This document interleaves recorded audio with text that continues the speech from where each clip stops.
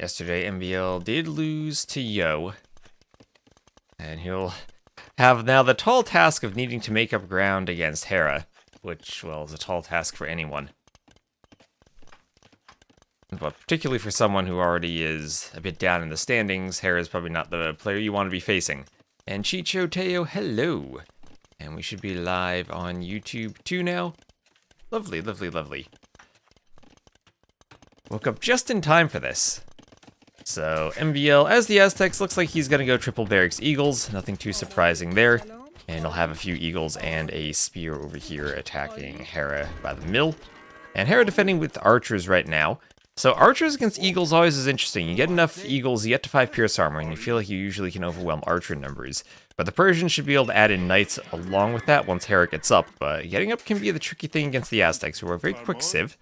Not so much as they were before, when they farmed even faster with their higher carry capacity that was nerfed from 5 to 3 at some point. Am I in London yet? No, I'm not. I'm leaving tomorrow. This will be my last stream before or my last cast before I leave for London.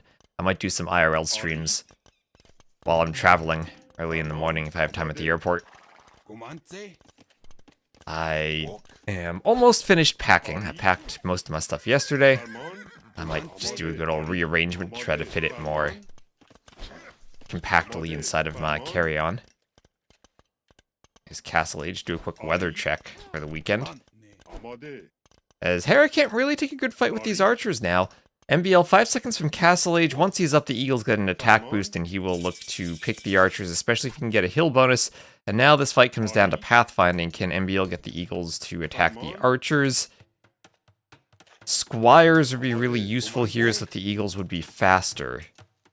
Eagle Warrior makes them a bit faster too. But Hera will get back to his TC, just lose 2 archers. And actually not going to head into the TC.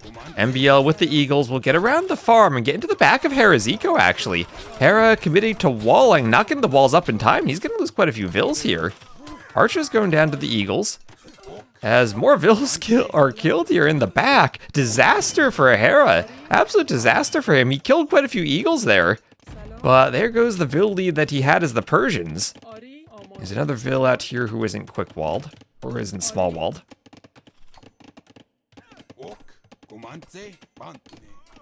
Maybe he could turn and fight an eagle. Hera will try to escape with a few vills. He'll be scouting out here, checking ahead of the vills. Don't just run them into nothing. Check that they're safe. And the entire back of his eco is now flooded by eagles. He's adding more ranges to deal with eagles. Ranges. Crossbows for eagles. You need a lot of crossbows there. This is where I think forward Mangonel from MBL could end the game, and MBL could pick up a win here against Hera. Yesterday he said he didn't feel like he was playing all that well. Well, maybe you could see that in his Mangonel micro, even though he did sweep Hearttt. Just double check. YouTube does indeed look good.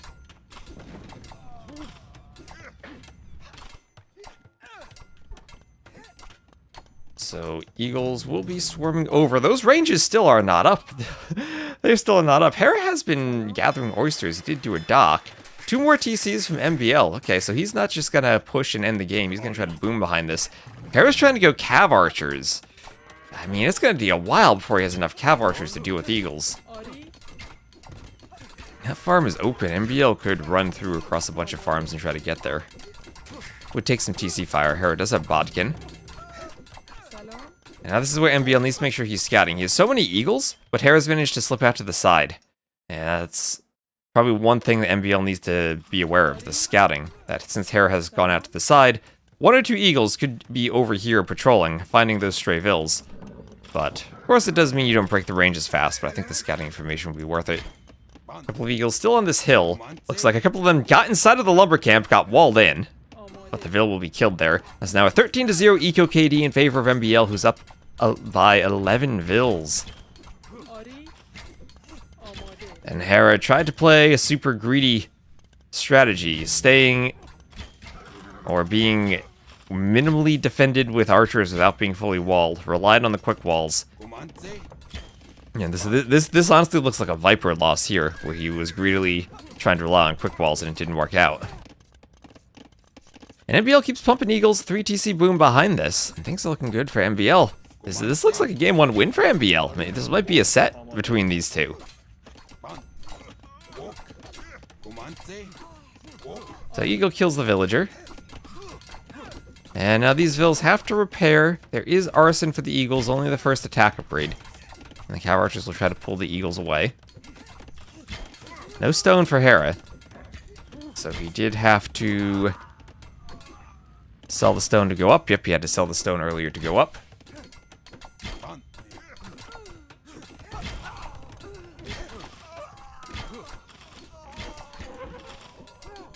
And Eagles are still going down.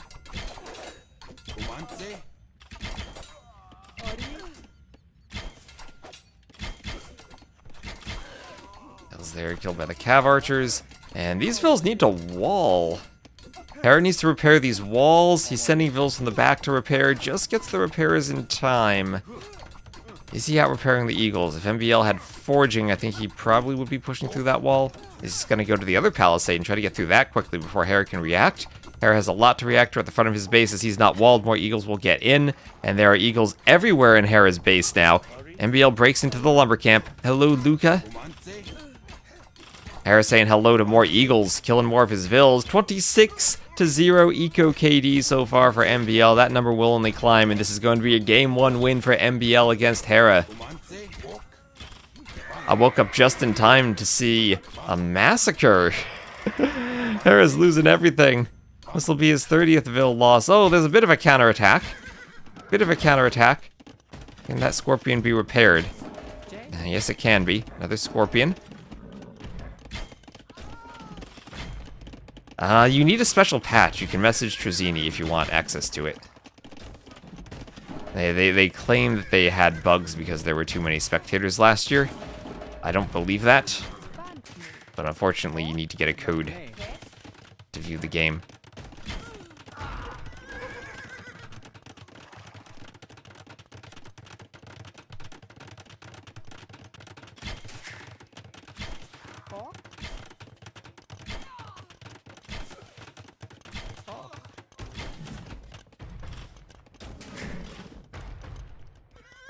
Alright, Scorpions chase the Cav Archers.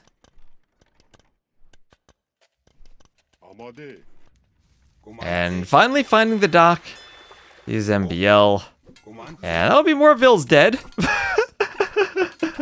Oh, the Eagles everywhere. Hera doing his best ACCM impression, not saying GG in a game he's completely lost. He's going to be down to under 20 Vills. There is the GG. And MBL will take game number 1. What a game from MBL. Aztecs doing Aztec things. That's exactly what the Aztecs want to be doing. And 66-51 KD for MBL. 5,000 more resources collected. 2 minutes faster to the Castle Age, and that Castle Age timing difference will do it. Alright. So, welcome in, everyone.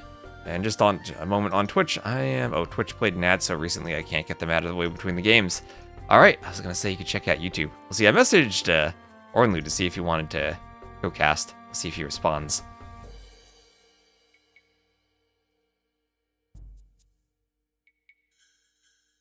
Yeah, that was some OSHA violation. Oh, wait, hold on. This isn't the draft. This is not the right draft.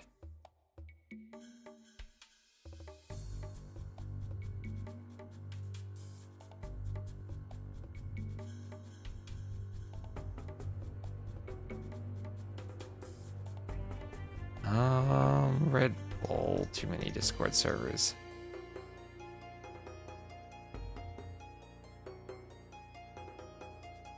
There you go, game information. So Hera will have to resort to his home maps. And I have to readjust this every time I add it, don't I? Yeah.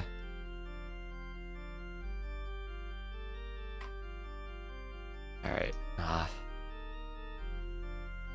Hold on. My thoughts of using simplified mode may have backfired. Oh, they didn't backfire that time. Good, good.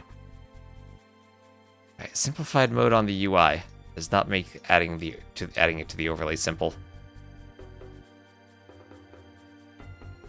And looks like Galasis will be our next map.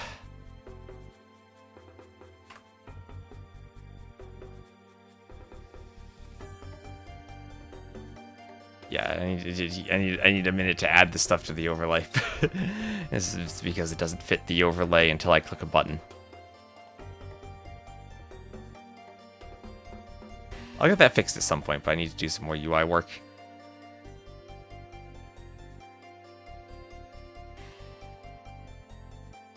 Even in OBS, I think I need to pull from Twitch and YouTube's APIs manually instead of relying on the stuff in OBS to do it.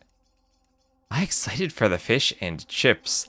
More than anything, I'm just hoping that I do not get sick while I'm traveling, as that has happened to me way too many times at meetups, and I need to do a lot of streaming in Naples, so I'm just hoping I can go to Red Bull, come back, and not get sick.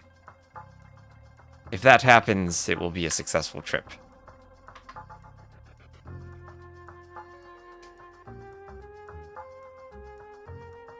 And we find that it does not meet the history of every LAN I've ever attended.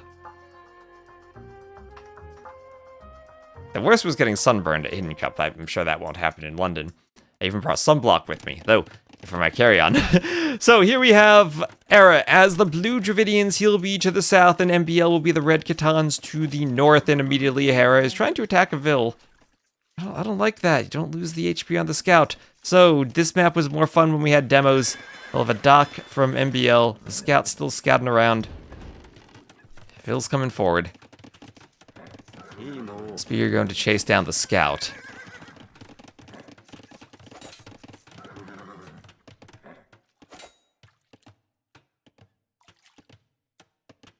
Yeah, the Airbnb we had booked, the host a few days ago messaged us and was like, "Yo, I can't process your booking. You got to contact Airbnb to get rebooked." So we did that, and thankfully we did get rebooked, and we technically got an upgrade. It was a more expensive place, but they are giving us a coupon to cover the difference. See with the red coat. I would not wear a silly red coat. I would not be a traitor like that. I'd totally go down for one of those naval uniforms, though.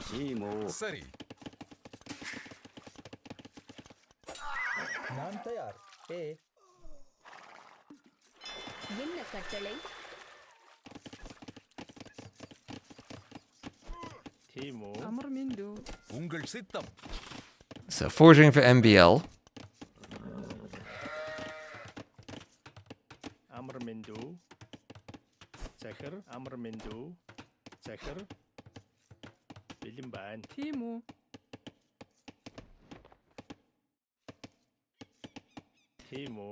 And the archers should get in from Hera on MBL's wood line. The scouts from MBL coming over, though.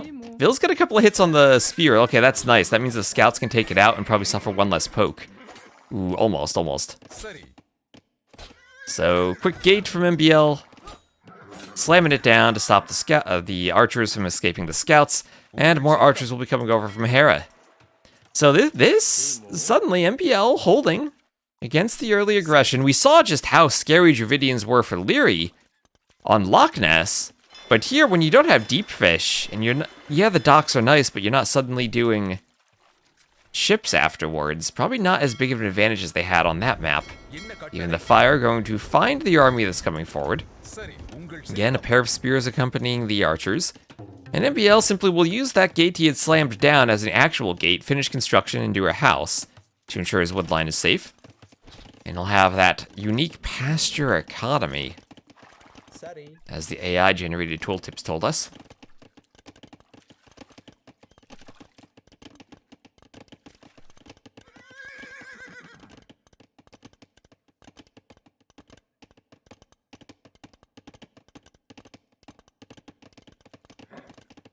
Let's see if the scouts can get over to the wood over here. Looks like they can.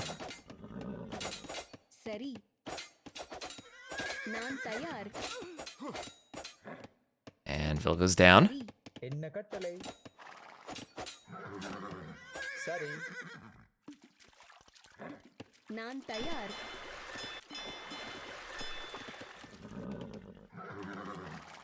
How's this? Some low HP scouts, and we will have Castle Age for MBL. The spear wants a poke, but that won't come in. Low HP Vil for Hera. MBL needs to run from the spear. Ooh, he takes a poke from the spear. He's not going to be able to pick the Vil off. And that's because he's microing at the front to try to stop another army from getting in. But Hera in with a few more archers. So both players up, but MBL needs a way to deal with these archers now. That's 4 archers with fletching. That can be devastating to a wood line. They are low HP. And right now, fighting with Vils is going to be MBL's best hope. He'll lose 1 Vil. The archer's focusing the scout. Ooh, the scout goes down. It didn't attack the low HP archer. And that is rough for MBL. He has to fight with the Vils. All the archers are so low, but low doesn't matter. They do the same DPS until they're killed. This scout could kill some archers. As long as it's microed properly. 1 archer down. But no. Okay. The Vils have to finish the job. And it's so important to attack the right archers and focus the ones with low HP. 1 more scout. Now this one should finish them off. Well, that was some good idle time. 1 more Vil will go down. And finally the archer's cleaned. On the other side, maybe Hera should have been bringing this army around to try to join up. If he had a couple spears, maybe that's still too long of a march though to get over there, but a couple spears joining those archers would have kept them very safe.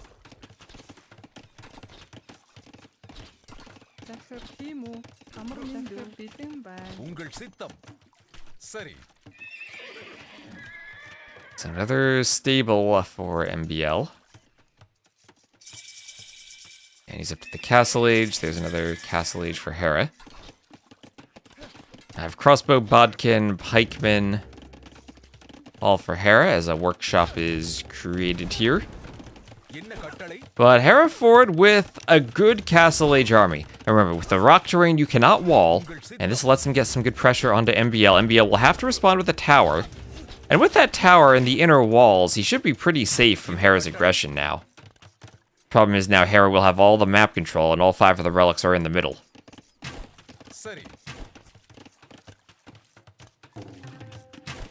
And building what he can to wall. And I would think that tower should keep him safe. He'll have a Scorpion being repaired. And Hera will pick repair Vils. Too many pikemen for the scouts to engage. So maybe the downside of fires instead of war galleys. War galleys, or even just maybe feudal galleys, could probably hit the crossbows to top that hill. If they had the range. MBL not adding skirms is weird. That is pretty weird. You're right about that. And elephant archers from a Hera. And this is where I think the Khitans now will struggle as they don't have numbers to fight elephant archers. MBL is only on 6 military. And 6 military, when your opponent now is at 26 with elephant archers, is not going to get the job done. So Hera, all the map control in the middle right now. A few scouts from MBL shouldn't be able to accomplish too much when Hera has pikemen. And it looks like Hera's going to tie this up pretty easily, 1-to-1. Well, he gets 1 kill there on a pike.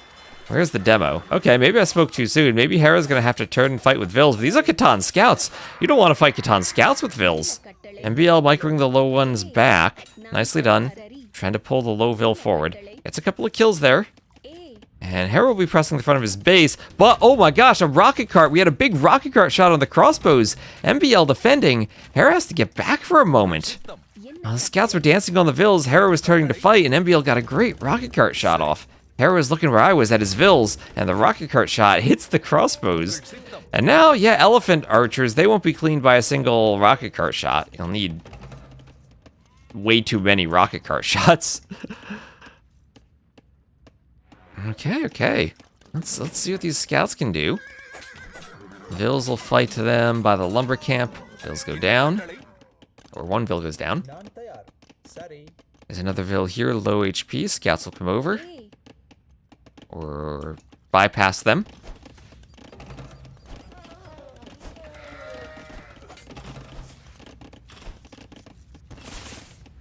And, ooh, shot just about hits elephant archers.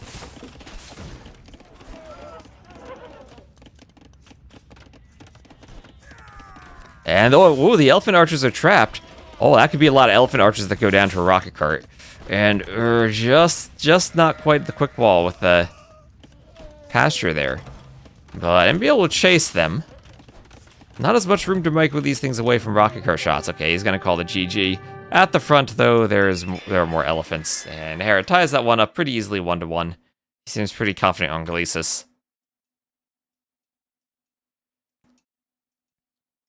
Small groups of armies did little bits of damage to MBL over time. By the end, 48 to 33 Vils, 22 to 6 Eco KD. And 41 to 28. Dravidians continue to be extremely strong in Empire Wars. That's what happens when MBL doesn't go skirms. Did I miss a lot of matches? Flashbang, you missed 2 so far. 2 games. But that's okay, I missed some part of the first game too. It's okay.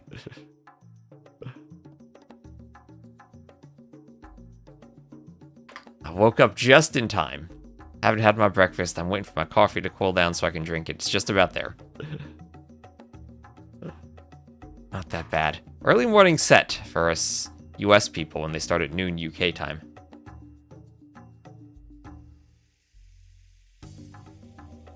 I'll try and spill my coffee on myself. So is anyone else in chat going to be in London? I'm going to arrive there tomorrow evening. It's like 8 a.m. on the West Coast. It is 8:30 a.m. on the East Coast. This would be a 5:30 a.m. stream on the West Coast. In Canada's 8:30. You're Eastern Canada then. Vertically north relative to me. Go MBL. Hello, Vanilla Donut. No, I'd love to see MBL get a win here. Just the group stage, so Hera won't be eliminated. He can suffer a loss and still win. And looks like Thames will be the next map.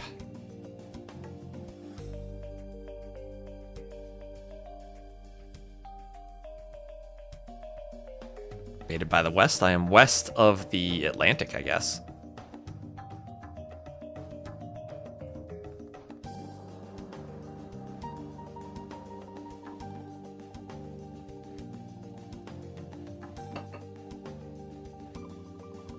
I have a lot of map scripting I need to do today, so we'll see if I cast...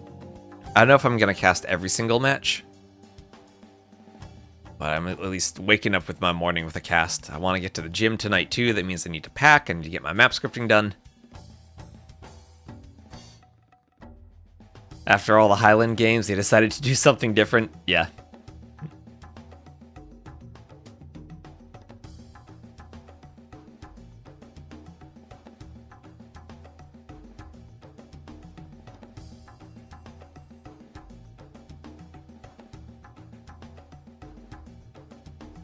Here it is.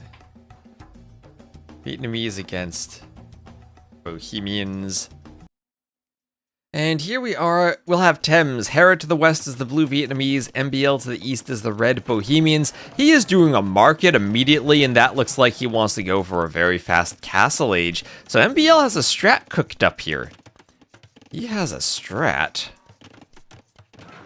What that strat is, I'm not sure, but he's thinking of it.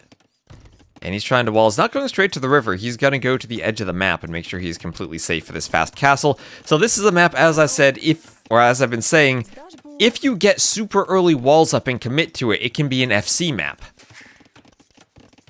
How will Bohemian Eco fare against the Vietnamese Eco? I'm not quite sure there. MBL wall in the front of the base. Hera will see the full walls. That scout might be able to annoy one walling Vil. Oh, nope, he's going to attack this piece of wall and be able to wall behind it. Make sure he doesn't use the straggler as part of the wall. And doesn't quite get the gate up in time, so we'll be annoyed by that scout. So this could be huge if Hera's able to get an archer forward and keep the wall open. I like MBL's decision here. Lose the Vil, but get enough HP off of the scout. Ooh, okay, I didn't like that at the end. He was going to try to Alcatraz the Vil. But he needs to get the wall up before the archers come over. And needs to get as much HP on the walls as he possibly can. And he goes for a house, so that is closed. Closed off. This is the only weak spot that's not completely finished, but some room for MBL, and he has a nearby lumber camp where he can send Vils and try to get that walled off. So Hera will see the full fast castle attempt from MBL. Some chickens up here balking as the scout goes down. I miss Jersey pizza in London. I think I can go 3 days without it. It'll just be Saturday, Sunday, Monday. I'll be back Tuesday evening. I can grab an airport pizza Friday morning tomorrow. Like 3.5 days then. I'll get a pizza Tuesday evening. Love Bohemian Eco with the speedy Vils. We'll need some monastery texts to get the speedy vills. So now this strat comes down to, can MBL stay walled? Can he wall behind this? He will go for the market wall.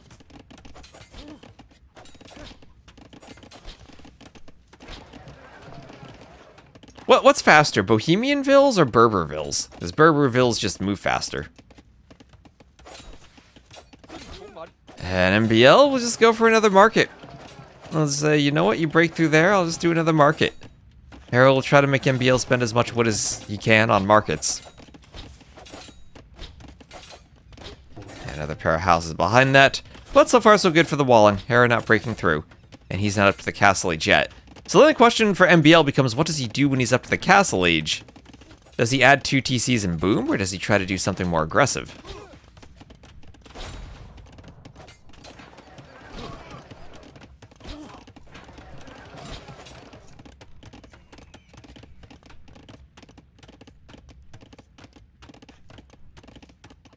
Berbers are 10% faster. Bohemians get to 15%. Ooh, okay.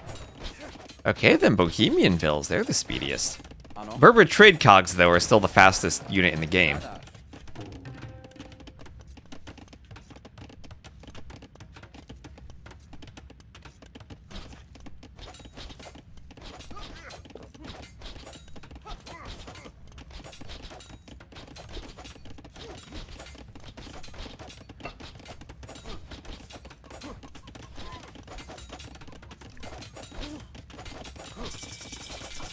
There's MBL up to the castle age.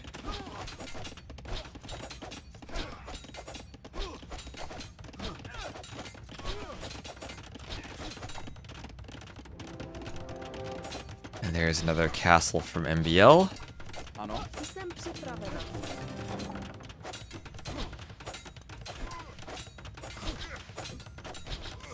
Oh, he's thinking of a stone wall, but Hera's keeping track of the vills. So it will be Hussite wagons. Okay, I was thinking maybe he'd boom, but no, he was on stone. He's on stone in the back, so castle for him. Hera's just farming. And what will he do then as the Vietnamese against Hussite wagons? See, do they have rocket carts or mangonels? No, they still have mangonels. It feels like the best option in the castle age. Archers, skirms should be countered by Hussite wagons. Oh, did MBL just delete walls and let scouts in? Oh, don't do this against Hera. Hera will lose a scout to the castle and lose a second. Okay, maybe it works against Hera. He'll lose enough HP on the scouts. It's fine. It's fine. Well, it's not going to be fine against monks, as Hera will hoover around and kill the monks. There is the immediate fervor for the speedy vills. Hussite wagon will probably be able to deal with them if it can pathfind properly. Another couple of houses for MBL.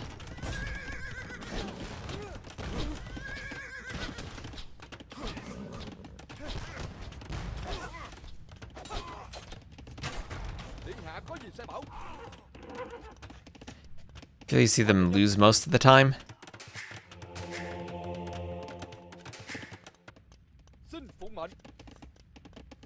They did lose that game against the Magyars against Viper yesterday. That's the loss that stands out to me. Getting into a situation where maybe their Civ in the late game didn't work out or ran into something stronger. The Armenians apparently lose a lot.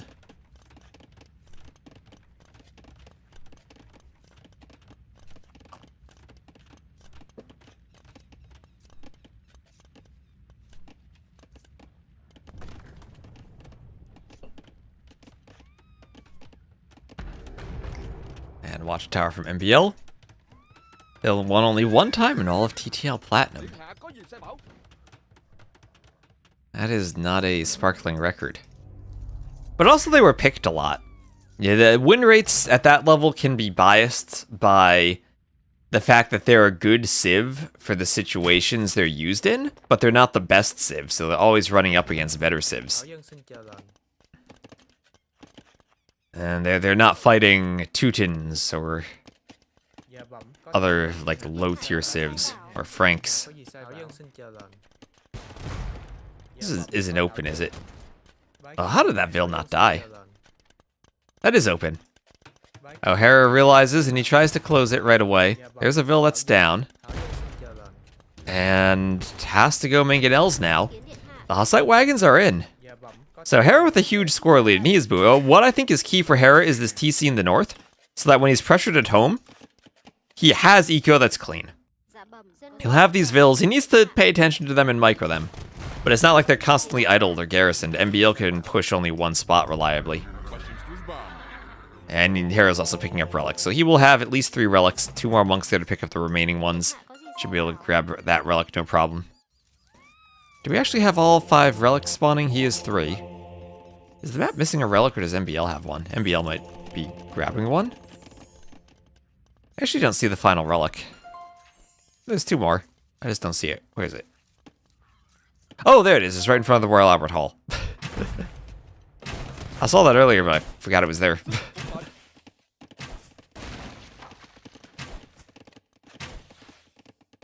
Was on Mudflow, where Celestian Fleet was massive. You need redemption to convert the wagons. Yes, indeed. Yes, indeed. The Hussite wagons and organ guns need Celestian Fleet. Need redemption to convert them. Imagine needing Celestian Fleet to convert Siege. So one of the strengths of the Bohemians is in their monk rush with their gold mining tech. Ooh, nice shot there from the mangonel. In that monks comboed with Hussite wagons is pretty much unstoppable. The Hussite wagons even help protect the monks. You can use that feature of them. Redemption monks convert the mangonels, which are then the only real threat to the Hussite wagons, and if your opponent goes monk defense, then as the Vietnamese, well, you can't because you need redemption. So Bohemian's not the best monk versus monk civ, even though they're a really good one. There's still like Spanish with Inquisition or Burmese with the discount that can get off to a faster monk rush.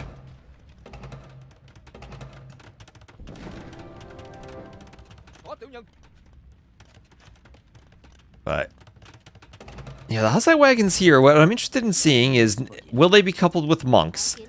And Hera up to the Imperial age already. Alright, so these things have 7 Pierce armor. You get up to Imp, and you need Bracer and either Chemistry or Arbalest, whichever one you prefer. Bracer Chemistry you probably do with the Vietnamese so you can get Cannon. Although Arbalest, it's more expensive than Chemistry. Still adds the same +1 to archers and doesn't unlock Bombard Cannon, but it researches faster. So now we have Wheelbarrow for MBL.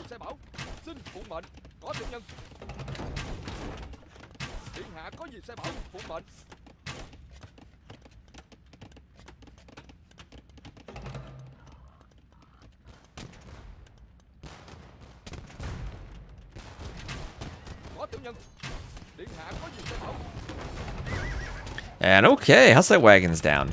MBL did find Hera's hidden eco, and MBL is down by only 10 vills. The fact that Hera is going up to Imp means that he's having a weaker eco, and MBL can catch up in vills. But he's already 2k res collected ahead. And MBL doesn't look like he's clicking up to Imp that easily. He's climbing on food. But not quite there yet, only 23 on food. You repair wagons, you repair them.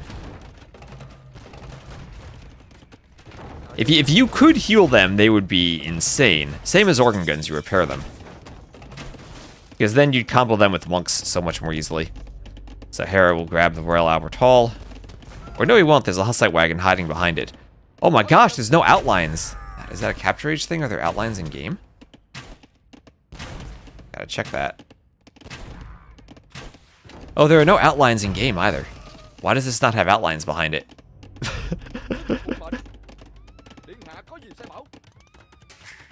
Could hide some demos back there.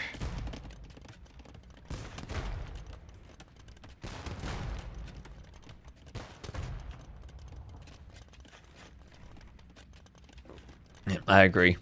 For the Brazil land, we're going to have a 90-minute time limit with a 9-vil start. We'll see how that works. I think it actually gives you a slightly longer game time than Empire Wars. Because if you think about it, you're usually hitting feudal around 11 minutes. I mean these days around 9 minutes. In the old days, it would be around like 10. Oh, 11 would be every game on the 22 pop-ups, but now you're getting like 8 minutes, 8 or 9 minutes to feudal, so I think we actually, with the additional 15 minutes, have a slightly longer game, even though you don't have all the stuff at the start like you do in Empire Wars. I tried to make maps that wouldn't be super long, like we had Seychelles and TTL.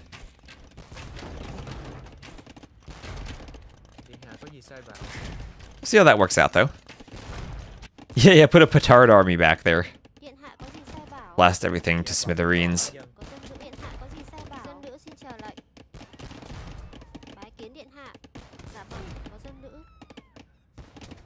I like all the little flowers that were added to the front. It reminds me of adding flowers in Roller Coaster Tycoon.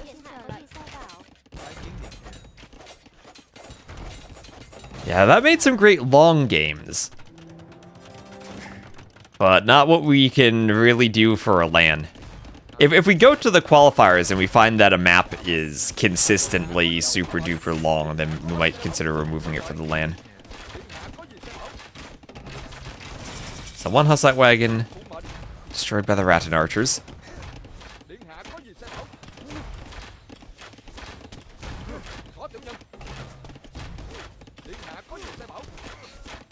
Archers go down.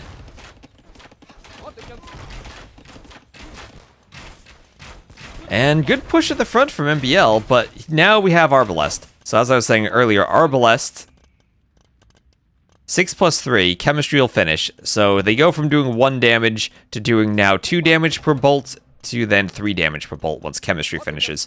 So now the Arbalests quite effectively can fight the Hussite wagons. Still a good bit of HP on them, but the Arb should win these fights. Siege Engineers, oh, I never actually realized. Does that give +1 range to the Hussite wagons? Remind me to check. I have one Hussite wagon just hoovering around here. And now we get to the point of the map where, okay, Hera's gotten to imp as the Vietnamese. He's at the position he wants with his army. But MBL still has the gold rush benefit of controlling all the gold in the south. And it still might be hard for Hera to push that. Now, he probably doesn't want to go elephants against Bohemian halbs. There's Siege Engineers, and yes, it does give +1 range to them. Okay. Didn't realize that. +1 range to Hussite wagons. But yeah, we're seeing just how effectively the Arbalests are at destroying the Hussite wagons now that they're an imp. There's Valkenburg tactics. Yes, it does. All right. But now, MBL, he really needs to get, let's see, elite Hussite wagon. I think he really needs cannon to deal with Arbs.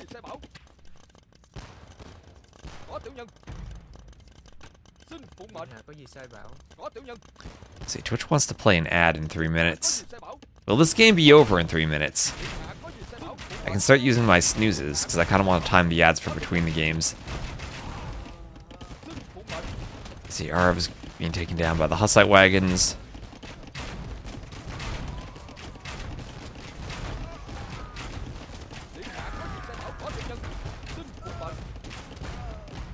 And they all go down.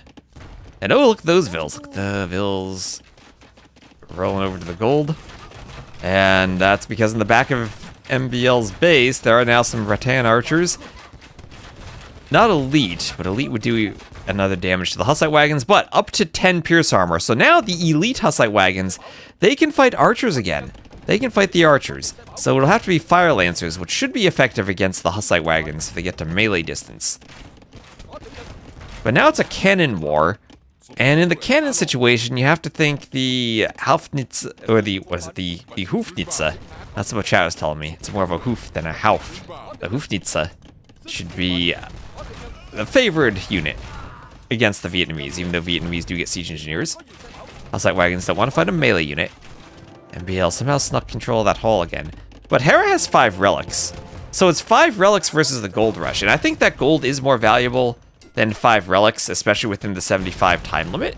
But 5 relics is nothing to shake your fist at. Hera's already gotten 2k relic gold.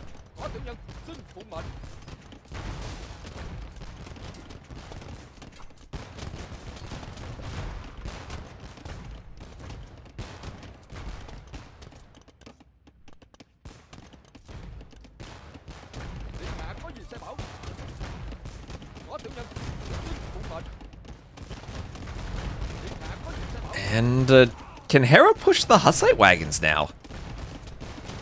Elephants could be good against them, but then you're against Bohemian halbs, and Hera without the gold probably doesn't have the eco for that.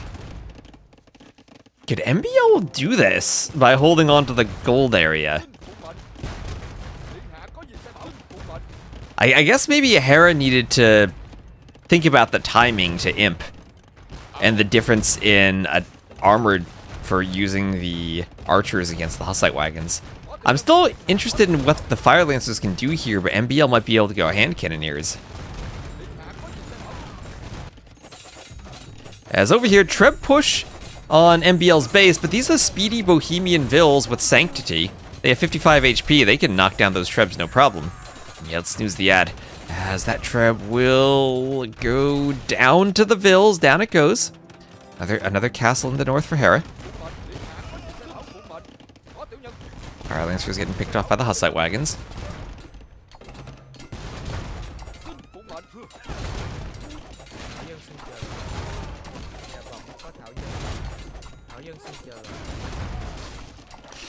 Okay, this is maybe an overextension by MBL. Losing a bunch of Hussite wagons there. But it's not like MBL has a small eco. He can afford to replace them. He's got 130 Vills. He's got gold. Now, the other thing that matters on this map is the wood control. There's not too much wood on the map. Maybe, I don't even know if there's more wood in the north or in the south.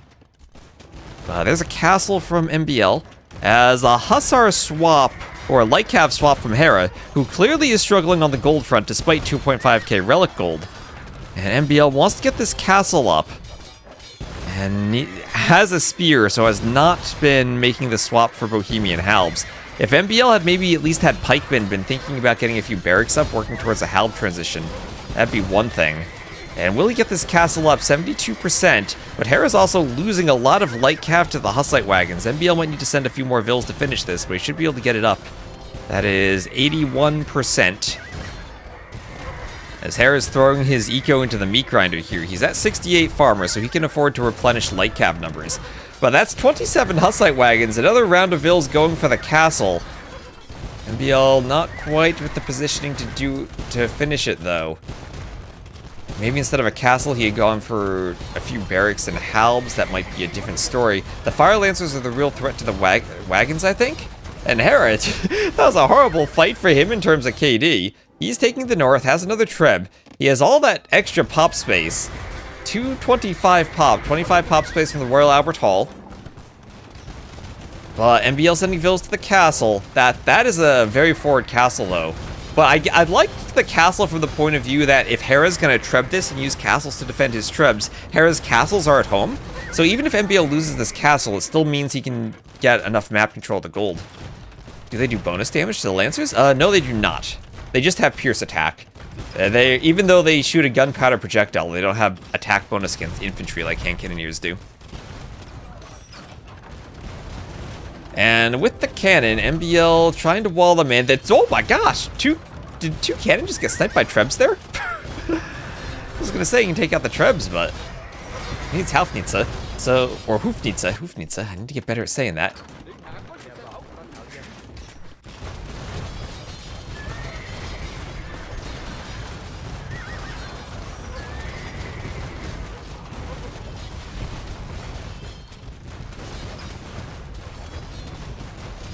Treb's going down. There's MBL losing the castle. But in terms of getting forward positioning, it's saved him. Is that the right castle for MBL? Should it be here, maybe? I guess it's fine. Yeah, the wagon sniped the Trebs nicely. MBL's gonna go up 2-1 over Hera. MBL came to play today.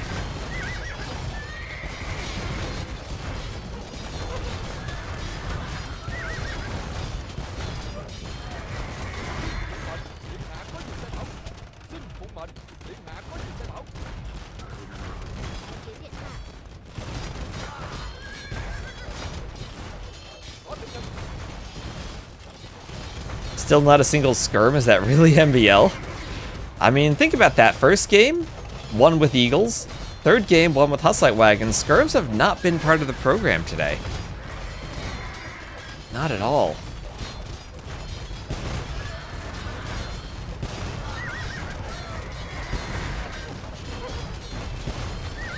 Better be good at kicking him under the table today.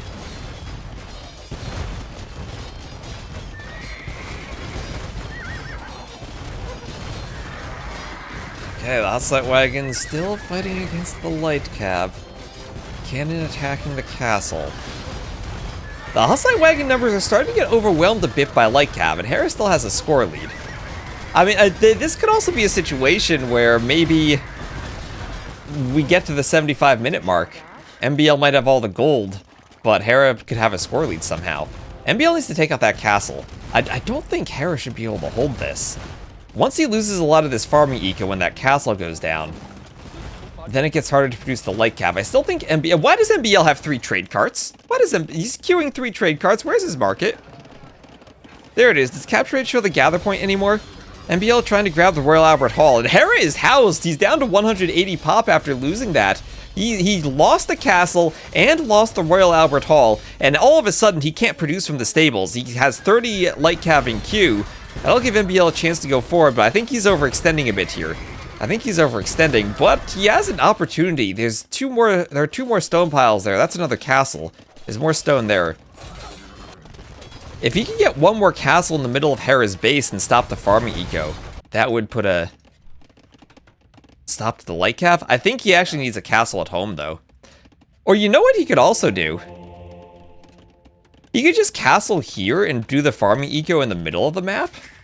Like, he doesn't actually need farms. He's just making Hussite wagons. He could try to go... What does he have? 31 Hussite wagons, 155 vills? Maybe he needs fewer vills and more Hussite wagons. 70 on wood, 53 on gold. The problem is, even with MBL having an insane KD, Hera has more res collected, and he also has more value from the kills, so he's getting more score from the kills. And Hera's eco is so far ahead. Imagine, though, if this had been, like, 3-2 relics. And Hera had maybe 2.5k gold instead of 4k gold at this point from the relics. He wouldn't have as many Fire Lancers, and he wouldn't have all that eco score from the relics.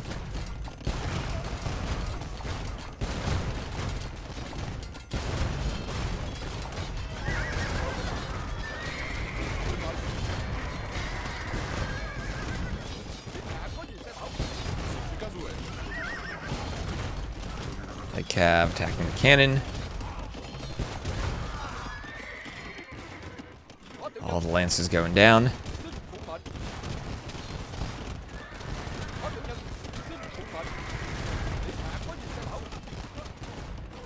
Yeah, MBL starting to... He's dropping a bit in pop to 176. And remember, Hera, he can raid with an extra 25 light cap.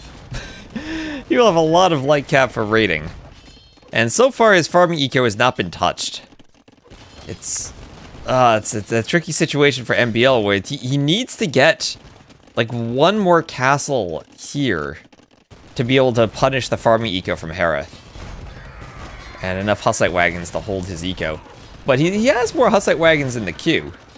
But he's running low on res, and he can't keep losing Hussite wagons. He has to keep them underneath castles as he's fighting. He can't be fighting out in the open. He'll be losing a few more vills out here.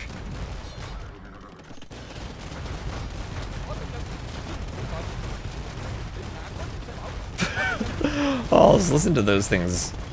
Listen to him shoot. Fire Lancer's OP, though. Fire Lancers close the distance. And Hera going full melee units. Who wins this game now? I legit don't know.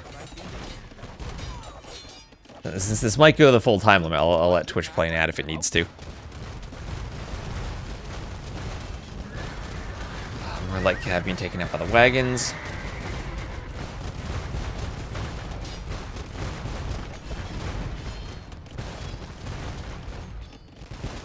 Could add some HC behind them. That's tricky against the light cab, but you know what? That's not the worst idea. Hera can't get Hussar, and he doesn't have the final attack upgrade, so he doesn't have the best light cab. Yeah, again, Fire Lancers feel way too powerful for what they are. That they do.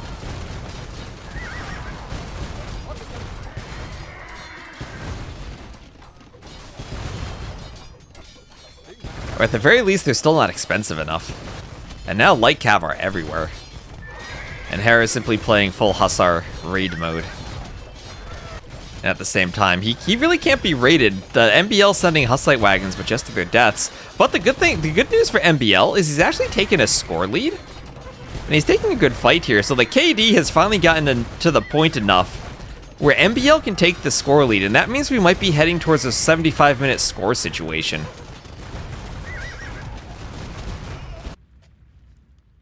And yeah, the Trebs from Hera can't do anything against MBL's Vils.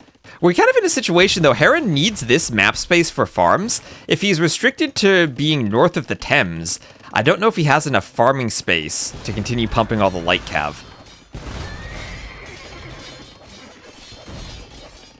I think MBL's being a bit careless moving that far forward. And he's on the stone. And MBL's going to have one more castle, and maybe the opportunity to buy one more with this gold. I think what MBL kind of needs is just one castle forward in this area with those Bohemian villagers. And here, Hera retakes the score lead. As he's now fighting underneath the castle, but if MBL cleans this fight, maybe he retakes the score. The castle is valuable there. MBL needs to also think about Bracer for the castle. Not having Bracer for the castle is horrible for the fight when Hera has all the Pierce Armor upgrades. You really want to get through that Pierce Armor as well as you can. And the wagons are wood hungry. MBL's population dropping. He only has 38 Hussite wagons now. Really needs to keep that number up to around 50 plus, and Hera, oh, those scores are so close. He's got 3 queued. MBL going for a TC on the wood down there. The Hussite wagon number is holding strong. It's around a 300 score difference. This is where 96 Vils on food. Hera's going full Hussar mode. Now, would Bohemian Halbs be an option here for MBL? Not when he's not farming, and he doesn't have the wood for farms. Hera does have crop rotation.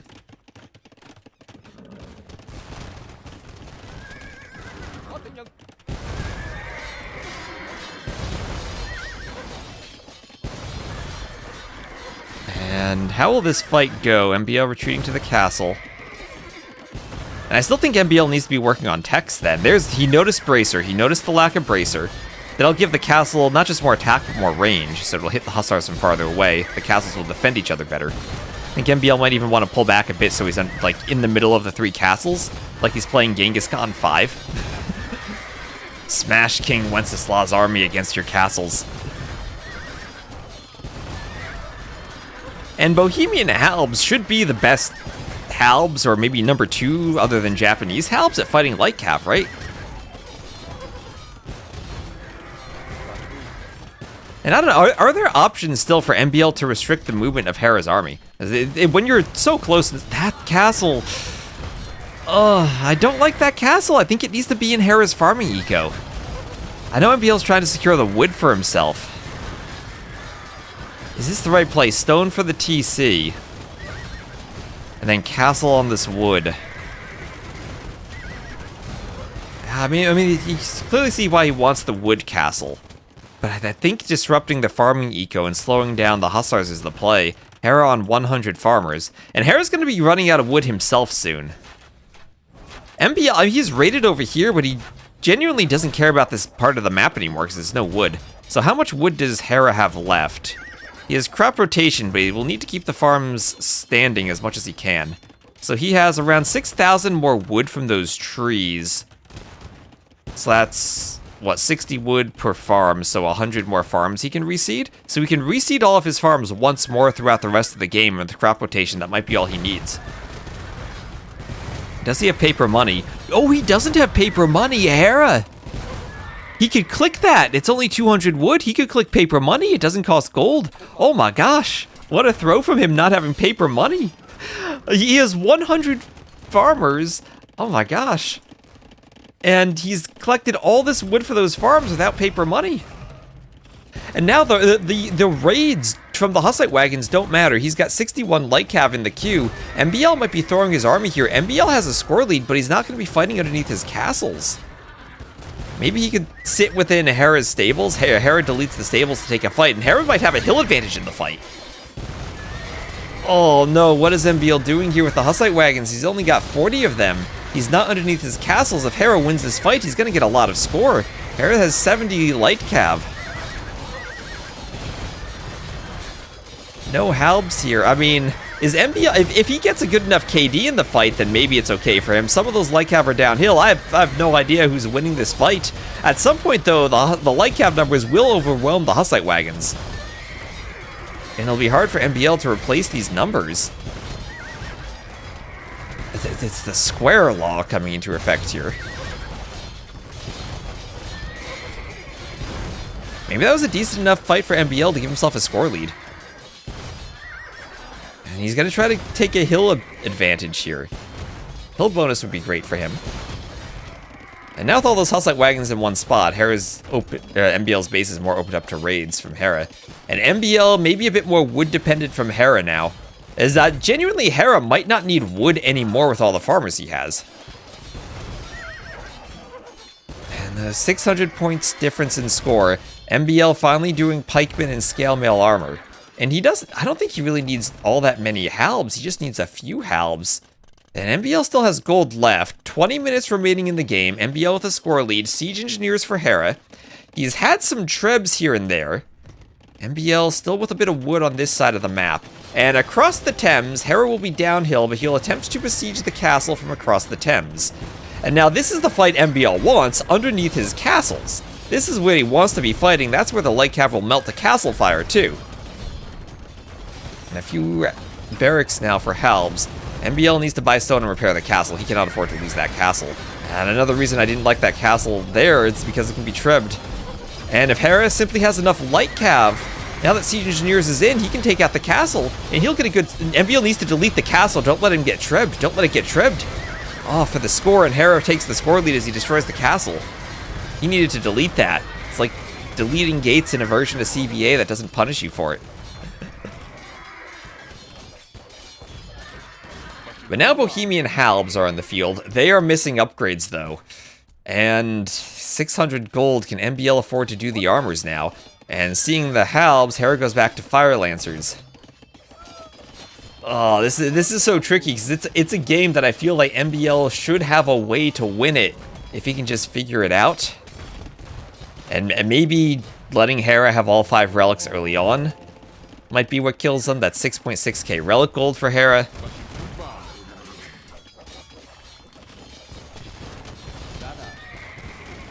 But it's really just not having a good enough set of fights against the light cav. And I mean, look at all the light cav corpses. MBL 871 to 487 KD.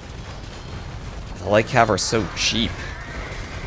That's another good thing about Magyars in this game mode, since they have the light cav discount, or Gujurs. Since the units are cheaper, you can spam them into fights, and you won't be contributing a score when you lose them. Again, MBL needs to delete the castle so it doesn't get trebbed down as he retakes the score lead. Imagine MBL deletes those 2 castles, denies the score from Hera. Is that 600 stone? That's a good bit of score, right? That's like 100 plus score. Yeah, as he trebs it and retakes the score lead. MBL needs to learn how to play the score victory. You need to delete your castles.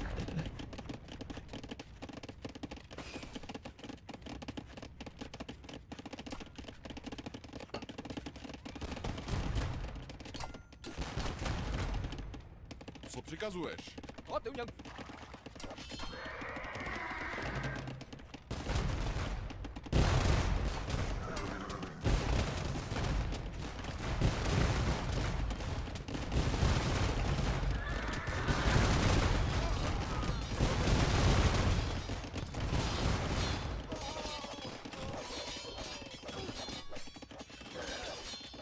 Alright, big Hussar raid from Hera as the scores flip back and forth. 15 minutes left, and we're gonna have a score victory game. But now with the halbs, will the halbs help MBL take better fights? Not against the Fire Lancers, but yes, certainly against the Light Cav, I think. As MBL starting to pull ahead a bit in score.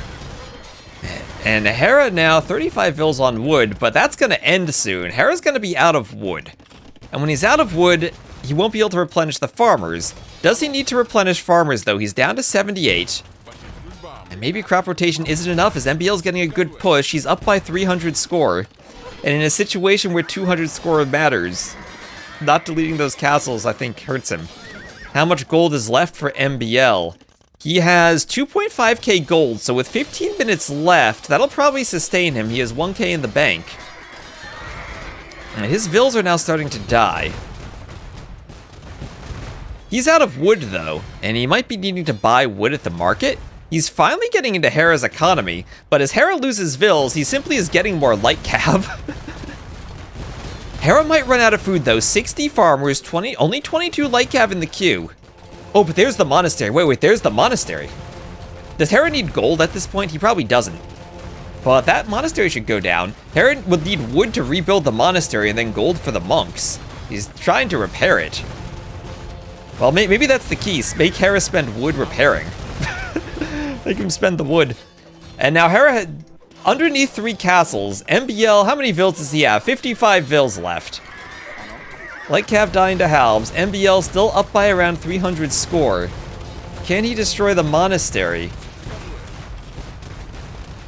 Halbs trying to fight the light cav. I don't think the halbs, there aren't that many halbs there in the fight. But MBL up by about 1k score. The relics are ejected from the monastery. The relics are out. And at the very least, that means Hera needs to spend gold on a monk to get them back in. Hera's sending all of his light cav to the Hussite wagons. He only has 55 left. He's out of food. 60 farmers. He doesn't have a light cav queue right now. MBL down to 25 Hussite wagons, but atop the hill, that's enough. Hera's sending the vills to fight. MBL, he's now up by 2k score, and MBL is doing it. MBL is holding on. 10 minutes left for the score victory. Hera's sending all the light cav he can, but MBL just needs to hold atop the hill, get as much score as he can from killing light cav, and selectively delete the Hussite wagons where they're low on HP and getting killed. He just doesn't want to gift Hera the score of killing the Hussite wagons, but he can't just delete them because then he'd lose score. But I think he's taking a good fight here. Hera will reclaim the relics. He's got 7.5k relic gold now. Oh, but another wave of halbs. Reinforcements from MBL. MBL's gonna lose some vills. He just needs to hide in the castle now. MBL doesn't have any vills left working. Okay, he'll be out of gold now. So Hera running low on food. Hera calls the GG. Hera calls the GG. I don't know if that was over when MBL actually was finally out of gold, but he calls it in MBL. He will go up 2-1 against Hera. Oh, he did it. He did it. There are so many things that I felt went wrong for him there. But he finally had a good mass to get into the food eco. Hera down to 120 pop, MBL down to 100. They were both out of res. Oh, that game was crazy. Capture Age doesn't give me a menu for the stats. I got to alt tab around. And here we go. Military. 1,241 to 670 KD for MBL. And that KD gave him the score lead. Honestly, if MBL had one relic there, that might have been a completely different game. Man, that was crazy. Alright, so let me just get ads out of the way between the games. Apologies for that on Twitch. Who has more text they can research? They both should have good tech trees. Yeah, Hera forgot paper money? Yeah, Hera never researched paper money. Is that like Burgundian vineyards with 100 farmers, but all the wood he was taking? Man, not doing paper money. Alright, let me check off maps here.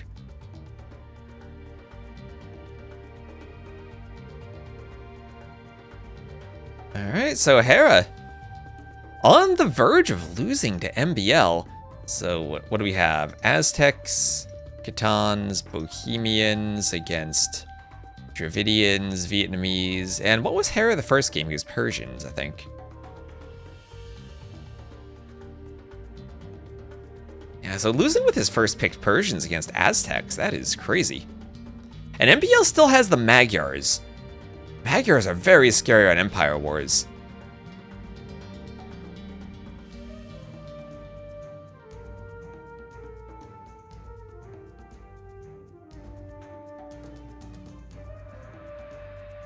Hengehold. Looks like it'll be the next map, Hengehold.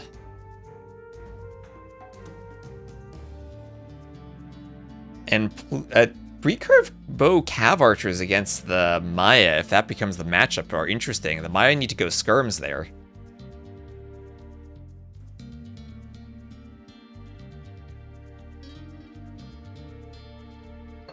So I finished the coffee. So thank you all for tuning in. I won't be streaming any of the games over the weekend because I will physically be at Red Bull, but I appreciate the support of watching the stream. Hopefully you enjoy having a non-official alternative cast.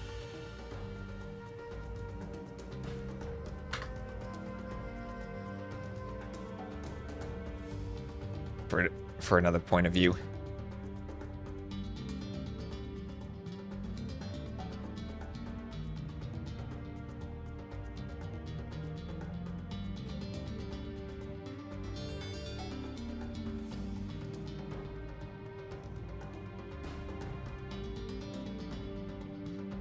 Yeah, I guess everyone there is just hosting it on their own channel.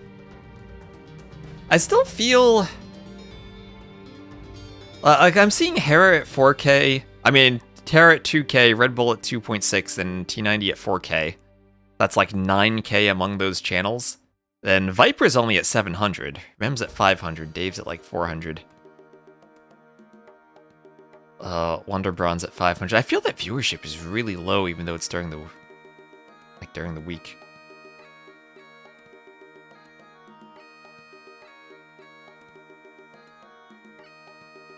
There's the Best West. Alright, so Hengehold will be next. Hengehold will be next. Let's guess the civs. I'm gonna guess this is Maya versus Magyards. I'll lock that into the overlay and see if I'm right. I'm the best tea. I'll have to drink some tea while I'm in the UK. My name tag, I'll have to say T West with a TEA. At 5K on YouTube too. Maybe the viewership is just YouTube instead of Twitch, because the Twitch numbers look down to me.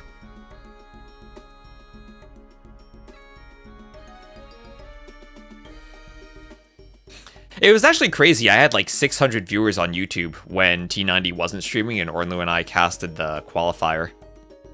So my viewership always depends on whether or not T90 is streaming, but I think that's true for everyone. So the same thing, right? Like you'll notice Lewis streams whenever Hera's not streaming because there's probably a bunch of overlap there. And he gets more viewers when Hera's not streaming. It's like everyone who's a caster gets more when T90's not streaming.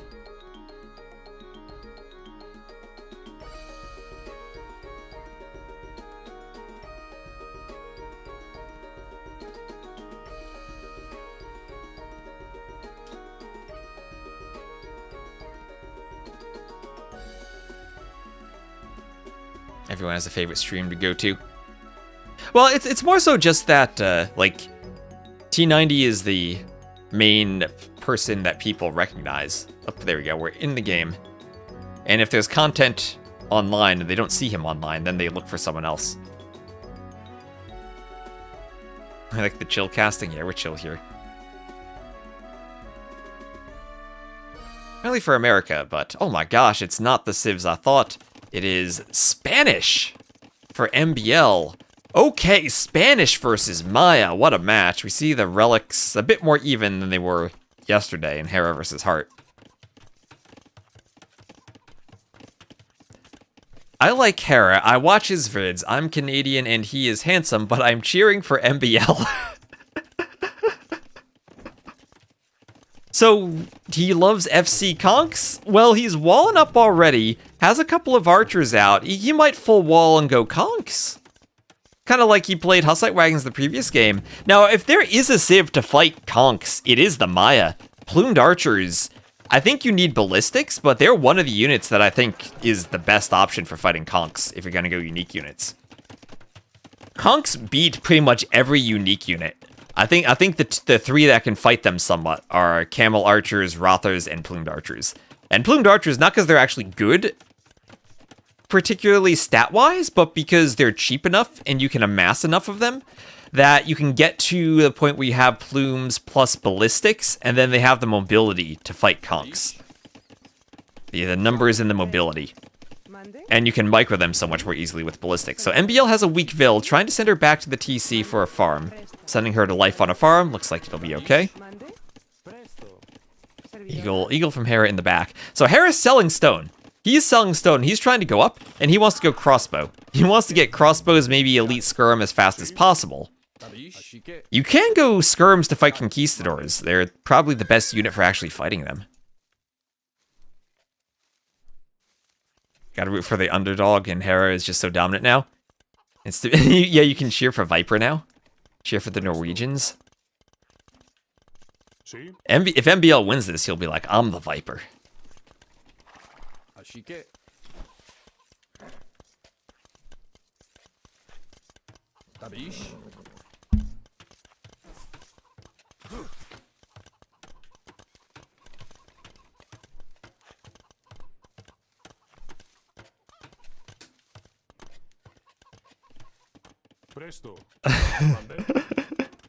So both up to the castle age, but Hera up a minute faster. MBL on stone, so he's going conks. And he still has Magyars for the final game.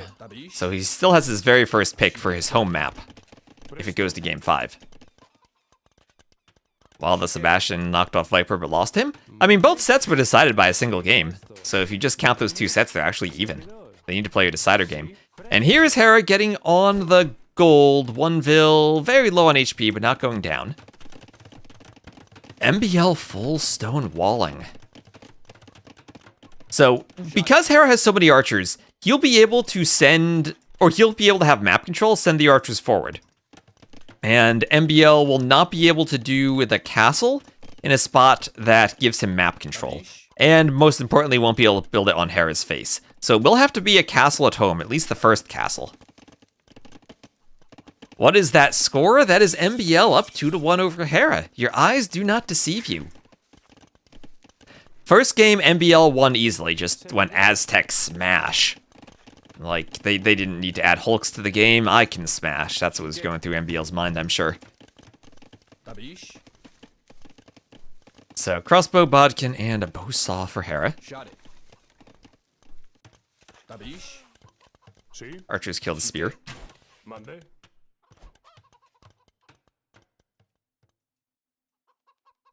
Shot it.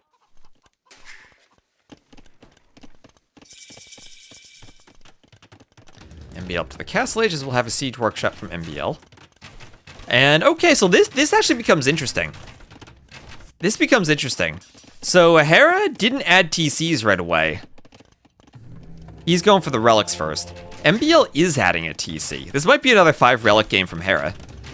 But if MBL can go Mangonel Scorpion to clear crossbows, and instead add TCs before the castle, that gives him maybe an eco boost, and also the ability to build the castle forward. So a few archers from MBL, and the point of these archers is to try to stop monks from grabbing relics. Hera will get some relics, but if MBL stops him from getting all of the relics, that'll help him out, especially since one of the relics is on his side of the map. Hera only made 1 monk, and the monk is exposed now to the archers, and even if the crossbows do kill the archers, MBL's slowing down the process of collecting the relics. So, slowing down the monk, even just a few seconds, buying himself time. So, 2 mangonels. We saw yesterday Hera's micro against Heartt's mangonels looked a bit shaky. A bit shaky.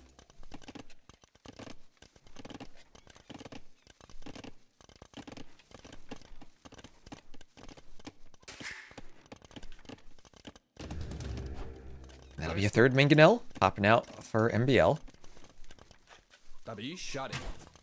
Let's see what the crossbows can do in terms of hitting Vils. 1 Vil hit by the crossbows. And with 3, now the question for MBL, with 3 mangonels, how far forward will he dare place this castle? Maybe he could say, yes, Hera, collect the 5 relics, I'll castle your monastery. As here comes MBL, 15 Vils, wheelbarrow so the Vils move faster to accompany the mangonels. And where will he place it? Now, no redemption for the Maya, so they can't convert the mangonels. Does the henge do anything? No. It simply holds the middle. And okay, let's go, MBL. He is YOLOing the castle forward. He says, yes, Hera, collect those relics. Those will be my relics. Okay, no, MBL. Chicken castle in the middle of the map. Not far enough forward, chicken castle away from the chickens. That's risky. It was risky, but he'll have a second castle right after this. And most importantly, he also has a Vil lead. He just needs to repair the mangonels, and can he get a shot? Hera diving under 3 mangonels worth of fire. MBL can't quite land a shot. Some better attack rounds, I think, would have gotten him something there. And these relics, Hera's just gonna put them over here somewhere. As MBL will at least have 1 relic.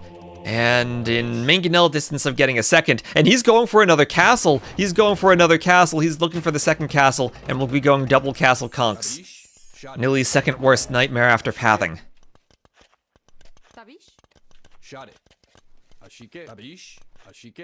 And there is the forward gold.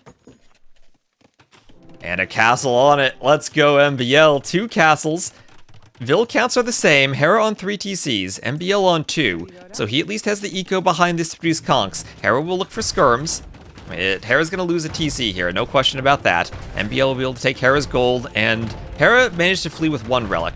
Here come the conks. They need to avoid the crossbows for the moment. Hera does have ballistics, but a scorpion out for MBL to try to deal with the crossbows. And he's gonna try to run instead of getting a shot off. Should have gotten another shot on the crossbows there. MBL could think of a monastery under his castle to grab relics now. Hera trying to defend with watchtowers, might even go guard tower. Defense has the university to do guard tower. Yeah, and there's guard tower right away. Important for the Maya to do guard tower because they really don't have a defense against mangonels right now. No redemption for the monks, and yeah, you can try to micro your crossbows, but that still is crossbow versus mangonel. MBL needs some repairs. Hera will split. 1 mangonel down. Oh, MBL right-clicks a chicken. Mangonels. Oh, the chicken. And look at the micro from Hera. Look at the micro. And he's taking that fight. But losing a lot of crossbows in the process. As he does clean 3 mangonels, though. MBL will attack the monastery with Vils and do his own monastery there. Spy chicken. That might be something I'd call a quality of life change, so that your mangonels or your siege, you can't right-click deer or chickens or boar with them. That's how all my mangonel fights look. Well, wait a minute, what is this? This is an opening on the side of Hera's base. So Hera up by 5 Vils now, and Kongs could change that in a hurry if Hera's not paying attention. He might be trying to micro here to kill some of MBL's Vils. MBL might get a Vil and get back. So a Hera with 7 crossbows there. 7 crossbows. If MBL had ballistics, he'd be able to do something under that castle. But MBL could come over with 5 conks and kill those crossbows. MBL dancing the Vils. Some of them are idled, some of them go down. Hera would love to grab another relic. There's a ram from MBL. He can ram the monastery, ram the ranges. I like the ram. Hera up by 12 Vils now. And he'll have all the resources he needs on the back of the map with the Maya. Longer lasting res, gold, stone, berries, wood, everything. You don't really gain too much on this map from holding the middle, ironically enough. This is, oh my gosh, there's nothing in the TC for MBL. The crossbows can walk right in. Well, nothing they can actually raid, really, but... whenever MBL wants, he can run back and clean those crossbows with conks now, as Hera's gonna grab the 4th relic. Just Hera things.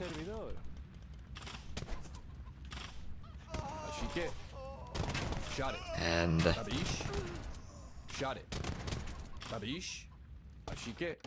yeah, Hera had enough crossbows. And good enough micro against the mangonels to make this work. I am kind of wondering what would have happened had MBL gone scorpions, but then that's a risk that Hera opens mangonels.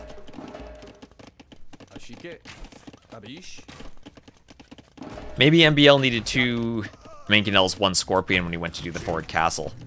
I like the ram, but at this point, Hera has the economy. He can add in more ranges. It doesn't need to worry about losing them. Have pros been using elite conks since the buff? I've seen it a few times on Rampart. I mean, the conks are usually all in the castle age, so you don't really get there. I mean, it makes it a huge buff to conquistadors if you get to that point. I'm still really not a fan of that change.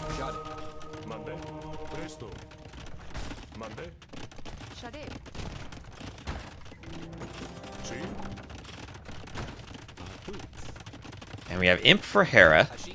And I think Hera has this. I think he has this.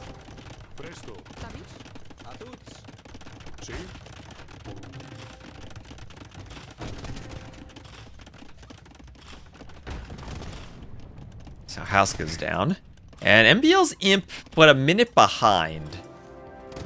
Hera, why are you not finishing the castle? And maybe just broken shift queue there. Yeah, too little damage from MBL. And yeah, every time I've seen conquistadors in Empire Wars outside of Rampart, I feel that they just don't have the timing they need. I don't know if that's specific to the Empire Wars game mode, but when you have to do your first castle at home, that makes it really difficult to get damage in time.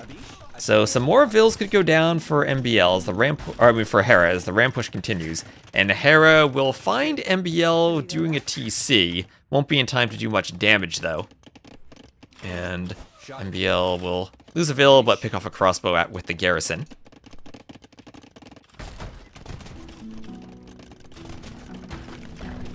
University down to the rams, and Hera's still losing some buildings. There's another workshop for MBL. And the Spanish don't have siege engineers, but otherwise do have onager, ram, and bombard cannon. No heavy scorpions for them.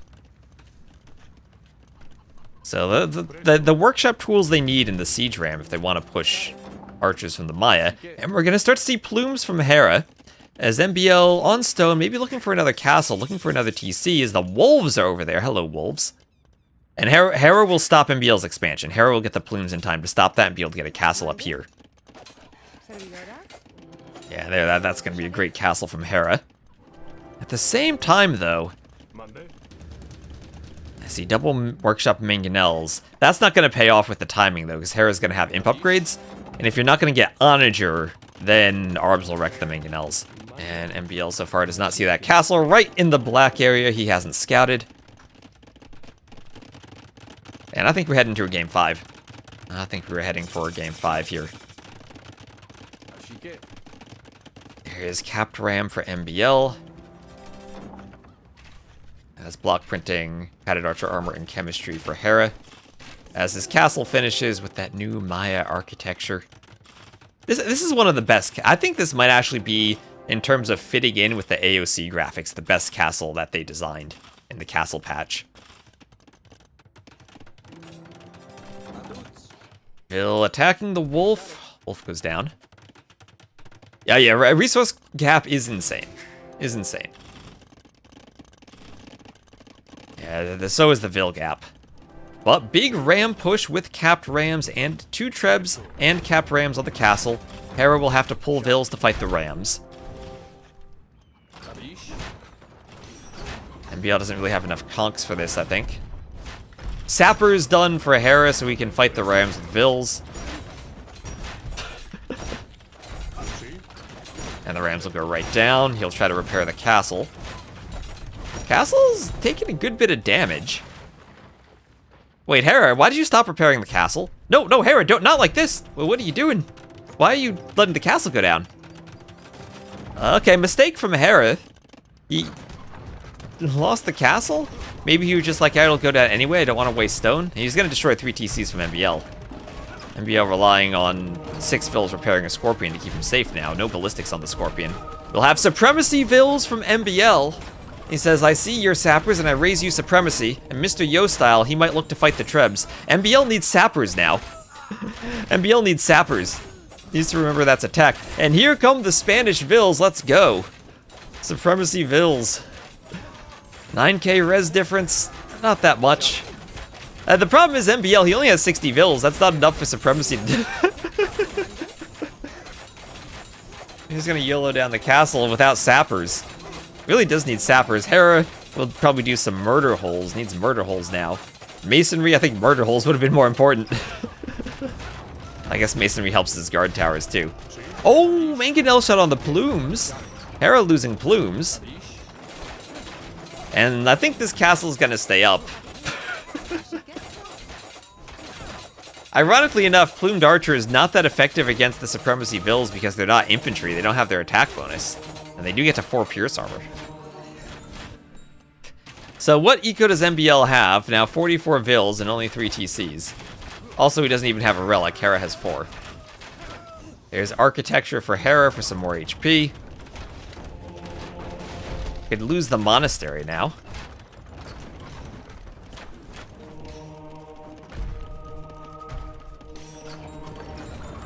Wants a conversion on the conch, as the conch is to shoot the mangonel, and there's the GG from MBL, as Hera ties it at 2-2. Let's see, Twitch is going to play probably a 30-second ad. Actually, I'm going to snooze that and do an ad in between. So that's 2-2 for Hera, tying it up. And a game where I think the key was simply the archer opening from Hera, having the archers and enough map control and feudal. MBL, I loved the siege play to get the forward castles, but still wasn't in time. I mean, conquistadors on Empire Wars I continue to see don't work out. So I'm just going to do a 2-minute ad so we don't have ads between the games, and then we'll hop into the game. Or during the game. So it's a win for Hera on Hengehold. But MBL has his top civ pick for his top map. And Hera now down to Franks and Italians against Magyars and Japanese. Ooh, I think I prefer Magyars to both of those civs, although Italians feel a bit more interesting to me, with Genoese crossbowmen in the late game. If I were Hera, I'd go Italians here. Let's see if he prefers Franks.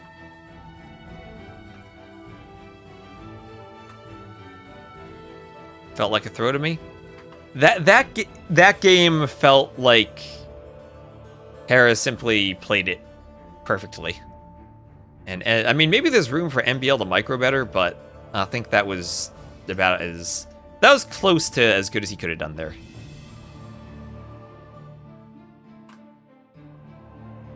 I like the attempt. Franks counter Japanese? I don't know about that. Here's the difference, though. Late game, we saw how Hera likes to play with the Hussars. Italians have fully upgraded Hussars. Franks have Chivalry, but they don't get Hussars, so faster producing light cav. I don't know which you would prefer for raids. Faster producing might just mean you need more farmers, though. Throwing Axemen. Well, we did see that game where Viper won with throwing Axemen against Arbs, so as much as I feel Japanese could go Arbalest there, maybe the Axemen do counter them, now that they've been buffed so much.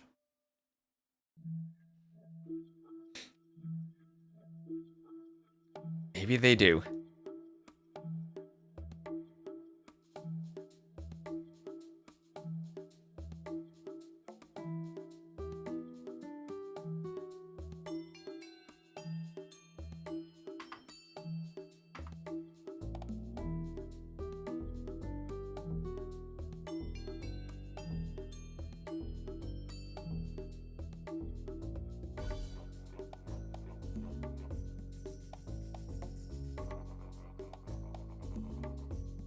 And here we go.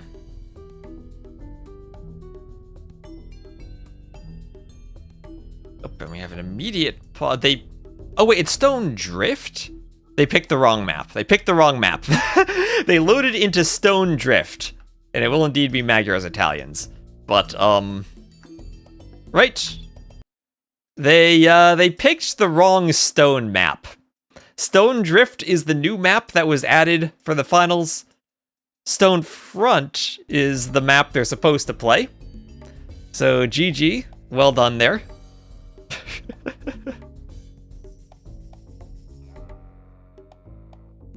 Picked the wrong map.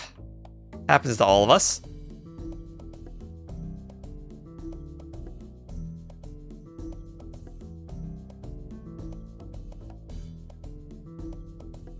Oh, wait. Never mind. Wait. Stone drift is what they have in the map pool. Oh, wait. No, never mind. I read the draft wrong. It is stone drift. Is that what they were supposed to pick? It's all stone, what's the problem? Wait. I thought it was stone front that was the map. No, that's random band. No, it is stone drift. Okay, I was completely wrong. It is stone drift. Thought it was stone front, but okay. Magyar's Italians. Okay, never mind. I strongly prefer Italians here. Oh boy, I have the civs backwards.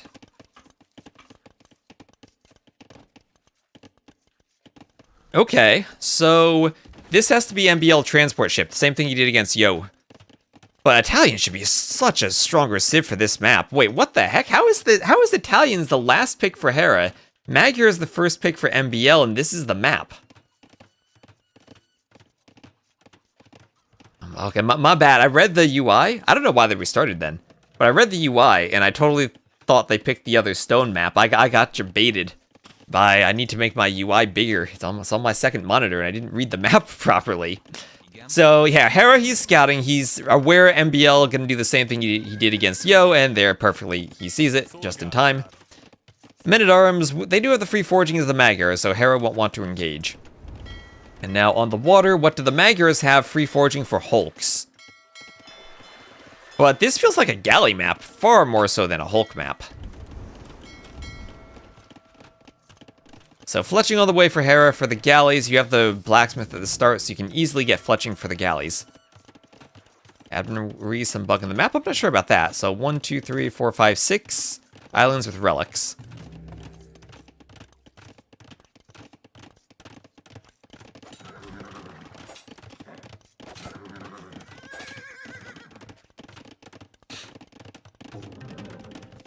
And houses all going up for Hera.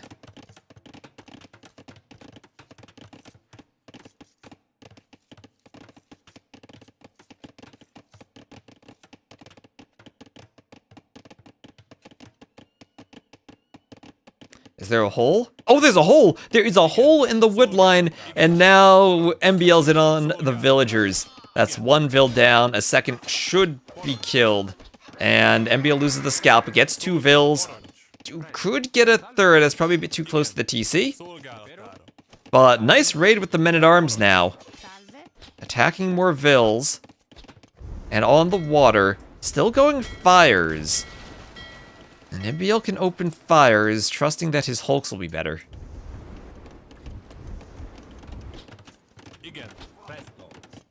There's double bit axe for MBL. I had to skip that early on for the transport ship. And can't push the docks too closely because the fishing ships can garrison. But once that fish is fished, I mean, Hera, his docks basically give him 3 safe fish.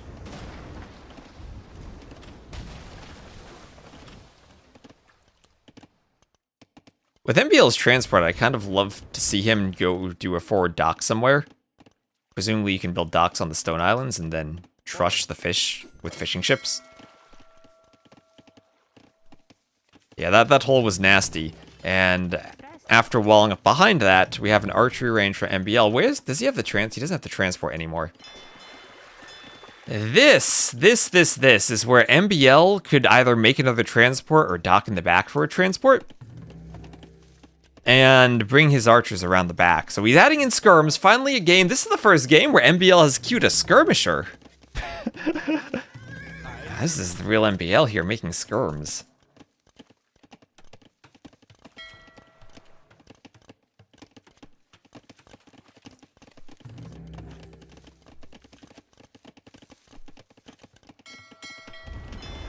Fire, so the hulks should be good for MBL. MBL can hop in the dock and shoot at the fire galleys.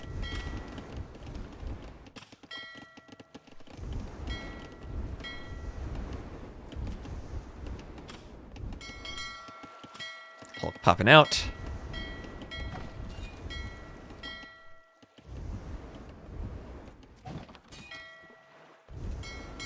And Castle Age will have Castle Age for Hera. And another dock for Hera too, as Hera is transporting and landing his archers at the top of MBL's base. Has MBL done any outposts to catch this? No. So Hera, well, he won't be up to the castle age first, but I think he probably wants to wait to do crossbow and bodkin, and he'll do much more damage. But if he waits, that risks MBL doing a TC. MBL does not even have Town Watch. You start with Loom in Empire Wars, so it's not like he doesn't have Loom. This is going to hurt a lot.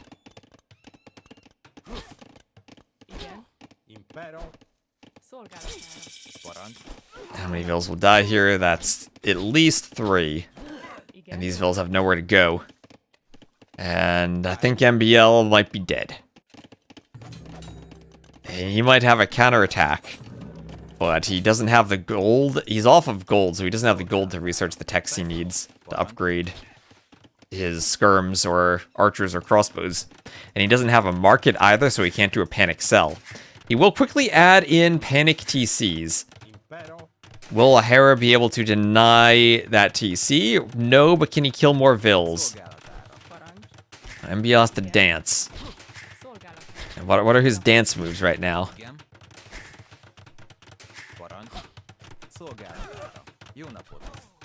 Vill's going down. Another couple of Vill kills. TC gets an archer. Vill by the dock might go down. MBL could garrison the fish to try to save her.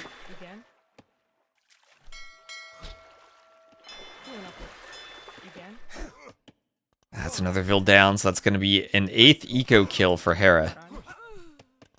And Bodkin now for MBL, as he's still in that range. Bodkin for Hera, as he does medium warships. MBL will have the earlier boom, but now University for Hera.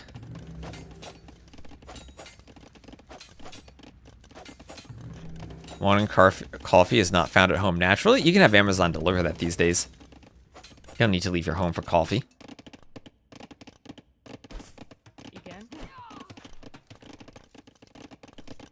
Archers kill the Vill. And feudal versus castle ships. Hulk's doing a number on the fire galleys. Hulk's still proving how good they are against the galley line. Doing some good damage there. Flanker construction, that'll be the extra movement speed for Hera. As MBL ungarrisons from the range during the naval battle. Hera will wall towards his TC, and he'll go for another TC himself.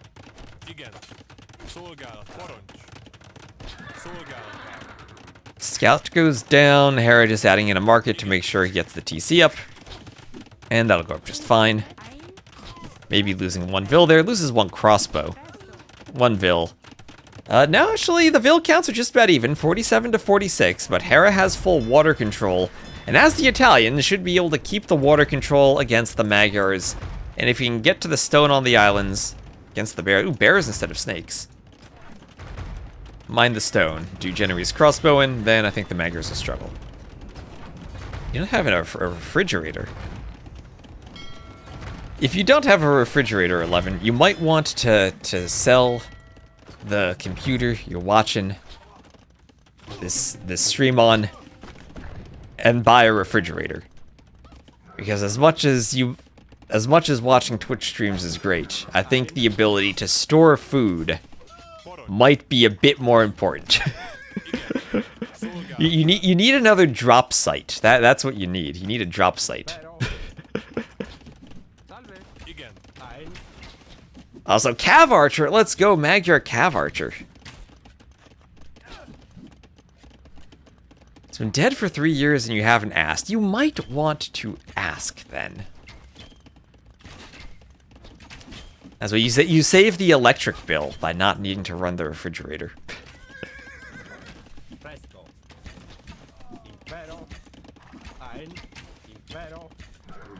Use all that electricity to power the device watching the Twitch stream. So now we have a water map. This is the one thing I worry about for the islands map we added for the Brazil LAN. That we get to a point where it's just kind of stalematey.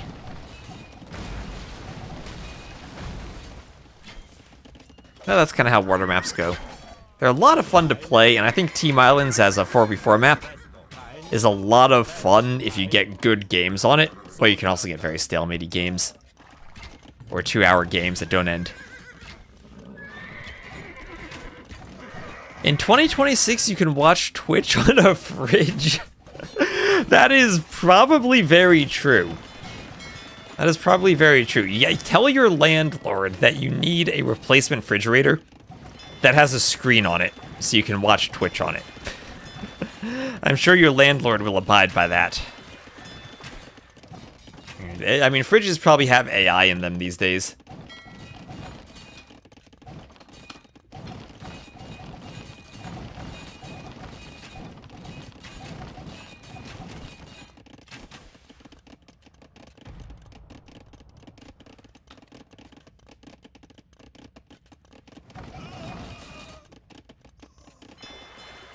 Pretty soon refrigerators will be you walk up to the fridge and you just be like, tea, Earl Grey, hot.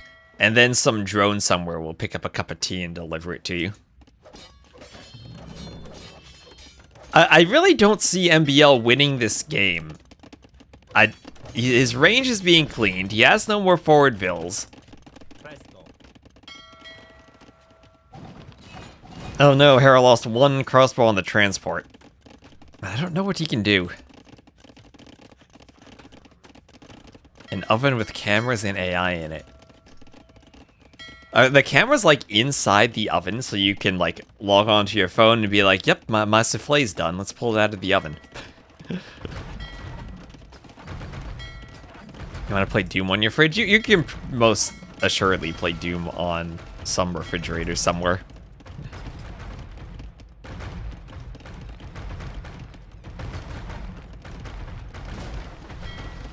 Okay, so MBL, if he can take the water, he has a chance, but that's a big if against the Italians.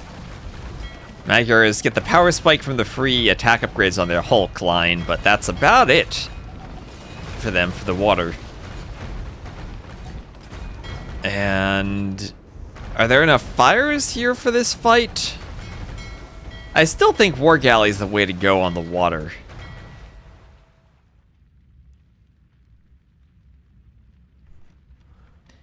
Doom played by a... Yeah, wasn't there like some human brain cells that were grown to play Doom?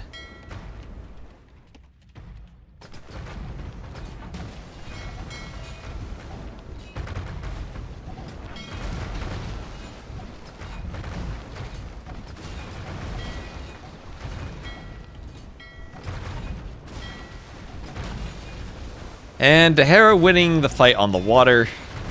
Dominating there.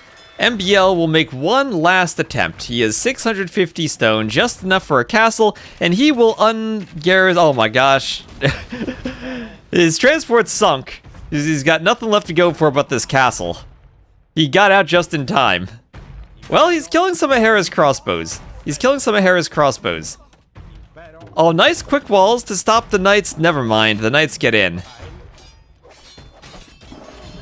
And that's 4 knights. He places the castle foundation. Needs to wall the vills in while also worrying about the crossbows. Hera can send his entire village to raise a counter castle. There's the GG.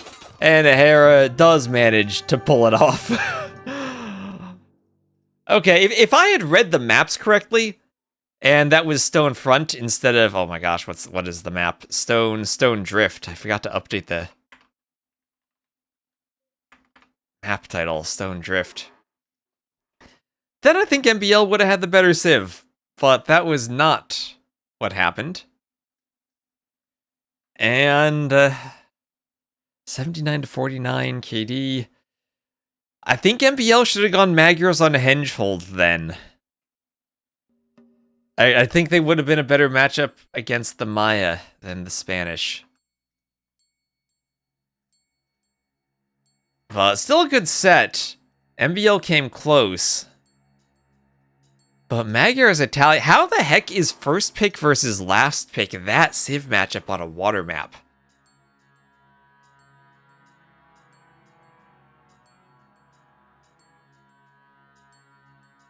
Do we think MBL might have picked the wrong map? Because he picked Jap. Why did he not go Japanese? He must have also been confused on the map. Why did he not go Japanese there? Wait, he had Japanese in his draft. That would have been a much better civ for that map. Against Italians. You can still go for the men-at-arms opening. It's probably even stronger as Japanese.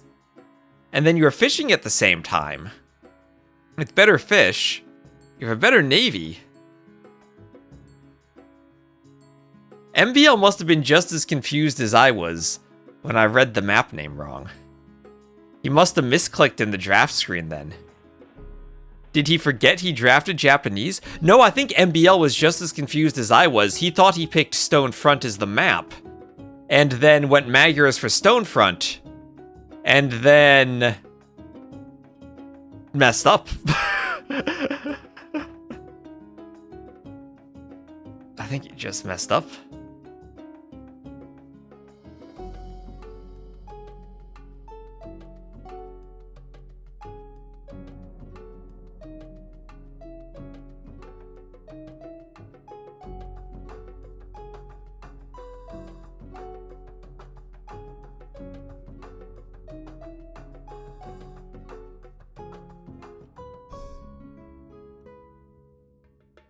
Well, there were 3 more sets today, yes. Yes. So, next up we will have what will be our next set.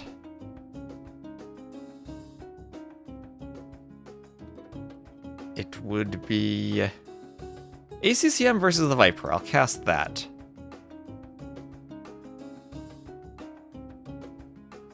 Cast ACCM versus TheViper. So let me update our scoreboard here.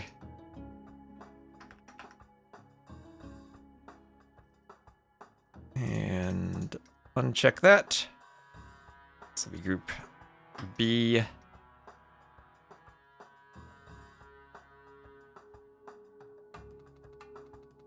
This is Group B, right? Yep. ACCM versus TheViper. That'll be next. So I'll be back in a moment. Let me see. We should have drafts for this. Yes, we do. Probably have a bit of a break, so I'm just gonna go eat some food.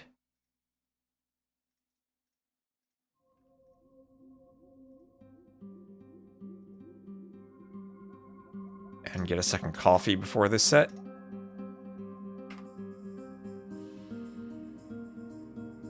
And I will be right back, and we will continue with the alternative non-Red Bull stream. So thank you all for watching here. I appreciate having you around.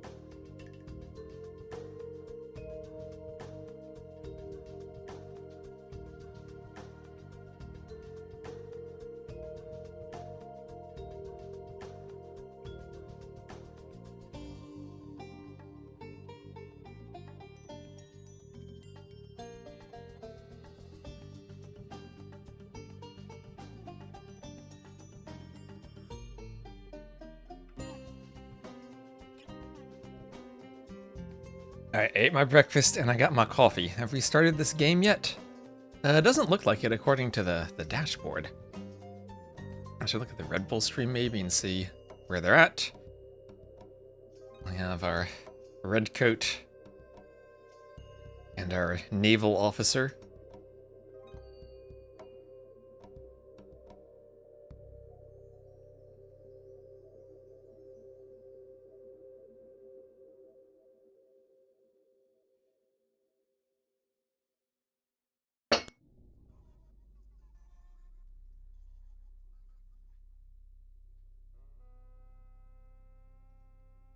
T90 does not look like he enjoys that costume at all. He's there like, why did they put me in this? You know, hold this up. Look at him go. My headphones back on.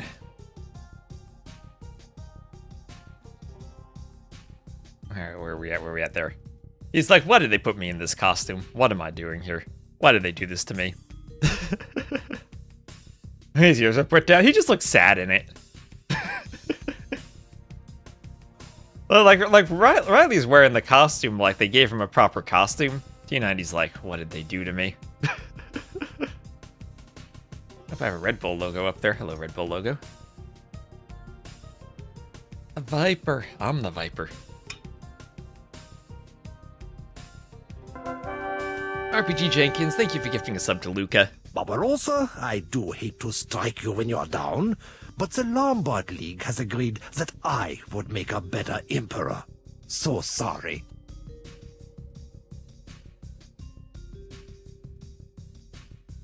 Thank you very much for the gifty.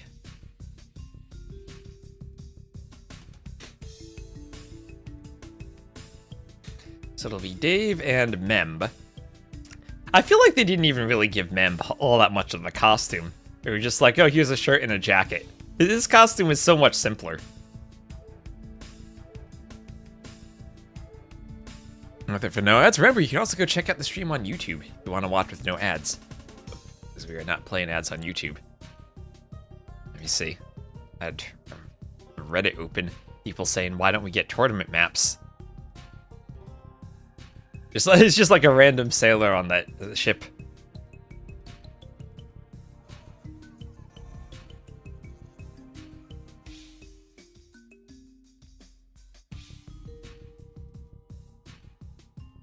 Yeah, he's oh my gosh, the banners. Oh, and Gauntlet Wizard, thank you for the gifties. Home sweet home. But wait, the English are angry that you destroyed their outpost. They're coming to attack your village! Oh, they're coming. The English, you destroyed their outpost. And T90 is gonna be like, okay, I'm glad that outpost was destroyed. I didn't like it anyway. Maybe I don't gotta wear the costume if I don't have an outpost.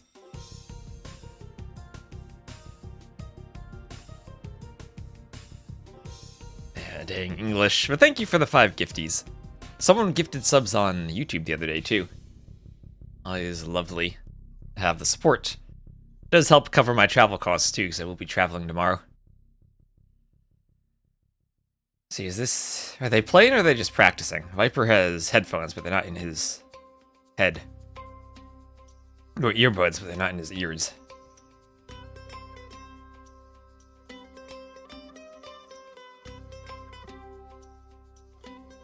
Look at the great studio they have, but then the fake photo out of the window. If only that were a real window, but I guess they would have the sun in the eyes problem that Viper had at the Grand Melee where they needed the boxes.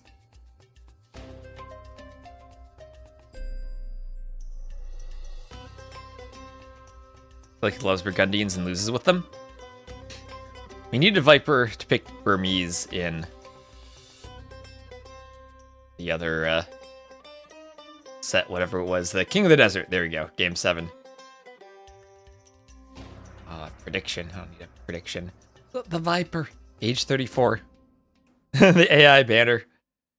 Yeah, there's clearly part of the snake.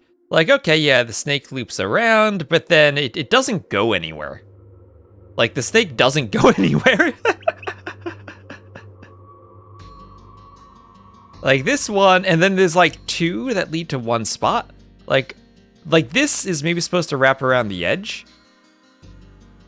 And be like, God, I don't even, the stake is not coiled properly around that rook. Also, the red X's on the UI are just kind of meh.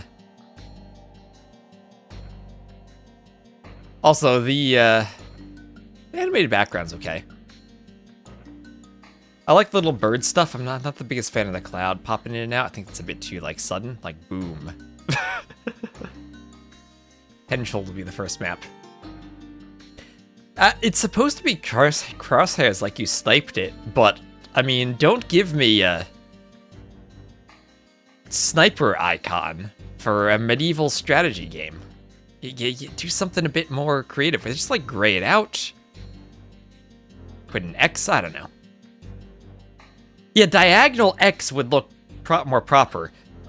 Although, oop, wait a minute. We're looking out the window. Looking out the window. It's a fake window. Don't focus on the camera there. Keep that in the background. Focus on like the Red Bull if you have to. Viper's keyboard. Sebastian did the same thing. The keyboard was super far away from the mouse. ACCM warming up his hands. Oh, look at that ring he has on his right hand. That thing is giant.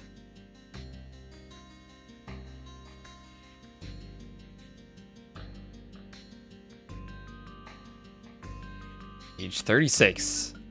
Age is like a fine wine. Just keeps getting better with age. Eagle has 3 and 4 claws.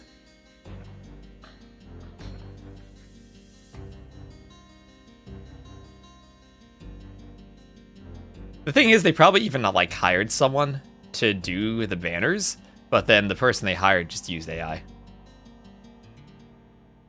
And I don't have any personal objections like to using AI as a tool. It can be a very handy tool, but you need to use it properly. I wouldn't mind AI if people didn't just produce slop with it. That's what we get more often than not.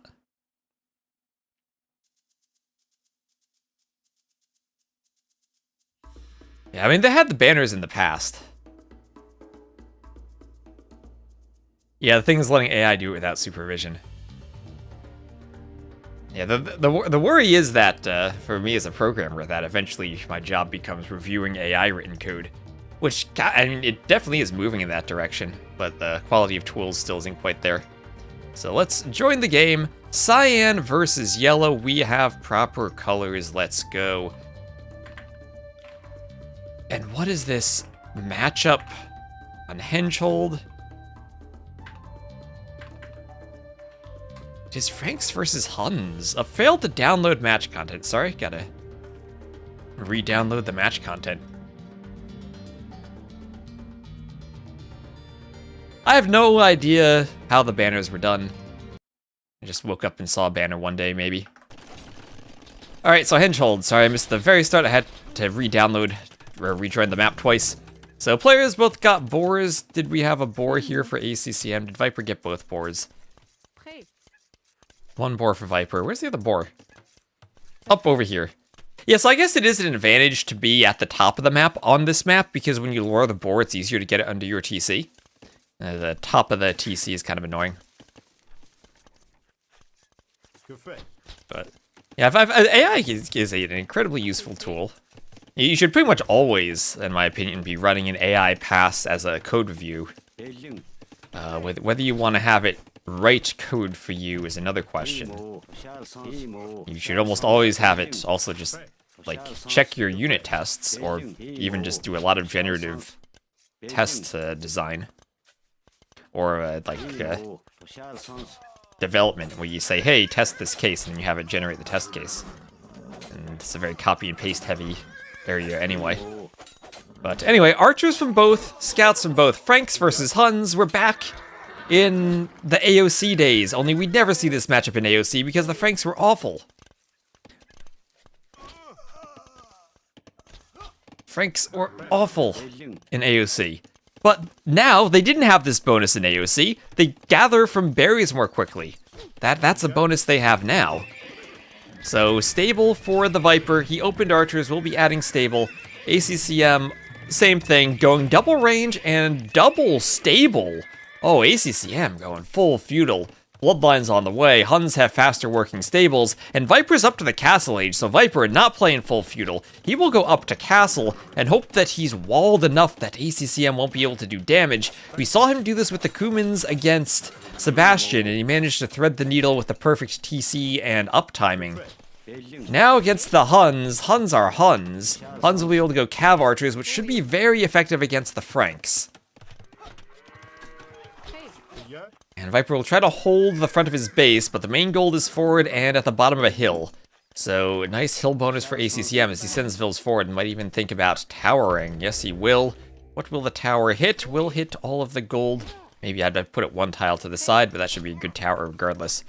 No, Frank Berry bonus wasn't around until Forgotten Empires. That was not an original bonus for them. And originally the extra HP only applied to the knights. Their scout line didn't have extra HP.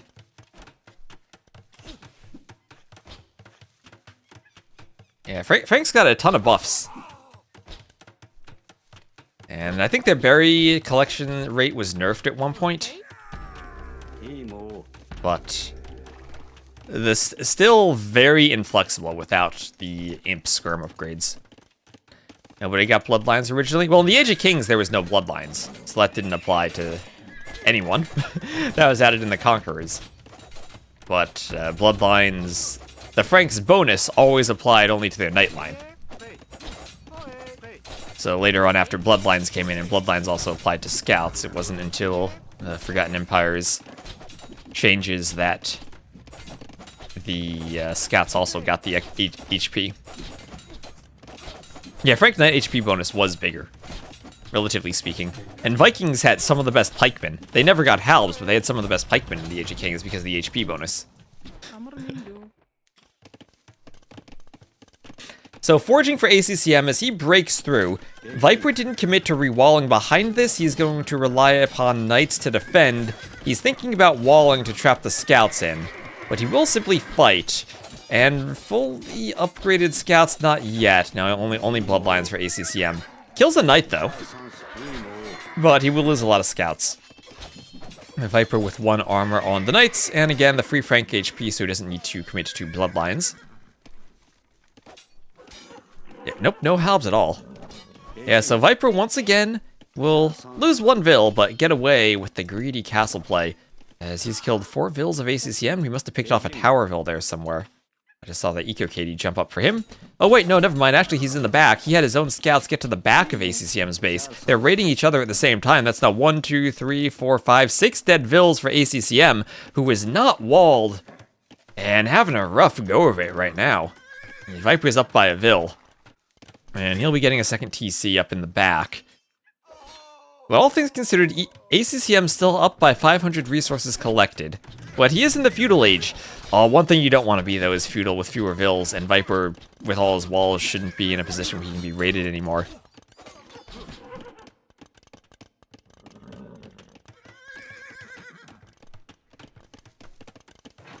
I don't think multiplayer was ever played with 75 pop. I think that was more just the campaign thing.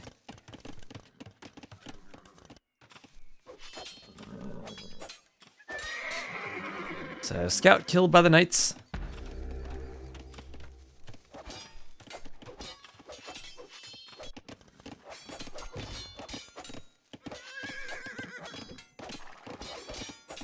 Knight attacking a scout. Scout goes down.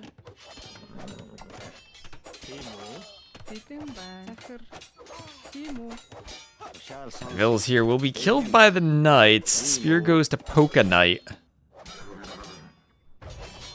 And the Vil is killed. Oh, ACCM, absolute disaster. His entire wood line will be slaughtered by the Viper's knights. Not a single Vil will get back to the TC. Even the spear will come over just in time to join the corpses.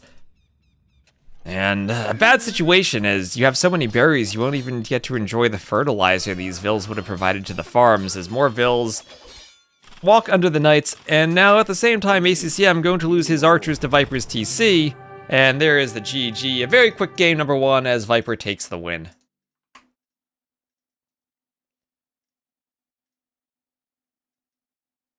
played 75 pop on the LAN. I'll remember back in the days I tried to download scenarios from Age of Kings Heaven. This was like 10 years ago at this point, but the files were uploaded in the early 2000s, where I missed downloading some of the audio files because they had been split up so that every individual file that was uploaded would fit onto a single floppy disk. Yes, they were optimized for floppy disks. So there's Henschhold done. That's a win for the Snick, as the Huns will lose to the Franks. So let me just get the ads out of the way and look for the next game, as that was a very quick one.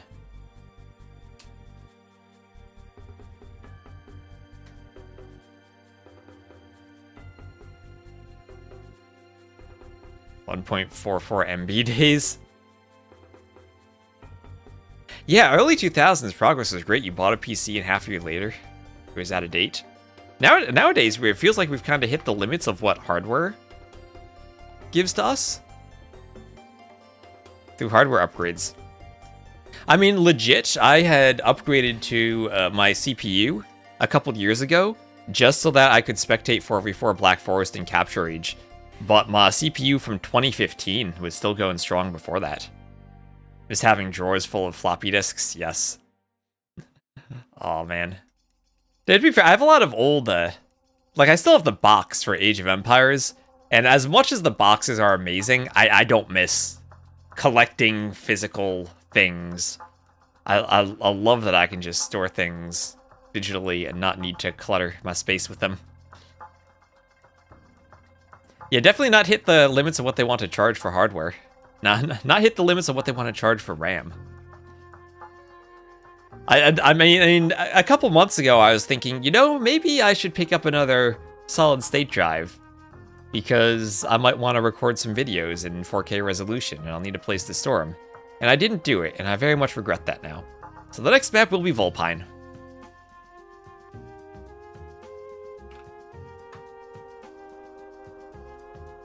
Sitting in front of a collection of books.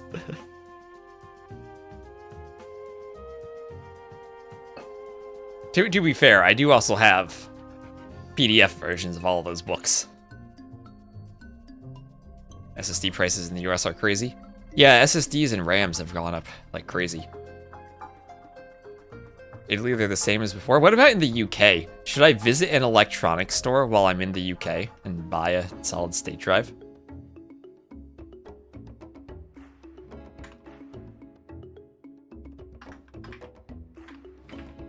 Alright, so here we are in game number 2. And I didn't have the scoreboard right.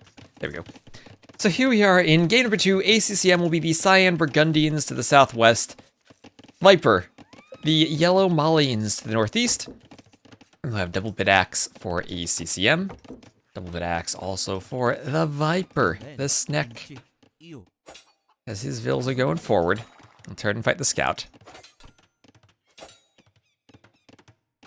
Yeah, I'm pretty sure it's more of a global problem. Interesting if Italy hasn't had a price increase. Oh, we have sales tax in the United States too. Don't you worry. In the United States, we have taxes. Just not probably distributed in the most efficient or proper manner. Also, the map using the grass flowers terrain. I like that. I like that. Red Bull's the only tournament that uses Empire Wars. I don't think anyone who hosts tournaments other than them really likes it. And honestly, I think it would be much better if they did a 9-vil start instead of Empire Wars.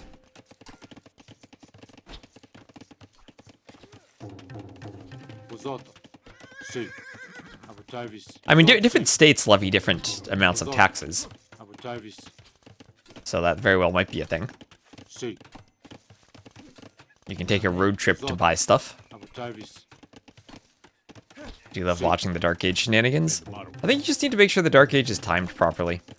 So there we get fletching for the Viper. He's gonna sacrifice his scout to try to kill an archer. So Burgundians are for Flemish militia for ACCM. This is, of course, the map where you have all the foxes out on the sides. You go for a fox hunt, and you get the Tower of London in the middle. That doesn't matter because you don't get to it until Imp. Gives you a trickle of resources if you do get to it. It's going down. So Blacksmith and now a market for ACCM. He might sell his stone and go up quickly. This is a very aggressive map where the rock terrain prohibits you from walling your base properly.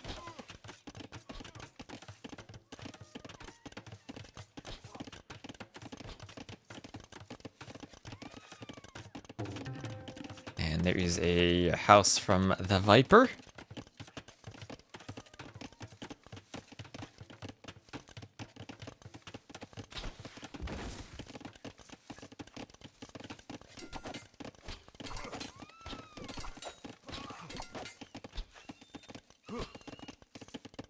Guess people like faster action-packed games. I don't think Empire Wars is necessarily action-packed. I think there are a few maps. Like this one, if this isn't over quickly, it actually can turn into a kind of a stalemate boom. There are a few maps that can be like that. You end up booming. Wait, I would like to see a deathmatch tournament again one day. Now that that is both action-packed and can be over within 3 minutes. If you really want fast action, play the champions before their nerf.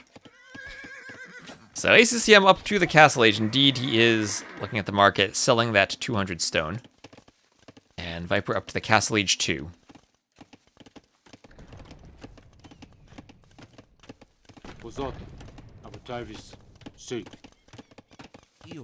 Yeah, they can't ship it unless they charge tax. Makes sense. That's an expensive camera lens. I mean, my camera here is a $500 lens, and that itself is expensive enough. for my Nikon Z6. So Castle Age here for ACCM. I do not like that stable from ACCM. I do not like it at all because units are going to spawn, and they are going to spawn into this pocket of trees. ACCM, what are you doing? Don't build the stable there. I guess the rock terrain makes it hard to place the stable elsewhere. Oh no, ACCM, not like this. We saw the Treb get stuck in trees the other day.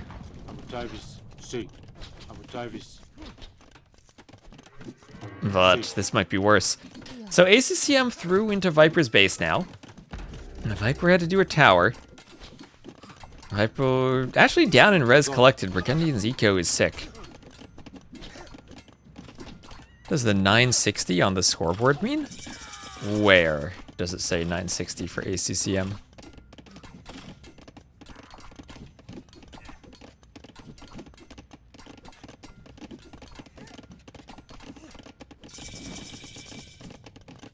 I don't see where it says 960 for him. Over the number for Idlevilles. Oh, this one! That one. Military value. Total resources spent on creating the currently standing military for an individual player or team. If units were created at a discount, their value reflects their creation cost. Good old military value. It's down here. I don't know why Capture Age displays it in 2 locations, but it does. A stat that, personally, I don't think it's really useful. Res collected, very useful stat. Value and percentage of gold of that value, I think really useless because it doesn't tell us much about the composition. It can tell you whose army is more expensive, I guess.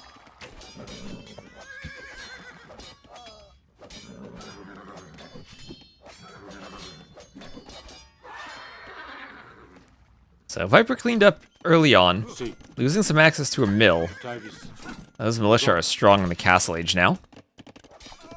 It's not gold, it is all resources. And then down here, the percentage of this, 40% is the percentage that's gold. So this is saying 57% of Viper's military value is gold, 44% of ACCM's is gold. So I guess you do have to multiply this number by 0.44 to get the gold cost, and maybe it would be more useful simply to show the gold cost. I think it's easier to get a rough idea of the percentage in your mind than by seeing two numbers than it is to go from two numbers to the percentage. Or than it is to take a number and a percentage and get the next number, but maybe if you just round the percentage and then multiply, even then. I don't know. The math I do has arrows instead of numbers. Yeah. You also get the HP difference here, and this usually gives you a fairly good indication of who's winning a fight, but that can also lie sometimes. How many knights are trapped behind ACCM stable? None so far, and none ever, because there will be cavaliers. Let's see. There's a bit of a fight at the front. Viper still micro and crossbows, and ACCM. Okay, you know what? ACCM is gonna chop this free. He's gonna chop this free. 95 wood, and he'll be fine. So with the early map control, ACCM will pick up relics. He is the Burgundians, so third relic for him, and his relics do give him food in addition to gold. So at the exact same rate as they generate gold, they also generate food. And he has 3 and enough map control he can think of getting a 4th and maybe even a 5th relic. Viper, okay, Viper's gonna get that one. I don't think one skirm stops the monk. Yeah, 4 scout cav give you a higher military count and res spent than 2 paladins, so what does that really tell you? Yeah, exactly, stuff like that. Right, or a ton of monks, right? 4 monks will then give you even more military value than 2 scouts, and what does that tell you?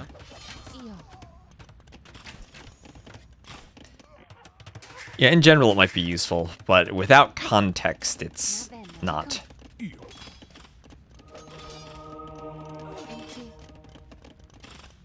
It's one of those things, like, you only have so much space on the UI, and I think we could come up with a better stat to display there.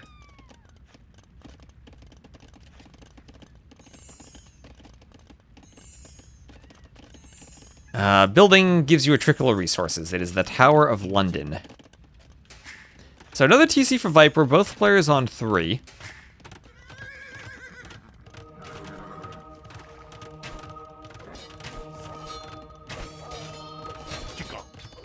Monk down. Viper trying to defend with a camel. And I guess this is Farimba camels as his long-term goal. This is Viper is saying to himself, Burgundians, they must be making cavaliers, so I'll go camels. And well, that is exactly what's happening.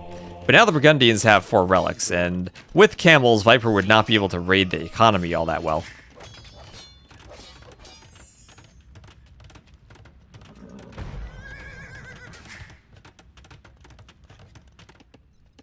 It's true for all metrics. That's why we use the Imperial system.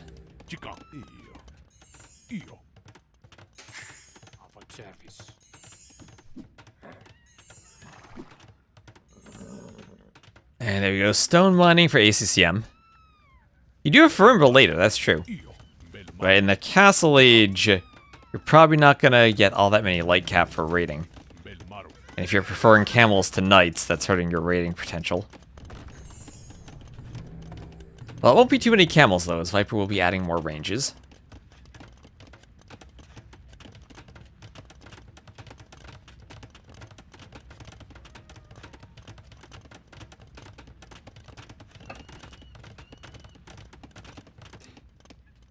From or the Gibetto? Yep. Oh, nice little flowers between the farms. I like that. I've been making use of the grass flowers terrain myself. I think we need some more of them. I think we need more flowery terrains like this. I've loved this terrain.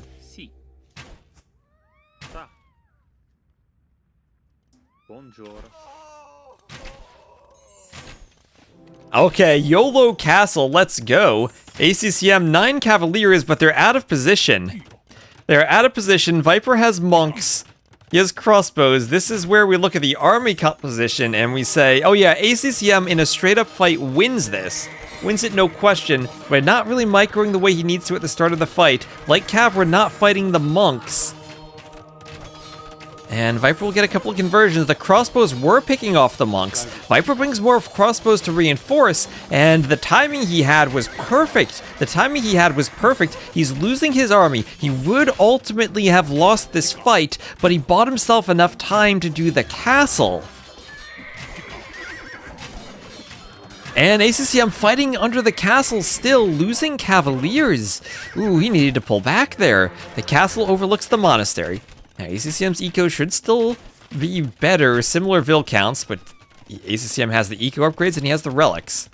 So ACCM, though, he's going for his own castle. Viper will try to deny this with a tower. Can ACCM get this castle up? He has 8 vils there. Both of them had the same idea, but Viper did it a bit earlier. And because ACCM went back to fight, he doesn't have his army forward. Viper is pulling vils to fight. He has the tower. He has Bodkin on the tower. And the vils are not going to get the castle up. ACCM with the doubt castle. So he was thinking to send the cavaliers forward to protect his vils, sent them back to try to stop the castle, didn't stop it, and now didn't have his castle denied. For the first time. See, the tower is useful at denying castles. It's just very rare that it actually works. And it's a very split-second decision because it only works if you do the castle immediately. If you wait, then you're giving too much time for the castle to be constructed. You have to do the tower immediately, and you have to make that split-second decision of, yes, I can also fight with vils or a melee unit to disrupt the castle. I can do my Bodkin upgrade so the tower arrows actually reach the vils and actually kill them. But yep, towers can deny the castles. Maybe it only works 5% of the time.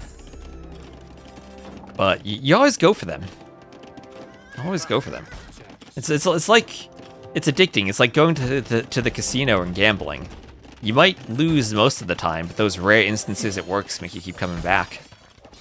So here's another round of vils for ACCM, but another tower is also up for the Viper. He needs to right-click the vils manually with the towers to make sure that they're not building the castle. They're attacking the cavaliers now, which feels like a mistake. The castle, though, only at 77%. Those are 2 towers with Bodkin. And will this be finished? ACCM might say GG if this doesn't finish. Well, no, it's ACCM. He's not going to do that. Viper, I don't think, is microing the towers properly, though. Those vils should all be dead at this point. And 1 vil left on 11 HP. At the same time, though, Viper's eco is being raided. ACCM's eco is being raided. ACCM has 4 relics that are right at the base of Viper's guard tower.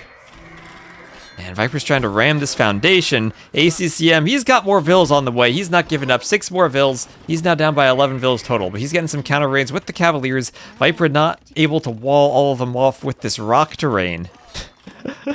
And who is dying faster? Gebettos and rams for Viper. ACCM's got a defensive castle, so might be able to hold the push now. And the towers once more killing vils. ACCM 90%. Viper needs a bit of walling over here somehow to force the vils away. Workshop for ACCM. 93.68%. 3 weak vils forward. Yeah, and at this point, Viper, he only has 1 farm here. Since he's seen the castle for so long, hasn't been committing to farms down here. Has been farming over here. So we can run away from the castle now. ACCM's kind of doing the same thing, running away from the castle, taking eco down here. Might want a vil collecting from the foxes, but that does feel like a lot of micro. It's kind of a weird thing that you micro vils to resources by building drop sites near them and relying on the auto-tasking from the drop site to assign the vils, because it's much less micro-intensive, and doing the micro to click the vils and assign them all to the foxes individually is way too much micro compared to just building a drop site somewhere. So the fact that they don't actually have a drop site for them actually kind of works against taking them for some reason. But yeah, Viper stealing the relics is brutal. He now has all 5 relics, 4 there, 1 in the back. I don't see a relic victory timer. And Viper destroying this castle would be brutal. That workshop from ACCM doesn't give him anything. And ACCM needs to delete, so keep an eye on his stone. Will he delete? And yes, he will. Wait. Well, it was so close to being finished, he didn't get much stone back, did he? No? I guess he didn't even really need to delete there. Yeah, he did delete, but got nothing from it. So, Castilier raid from ACCM. under Viper's TC. Viper cannot garrison enough vills, and ACCM is up to Imp. Also, 94 to 78, his Cavalier raids have been brutal to Viper's eco.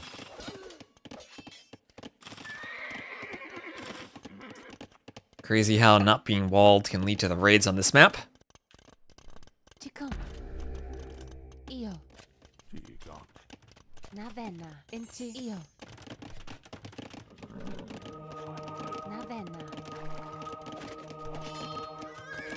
Monk wants a bunch of Gebettos.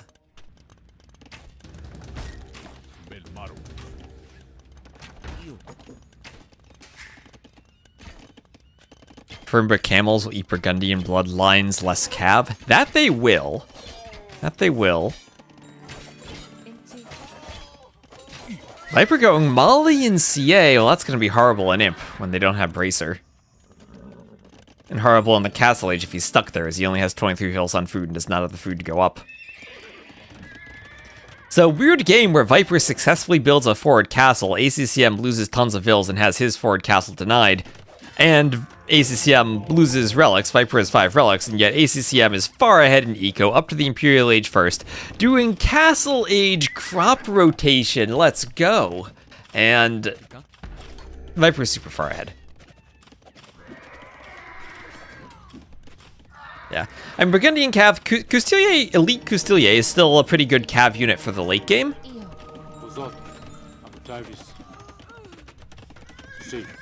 And their Paladins give them a power spike.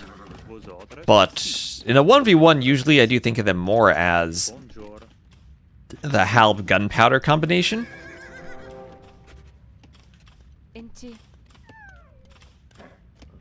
But this is perhaps not really the map where that strat plays to its strengths.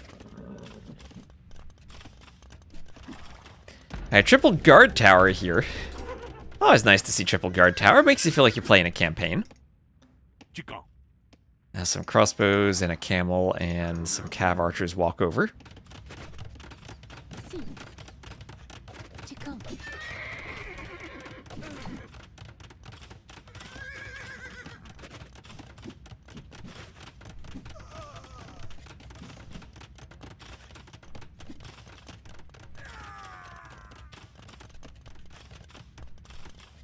We need more one-tile tower on Cliff's map.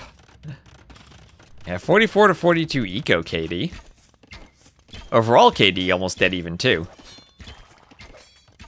Viper just about to click Imp though, and he's gonna have to hold for a long time. Man, he's bringing the relics back. He's trying to extract the relics back to his home monastery now. Adding in some more monks for the journey. Crossbow's killing vills over here. And Treb going for the guard towers as the towers go down. And we'll have another castle here from the Viper. Castle here as some vills go to build that. And a few archery ranges up for ACCM.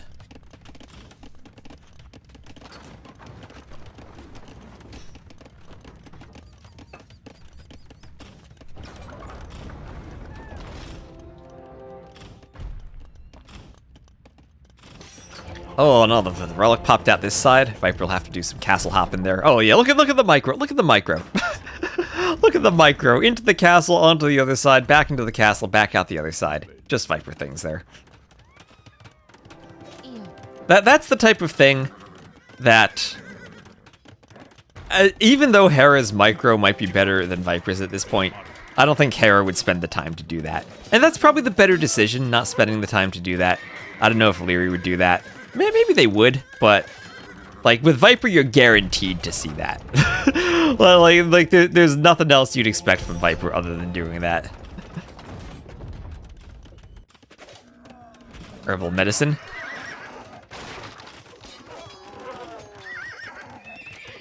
Herbal medicine is, I think, most useful for cav archers of all units, and Viper doesn't want to go too heavily into them, and we probably won't see cav archers from the Burgundians.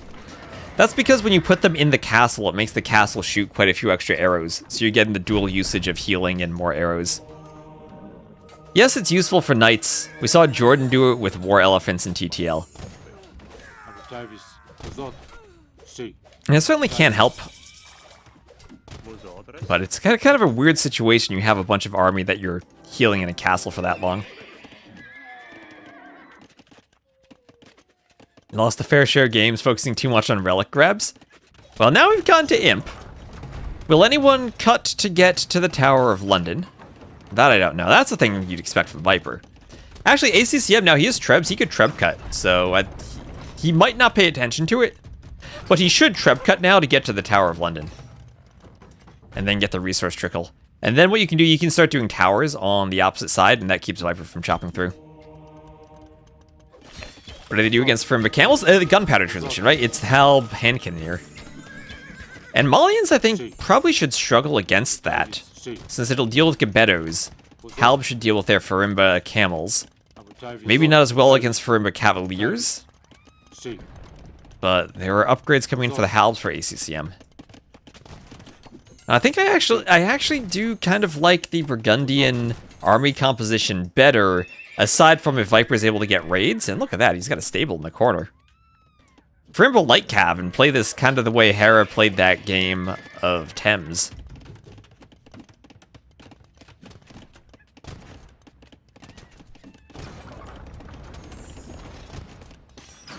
Yeah, because Gebetto count as infantry, so hand cannoneers have a huge attack bonus against them. I don't think you want Gebetto against hand cannoneers.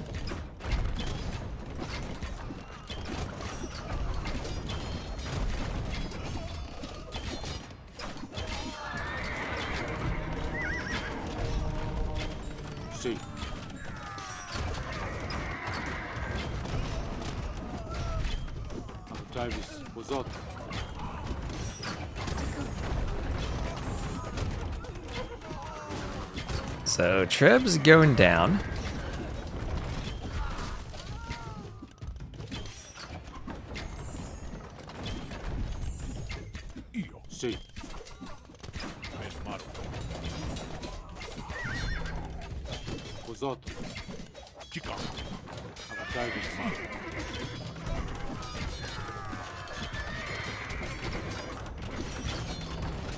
And Treb going for the TC.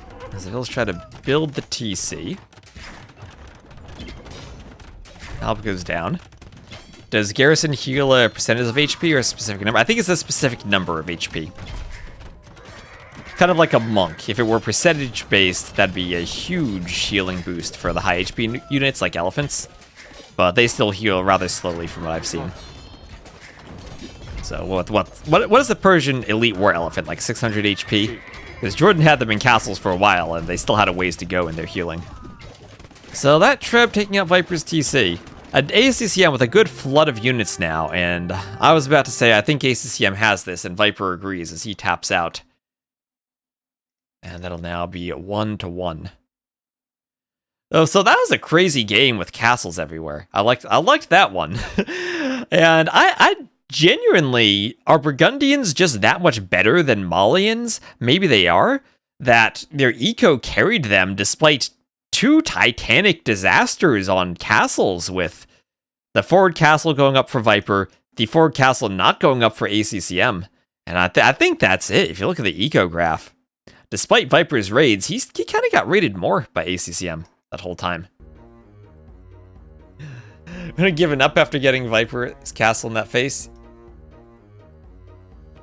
Well, it was ACCM tying it up 1-1. Not going to be a sweep. And Volpine, the map he's played perhaps the most throughout the qualifying bracket.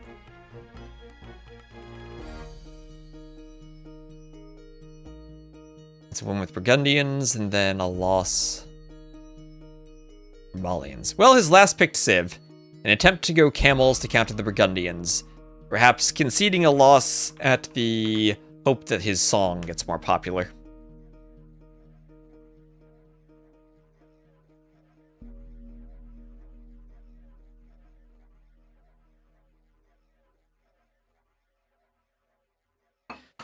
.34 RFZG%. Yeah, the Cavaliers getting into the eco definitely are what did it. Oh, I need to check into my flight. I got mobile games sending me keys. Reminder for Red Bull, thank you. I've downloaded the tickets. I'll print them out after the stream. That way I have a physical copy.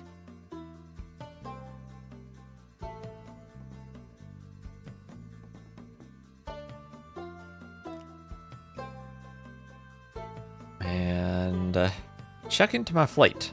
Check into my flight. I did the basic economy, so I don't even get to pick my seat. Travel features unlock 4 days before departure. Account moved here. Connection info. Oh, that's nice. I don't have a connection though.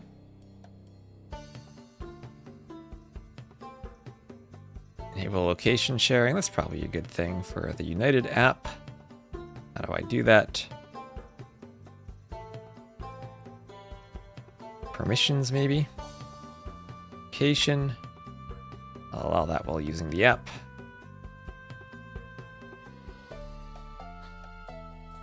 I picked basic economy in my private jet. Boarding starts 8:20 a.m. My plan is to get to the airport probably around 5:30 to 6.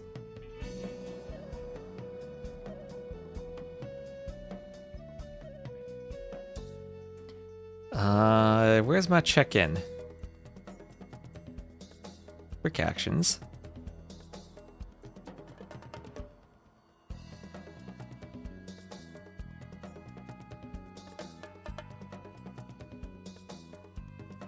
Yes, I applied for my visa thing.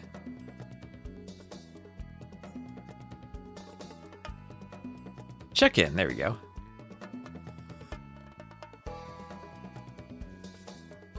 Passport and visa information with me to the airport, yes. So Stonefront looks like it'll be the next map. Please wait. No, I'm just going there to watch. That seems excessive. Right now, Zagarath, our TSA workers in airports are not being paid due to government shenanigans. So, we also have ICE agents patrolling the airports. I need a lot of time to get through Newark.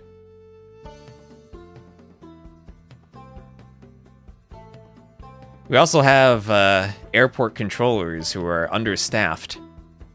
So we're having lots of issues with flights being delayed. So I'm hoping I get there in time.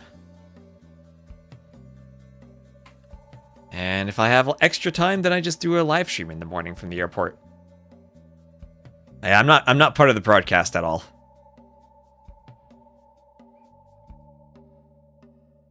Phoenix, I used to live in both Madison, Wisconsin, and Ithaca, New York, where it would take me less than 30 minutes to get through the airport. Country residence, United States, travel document. The United Kingdom ETA, yes.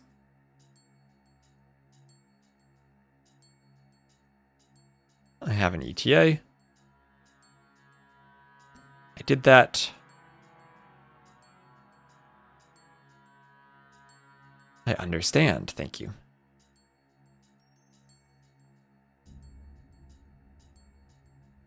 So they didn't start yet, right? They're just in the lobby. Yeah, looks like it's 1-to-1. ACCM is probably doing his smoke break. Oh, CVS is calling me. Good, I can go to CVS and get my prescription picked up today. Good, good. This is probably an automated. Let me answer the call.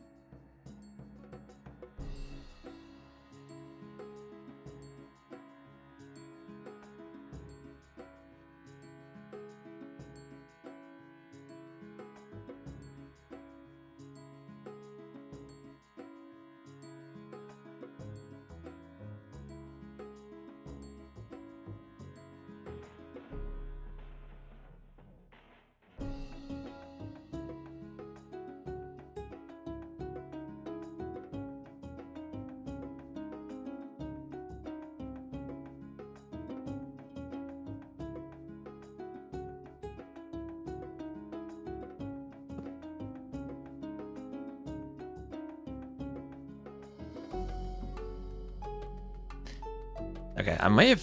You guys can still hear me, right? I may have accidentally turned on my headset mic. Wait. Hopefully this is off. I heard my headset say mic on because I accidentally pressed a button, but the mic is not connected. You're fine? Alright. Not get eaten by the roving packs of feral tribesmen, while in England I think they're called businessmen, English businessmen.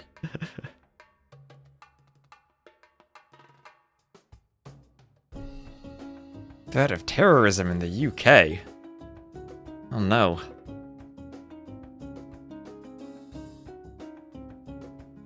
Yes, this is my card. Contactless payments to obtain refreshments.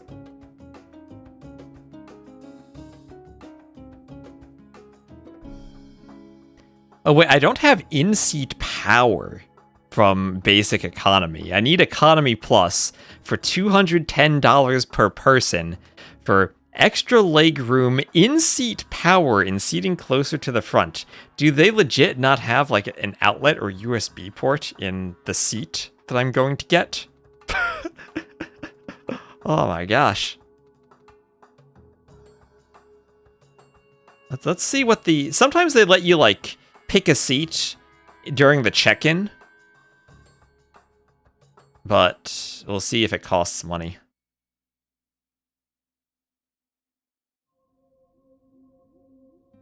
Aisle. I select an aisle seat.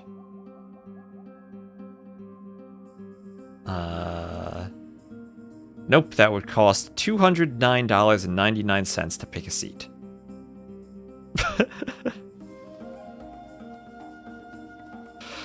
My gosh.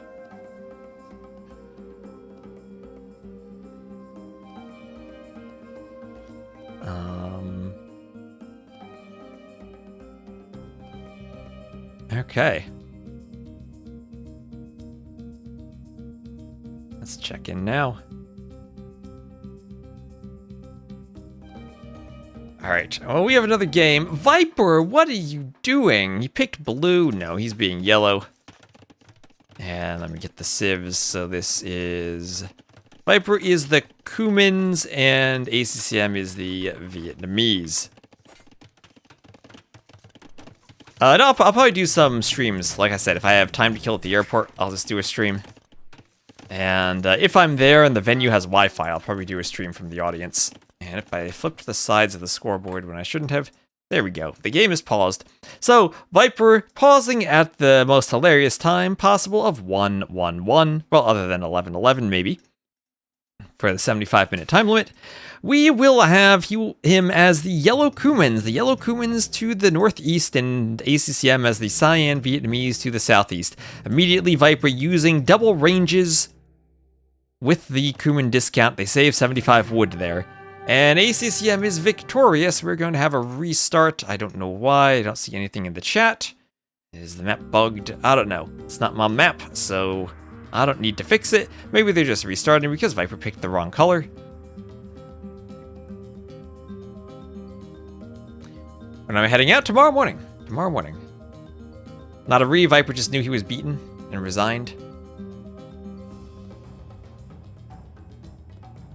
I'm gonna rent my apartment during the World Cup. That's true, I am a 45-minute drive from MetLife. I mean, I do have a couch that can fold out into a bed.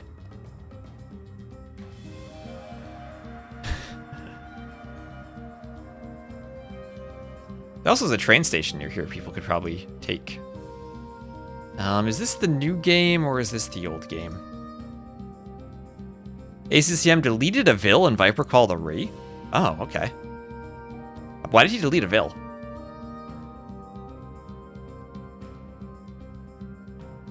Failed to download match content. DE, don't do me like this. Don't fail to download the match content.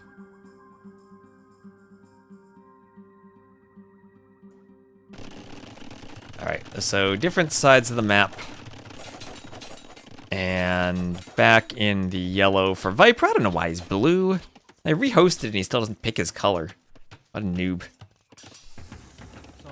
You give him 20 Cobra cars and he'd still be swept by Lewis. So fletching for both. Again, Cumans, double range and stable using the Cuman discount. They can pump out a lot of units right at the start. Not nearly this amount of wood savings as you get as the Dravidians, right?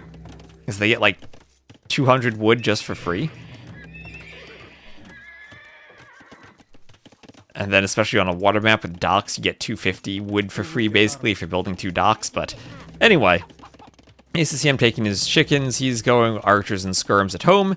And Viper, why do you pick Kumans? Because you want to go for a forward workshop on this map, most likely. I wonder if you could also just do a 2TC boom, like fake the forward workshop and boom. But I think that puts you pretty far behind in the Castle Age army composition here.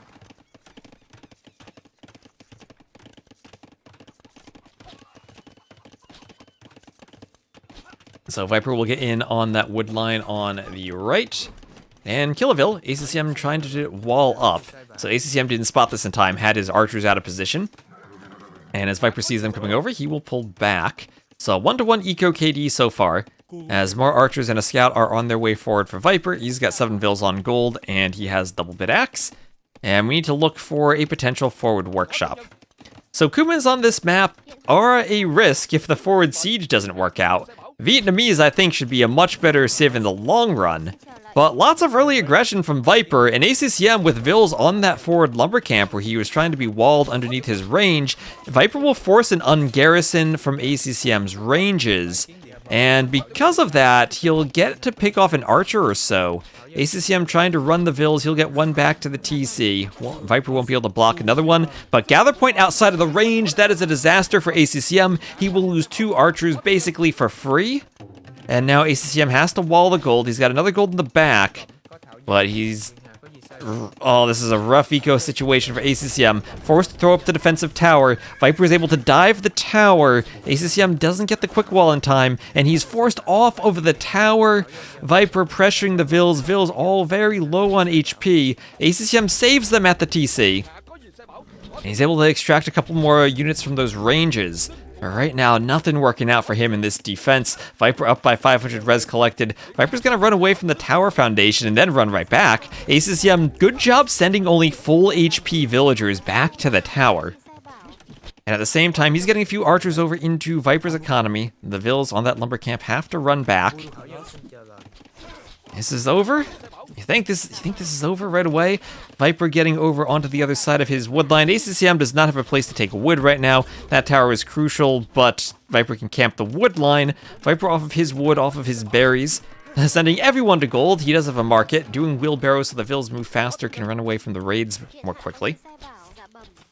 He's still got his archers hanging around ACCM's base. He's actually down by a vill.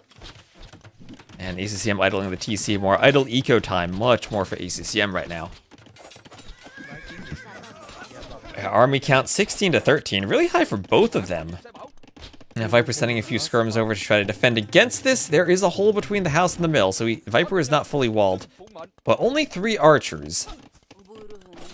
And 3 archers are, this is a weird thing to say, not as dangerous as 4. We have another pause.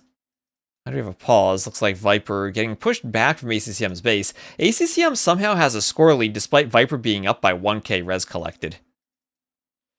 But yeah, disaster hole for Viper. I mean, imagine he were safe here. Or even if he's still over here, would have had time to get one more skirm. So ACCM can run out now, he can raid more. Where Viper's skirms, they're making their way over. Surprised he didn't garrison the TC and hop out the other side, that would have been a Viper thing. Okay, there are the skirms, so we should be fine now. 4 skirms. Just weren't there in time earlier. And even though Viper's being chased back by ACCM across the map, he's still killing a skirm and getting his archers back onto the wood line. Even more idle time for ACCM, who needs to run to one of his other options. Oh, the woods are very small, very thin. How's ACCM? Viper's ahead by 1k res. Did I say ACCM earlier? I meant Viper. Viper's ahead by 1k res. Also ahead by 3 vills now. 7 to 3 eco KD. In favor of Viper, who's getting a good number of archers out. Does have to fight skirms, but more scouts for Viper.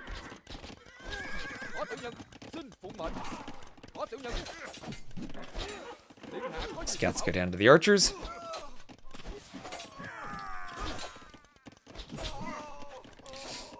Skirm's also going down too. Oh, I have them on the wrong side of the overlay. That's why. Sorry, they restarted the game and I didn't swap the overlay. There we go. Hello, overlay? Why are you not? There we go. There we go. My bad. They were in the wrong spot down there. If you see the colors not matching up, remind me to swap the overlay.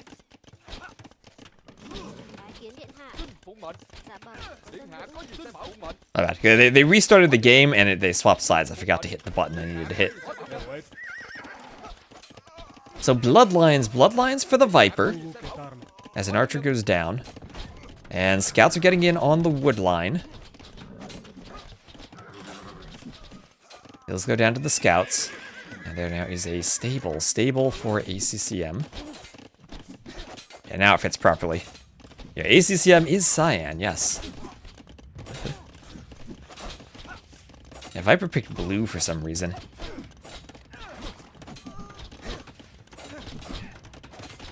Thought they required the brand colors? I think they might have done that in the past and done red and yellow.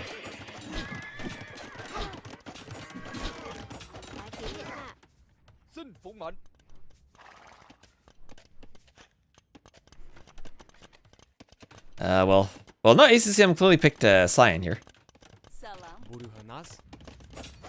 He's a good player. He always tends to play as cyan. So archer's picking off Vils.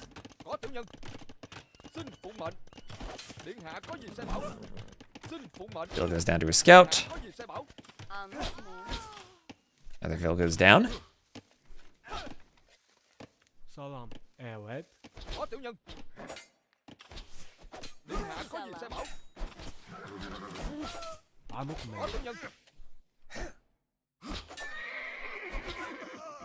Scout down. As another Vil goes down, so ACCM getting a decent counter raid, but far too late as Viper's up to the castle age. And he's trying to wall the archers in. Will he get that house up in time? Could even build it farther apart or farther away. And he will simply jump the archers here to clean them. Might lose an extra archer in the process, so that's actually not the easiest clean for him. Oh my gosh, if ACCM had gotten one more shot off, would have killed that archer. Viper's still forward though, 24 to 10 military. And that's going to become crossbow as soon as he's up. So not something ACCM can really recover from as he's done another tower down on this wood line. As the Kumans, Viper can add in steppies as soon as he gets up to the next stage. So there he clicks up, 2 minutes behind.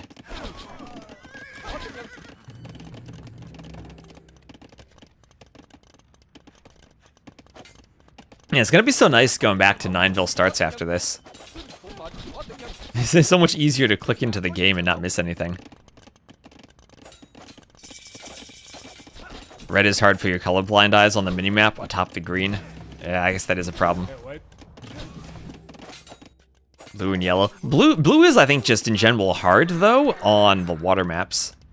And then yellow looks like gold sometimes, and is kind of hard to see on the desert maps.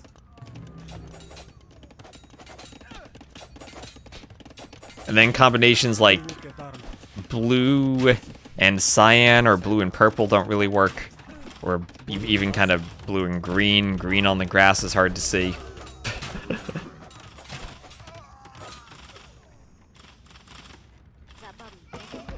So Viper running underneath 2 towers. And being peppered by arrow fire. This castle age for ACCM. And Viper's scouts under the tower is not hitting the low HP Vil, though, losing the scouts. Somehow this suddenly became 15 to 12 military. Viper just doing the second TC, but when he's already in the castle age. And he's up by 3k resources collected, so there should be no way he loses this game. Is this enough of a civ advantage for ACCM from this point over that he can take it? He lost some army to the TC. Viper doing knights. He is kind of exposed. He'll be on his 3rd TC now. Just don't be colorblind. Tell that to Ornlu. Oh, wait, we have a clandestine economy down here for ACCM. So far down in the corner, I almost didn't see it on the minimap. He's chopping some wood down in the corner. He found safety. But the knights are still attacking the archers. Archers will go down.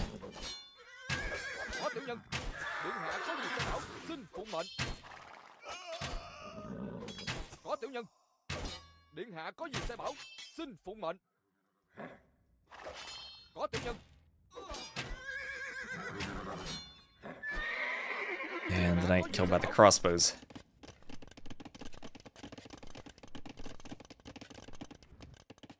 Yeah, blue on water I actually can't see all that well. That's why I usually play cyan, because for me it's the easiest to see on all of the minimap terrains.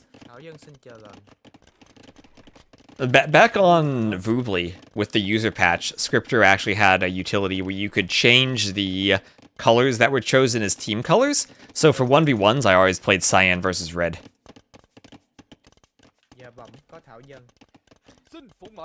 All of the Mangrove Shallows maps with lots of shallows terrains is kind of hard for cyan too. Purple-orange is probably the easiest to see color scheme for me. Although orange is kind of hard on desert maps. Maybe purple-red.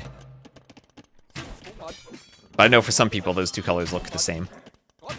So there's no good solution to the colors, no matter what you do.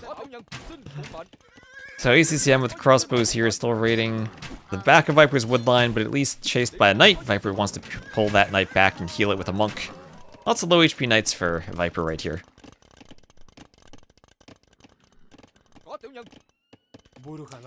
As Viper gets another raid on the woodline, and we'll walk around through ACCM's base. Neither player moving out to the stones yet.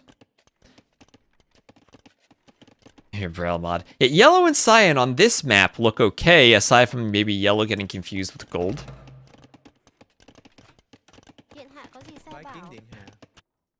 Up, there we go. Viper finally going no TC, but going for the monk to grab relics over here in the southwest. In this region of stone. And Viper is still not finding that lumber camp. I don't think he saw the chopped trees there. Maybe he did. He needs to notice it. Kipchaks would be solid, and he has the stone for it. So the question is just, does he do a defensive castle first, or does he YOLO the vills forward? And probably the safe thing is a defensive castle. I mean, 78 vills to 39, he could YOLO the vills forward and just do it. Yeah, there we go. And only sending 12 vills. With crossbows there, if ACCM has 6 crossbows, this castle doesn't go up. Oh, Viper. Don't tell me Viper can Titanic this game. What, he could tank a mangonel shot at the same time he's microing vills, and suddenly lose 12 villagers and his army. ACCM's crossbows will be in the perfect position. Viper doesn't see them. Just needs to loop back this way. More crossbows from the ranges and he's fine. ACCM needs to notice this. He's microing the mangonel. And ACCM doesn't go to deny the castle. He could kill 12 vills there. Not that it would matter. Viper's up 80 to 39, but he could do it. The crossbows go forward, and sadly, do not kill the castle for ACCM. And Viper's doing it. Well, everything going right for Viper this game. Out of everything going right for him.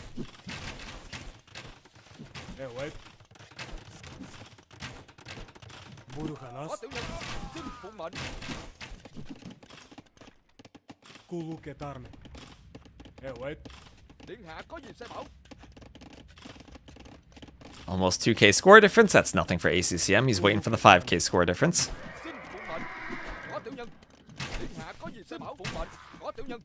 And the Viper will bring his knights back and clear the crossbows with them. Skirm's giving chase.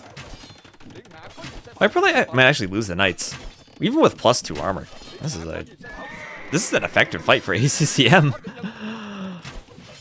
Well, without micro, Viper wins that fight straight up with the skirms, but losing 4 knights for this.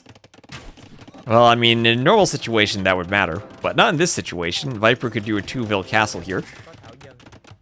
This will have a monk try to convert this.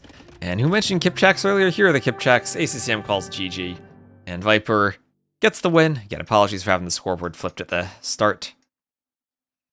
And yeah, the Kumans worked out. Had enough early damage. ACCM couldn't hold from it.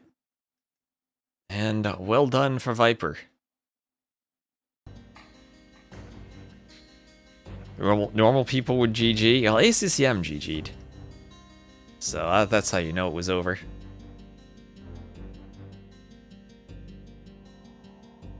So Viper winning one of his home maps. ACCM will pick the map next.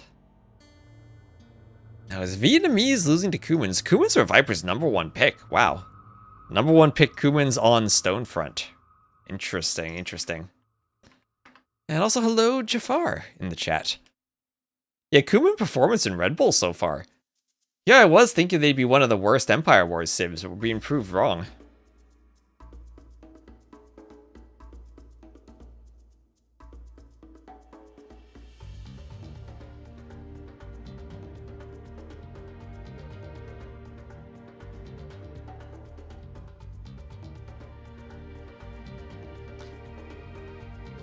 Names are switched. Yeah.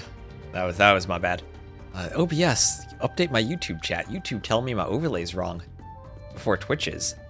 YouTube's on point today. Also, hello, 7 Polar and Miss Luna Rain and Michael, just Michael, random number. Oh, I like the random number. And Galasis will be next.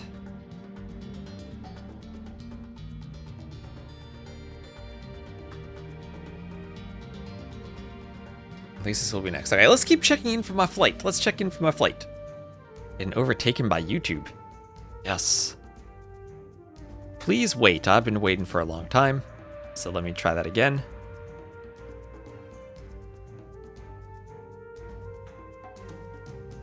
Check in to get my boarding pass. Flight, please give me my boarding pass. Let me refresh. Maybe I gotta log on to the app again. Okay, we have refreshed. Please confirm which passport. Yes, confirm that selected passport. Confirm my UK ETA. Understand. I've done the ETA. Dravidians versus Britons for Galasis. Ooh, Britons! We might finally see Britons.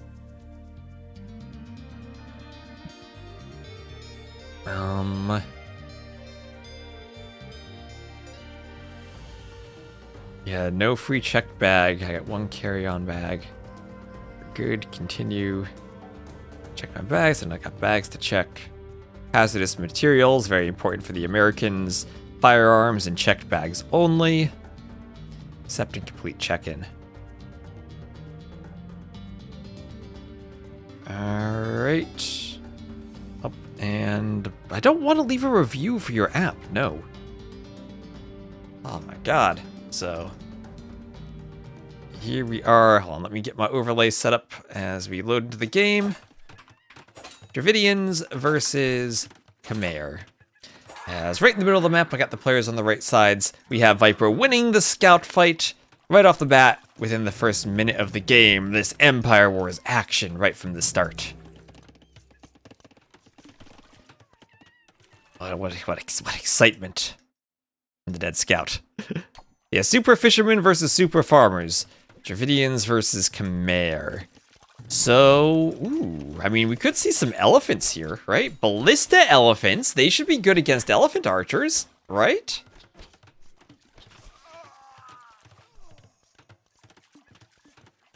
And nope, I have the civs wrong. Sorry. Oh, God, so much typing. I'm so used to Viper being the higher seed against ACCM. I don't know why the seeds are swapped. I typed stuff in the wrong boxes. Yeah, there we go.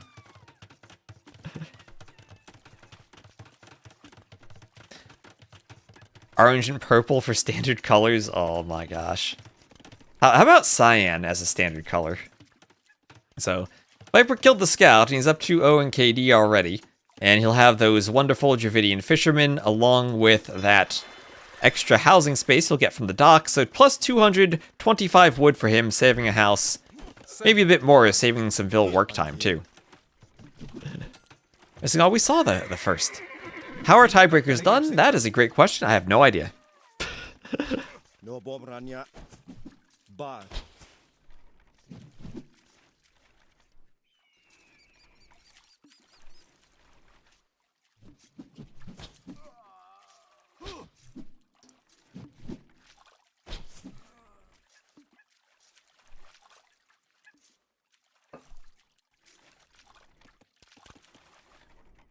And a pause. We have another pause. Okay, what is this pause? Don't see anything in game. I keep checking in game whenever there's a pause to try to see if they type anything, but they're sitting across from each other, so maybe they don't type anything. sets then game wins, solves tiebreakers. They're doing best ofs, though, instead of play alls. So game wins as a tiebreaker is maybe a bit of a weird thing. I guess it works. Because you can lose your set in, but still get wins. But it's not like a play all where, like, you might lose 3-0, whereas on a play all it would be a 3-2 loss. So I'm not the biggest fan of using total numbers of games for anything in a best of. Because it kind of changes your civ drafting strategy quite a bit.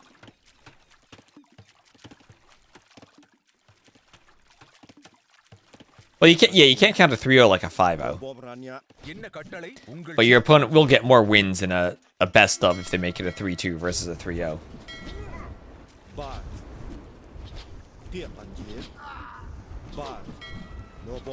But let's say you have one really good civ and you're down 0-2, you might just pick that civ right away in an attempt to get a win, rather than maybe trying to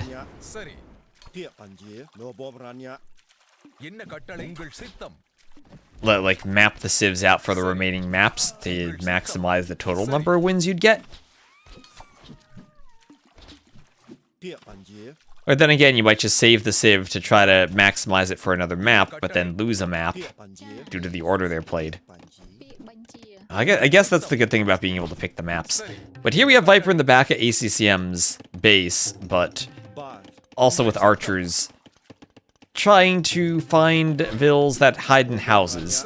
So this is one of those situations where if you're not Khmer, you're running vills and losing vills, or getting more idle time. As the Khmer, you can just go into houses and you're fine. And nice micro from Viper with the spears, and also focusing the low HP scout. And ACCM was hoping he'd send scouts and skirms and clear this army.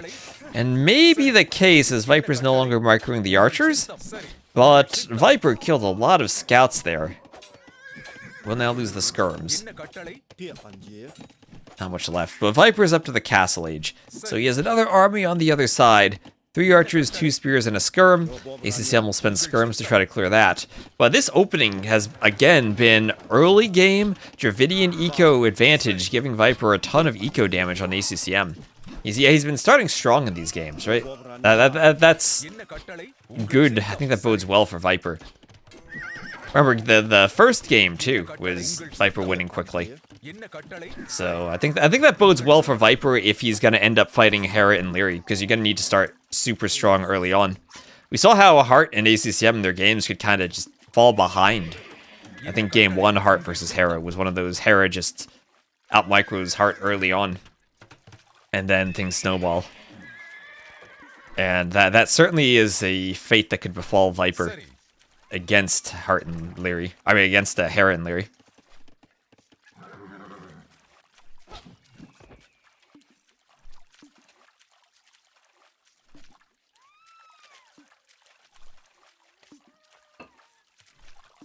Dravidian stable?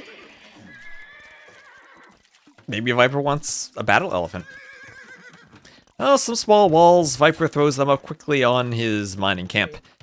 Will he wall the other side? Yes, he will. The house, too. These vills need walls. Aw, Viper. The walls everywhere. Sorry, non tayar. Enna kattalai.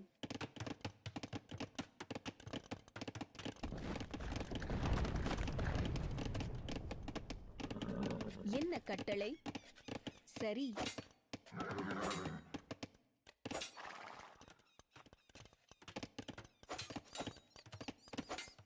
So Vil will go down to the scouts. More spears come over. Poking off the scouts. The quick wall for Viper to trap the scout and kill the scout with the spears. Well done for him. And those corpses will now lay scattered about his lumber camp. As we'll have another town center up for Viper. And, yep, Dravidian stable for the elephant. Yes, Viper going battle elephant plus elephant archer. I guess the battle elephant helps with the skirms. And you'll get on to the mining camp now, as ACCM has to garrison again, as Khmer Vil's garrisoning. Oh. Everything garrisoned for ACCM. Feels safe at home. Others have to go to the TC. Wheelbarrow now for Viper. And he can start adding in eco as ACCM has to deal with elephants in his base. 2 elephants in the room, hoovering around.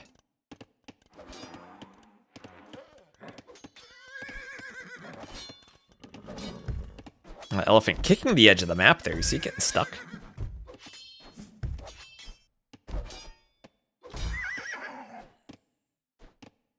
As the night goes down. No bomb ranya bar.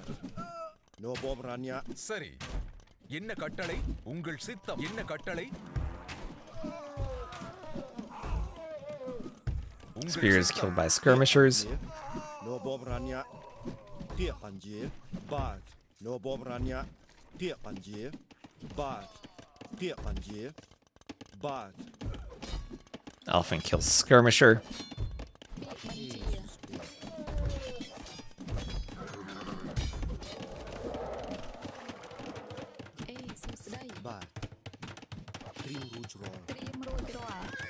Knight attacks the elephant as the elephant will fight the knight.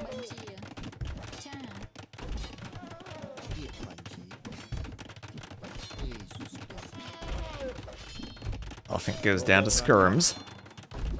And yeah, 3 TC boom behind this, Viper in the middle, and next you look for a monastery. Is he getting relics? Well, he's making more elephants. All 6 elephant archers on their way forward. And this is super annoying on this map because you can't wall. So you can't really stop elephants from getting into your eco. And then TCs aren't going to kill elephants all that fast. So unless you have a big enough army at the front, even demos probably leave elephants alive. How you forward that army while 3 TC booming? That's the thing. Elephant archers are not all that expensive. It's not that hard to get good numbers of elephant archers. They're not crazy expensive. And 1 armored elephant forward for Viper.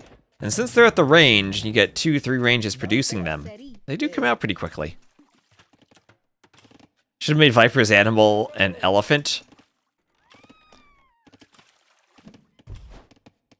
The snake probably would have could have avoided the problems of the snake AI not looking properly like a snake, with unrealistic coiling of the snake.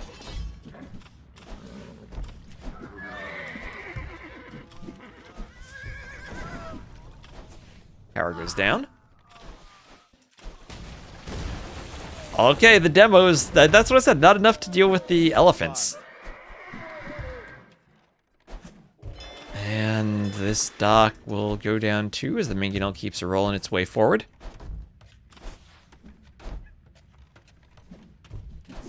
Elephant archer is better than battle elephants. I will agree with that wholeheartedly. Yeah, double demos and the elephants are unfazed. Up triple demo, 2 elephants too high uphill. Well, I think ACCM is dead. I think it's safe to say this is a game for the Viper.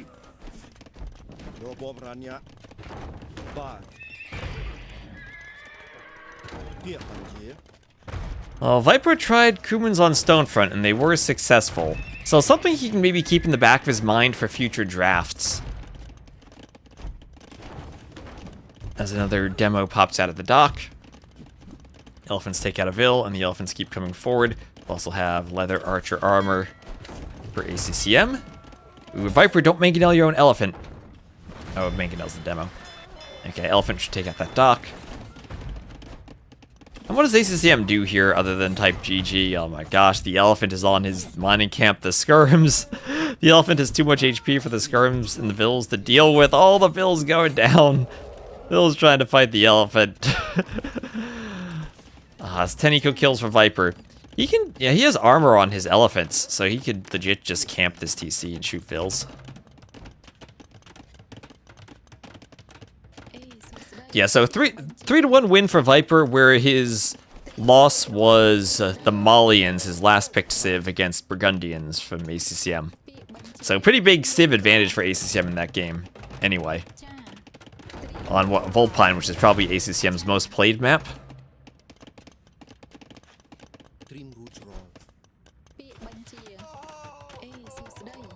Let's go down to the elephants.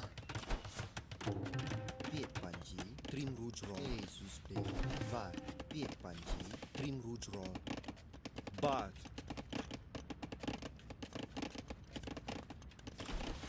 No Bob Rania. Bar. And the skirms. Oh no, the poor skirms. Elephants do 2 damage to them, so the skirms go down. Bob Rania. Oh, look at all those flags on the houses. Flags saying ACCM, it's over. It's over. Viper, what is that castle, and why is the castle not up here? Viper doing more Dravidian battle elephants. Bar. Testing out some strats and seeing that they're working.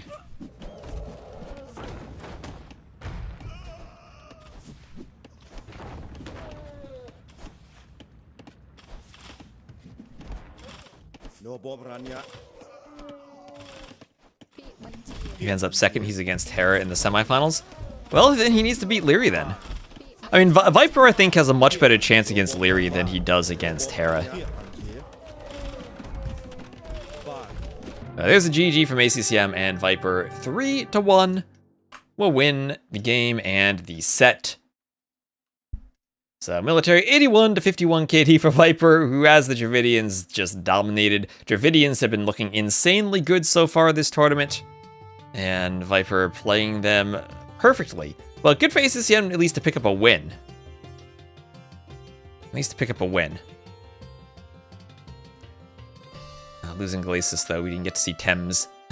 Viper banning Loch Ness, ACCM banning Blue Wells. We probably won't see the water maps played all that well. And to be fair, that would be nice. Loss for the Khmer. Win for the Dravidians. Yeah, the wins were all dominations, and even the loss was a competitive game, so Viper looking pretty darn good in that set. Are Ballista Elephants better than Elephant Archers against each other? I think so. I think so. Every player has a much better chance against Liereyy than Hera, but does that mean they have much of a chance? Viper, I think, has a chance against Liereyy. Now, other than maybe... This is a weird thing to say. I think Yo actually might be the one player I think would have a better chance against Hera than Liereyy. Yo did beat Hera in the Medieval Masters final over the summer, or last summer. Elephant getting nerfed next patch. I do think Elephant Archers need to be a bit more expensive. But next set will be Hearttt versus Yo. So I'll have a quick break before that. Again, thank you everyone who's watching over here, tuning in with us. Let me see, we should have drafts for that, I think. Let me swap my overlays over. We'll have... Should be Yo versus Hearttt.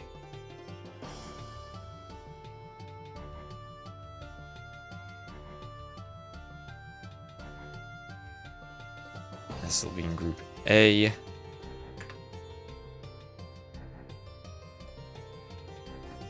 Now, did I have the wrong group for Hera earlier? Hera's in Group A. And we should have drafts. Oh, actually, Heartt's on the left. What? Hearttt on the left. What is this?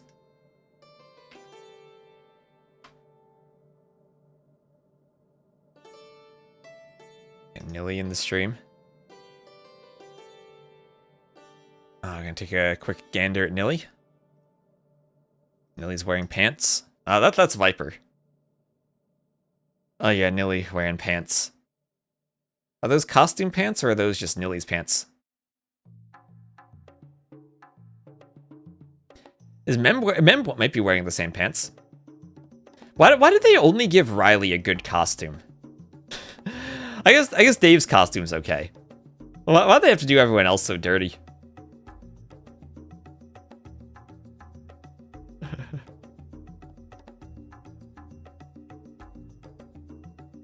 No, the civs that use them are that strong. I mean, Dravidians are pretty darn strong. So are Bengalis. So are Vietnamese. And so are Khmer. And so are Persians. Who else has them? Gajurs? They're not really an elephant civ though, but they do have elephant archers. Sometimes that's the right play. All right, but you can head to the Red Bull stream if you want to see that. Let me get set up for the next set.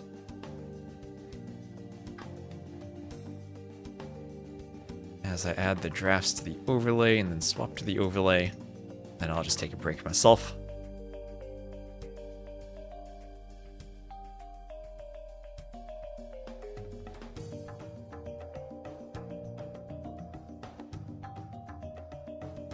And there we go.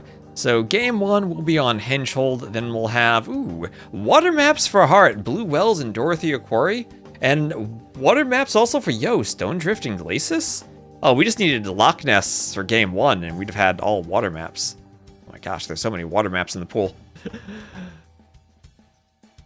Anyway, I'm going to take a quick break myself, and then we'll get back for Hearttt versus Yo in a few minutes, so stay tuned.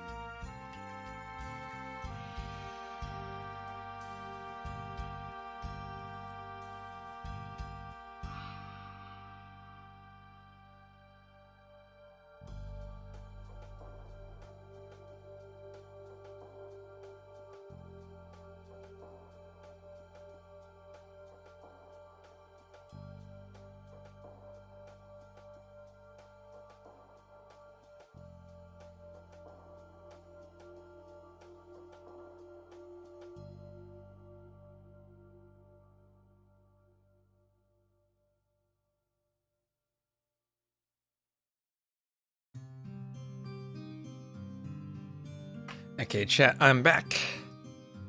I grabbed a quick snack. In between the sets, let's see, have we started yet? Did I miss anything? Or, yo. Oh, they just started 1 minute ago. Perfect timing. Oh my gosh, Yo has done it. He has picked the Britons.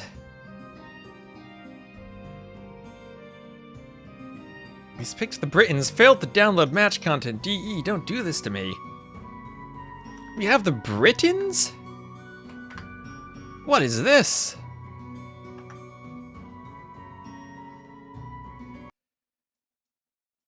And up, I got the colors backwards. Sorry about that. There we go. So Hearttt will be the Red Britons to the north, or the Red Portuguese to the north, the Blue Britons to the south. And what? The Britons, home field advantage, yes. Where is Stonehenge located in the UK? Is this Britons or Celts as the home civ for this map?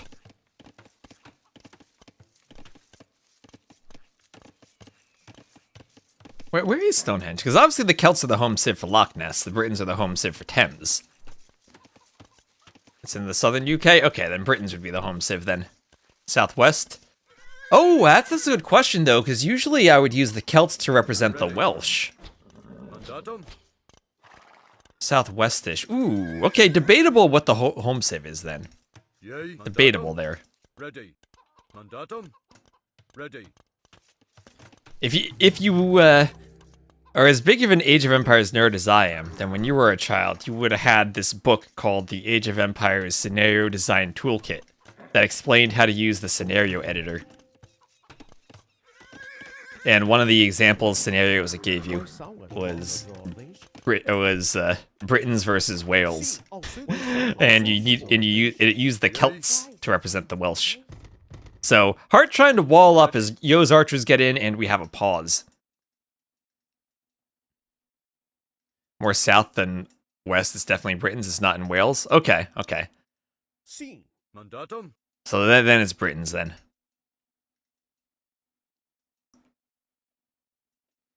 I mean, it could also be Goths if we go by the Battle of Hastings scenario, where the Saxons were represented by the Goths. Or it could be maybe the Franks at some point, where William of Normandy was represented by the Franks. It could even be the Sicilians, because the Sicilians were supposed to be the Normans. Normans that went to Sicily instead of the UK, but Normans nevertheless.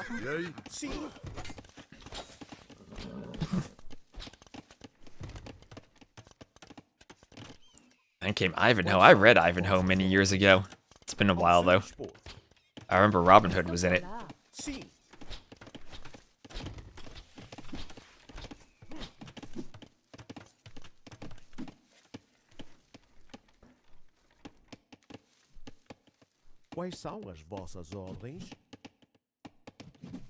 Goths is a better representation of the Saxons than they are as the Goths. Oh boy. The Welsh should be represented by Britons because they invented the longbow. Ooh, now that's a point too. Longbows. Wasn't that mentioned in William Wallace at one point, Welsh longbowmen?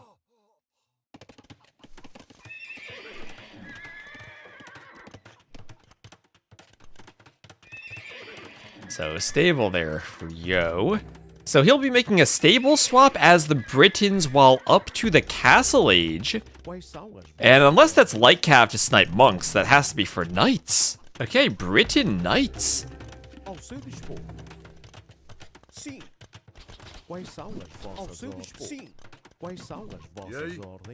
There were a couple of Joan of Arc campaigns where the Britons made knights. Or cavaliers, so John Fustulf. Shrewsbury, I believe, made some. Ready. Oh, the houses from Yo. Yo with the quick walls? You didn't expect that from Yo. Doing a couple of scouts on the way up to deal with skirms.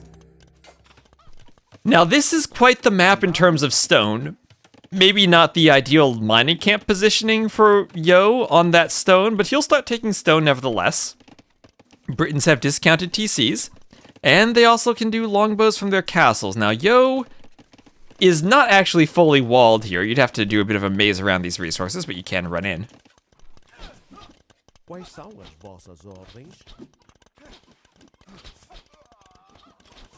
Ready. See. Oh, service for. See. And there's Yo up to the castle age. Oh, service for. Archers picked up by the skirmishers.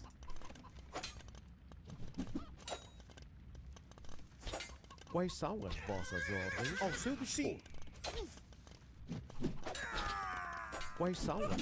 And spear going down? Ooh, not quite. Yes, goes down. The scout doesn't survive. These scouts doing work for Yo. Absolutely the right call to add the stable. The scouts are incredible here at picking off the skirms. And still a good mixture of skirms there. Yo has to do a mangonel to defend, but doesn't hurt you as much as the Britons to add that in because your TCs are cheaper. And I imagine you want to go for 2 more TCs, if not 3 more, as the Britons here, and kind of go crossbows and make an eventual transition to longbows. It is rather tricky to go for longbows, as the normal longbowman is actually weaker than the arbalest, and it can be a lot simpler to go crossbow into arbalest than it is to afford elite longbow. But against the Portuguese, who rely so much upon their gunpowder, having elite longbowmen as the Britons should be one of the best units you can field against the Portuguese.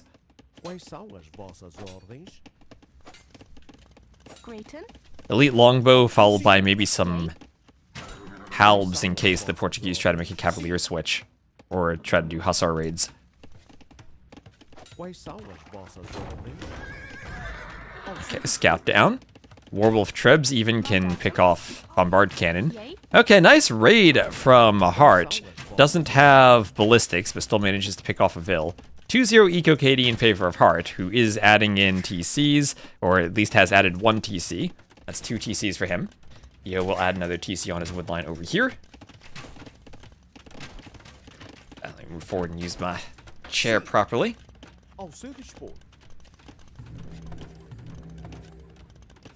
Ready. See.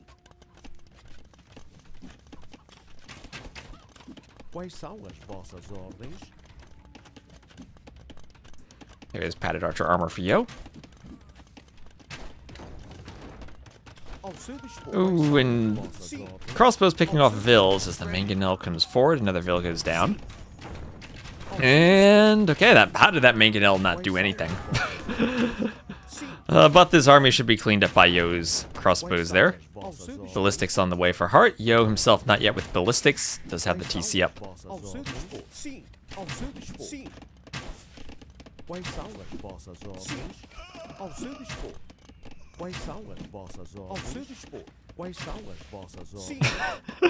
What is that mangonel doing?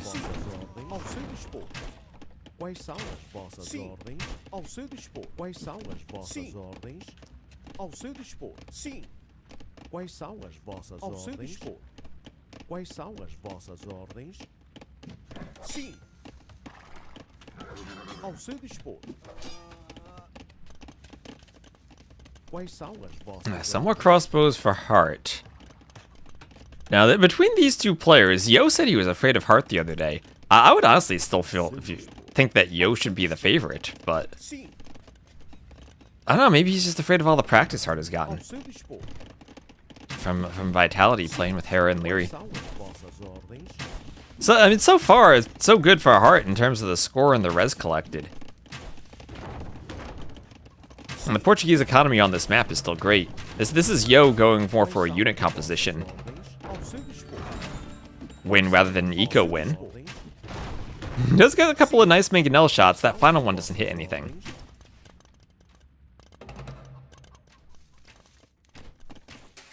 I honestly do not know how to tell whether mangonel shots do damage or not anymore. So Hearttt with a 10 Vil lead. And this is where I feel Yo is on the downside of not having that extra TC. Heartt's eco has been so smooth. Cheaper archers, berry bonus. And he's taking all the berries in the back. Look at all these berries that Yo has remaining. He only has 1 mil on them compared to Hearttt. Triple mil, berry bonuses the Portuguese. I guess they don't take them faster, but they get wood while taking them.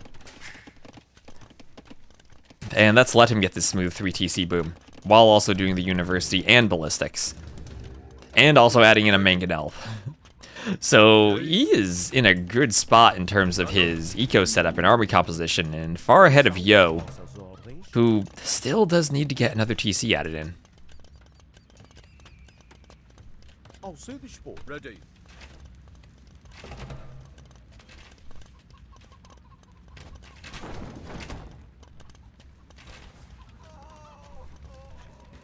They don't care about score resources collected. Britons care about hundreds of longbows or arbalests.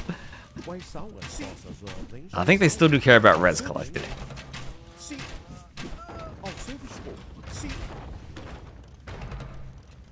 Okay, Mangonel pushes a skirm.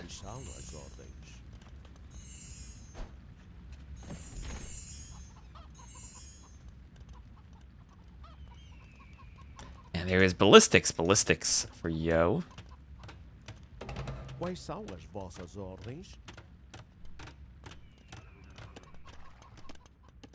And Hearttt will move back from the wood line. I don't think he has a weak wall there. Barry should be behind that palisade. Maybe open there. And Yo gonna have to rely on the range of his crossbows that he's not microing right now. The skirms are closing the distance. Ooh, this is a rough area for Yo to run his crossbows in. If he heads there, he won't be able to escape, and he's cut off now. He just has to rely on Britain crossbows being strong. And they're gonna die to the skirms, Yo! Oh, ballistics is in, but he's losing the army by the time ballistics is there. And he just lost everything. Oh, Yo, he's going for TCs along the side. Hearttt taking the middle. The sides are a bit more valuable than the middle on this map, I feel.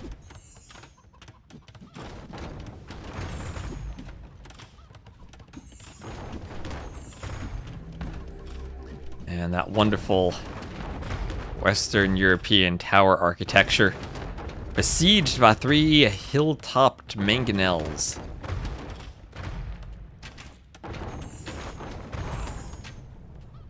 And with the watchtower no longer protecting the only access to Yo's town, the mangonels get a great shot on the crossbows and villagers. And the mangonel goes down by the TC. And Yo is struggling here, down 2k score, and will just call the GG. He's not going to try to boom this out and win in the late game like he sometimes does. He will simply call it. He simply will call it. And wow, impressive, impressive. Well done from Hearttt. In a Civ matchup that I think is all about economy for him. Kind of playing that same way that you see Hera get wins because his eco is smooth. That was a military that was larger for Hearttt to the point that Yo couldn't damage him, and he kept picking off little fights in Yo's base that damaged Yo as he pulled ahead. So GG, well done for Hearttt. Downhill towers go down very quickly, especially the watchtowers. The feudal age watch, or not feudal age, but the unupgraded towers to mangonels.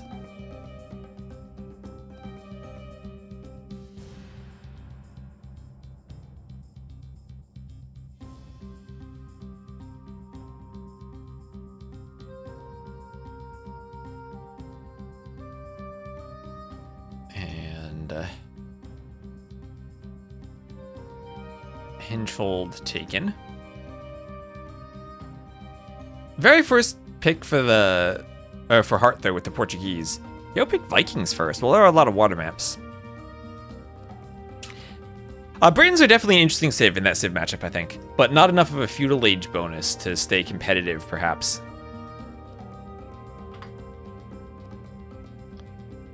Let's see, dashboard still says Hingefold. Let's refresh. And Stone Drift. Stone Drift. The one with all of the islands of stone in the middle. Team Islands readjusted slightly, basically. Loch Ness comes down to early water. Yep, it is an aggressive water map. Very Highlands-like, I guess. Oh, the two Scottish maps. I guess Highlands doesn't refer to the Scottish Highlands. I guess it just refers to the same concept of map as AoE 1 had. And think about where we are now with all these maps. Age of Empires 1 came with 5 maps, 2 of which were islands.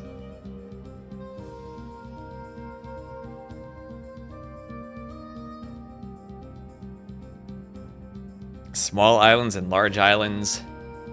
And I think it was inland, highland, and coastal? And then Rome added 4 more maps. I think it was Oasis... like Narrows, Continental, and 1 more. Continental was the one that I think is played fairly often.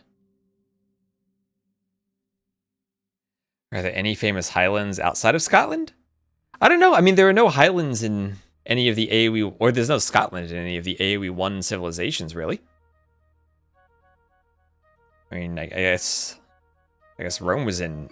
The Romans would have been in Great Britain at some point. But you think of them usually as south of Scotland. New Zealand has highlands. Okay, again, not really AoE 1. I need to learn my geography better.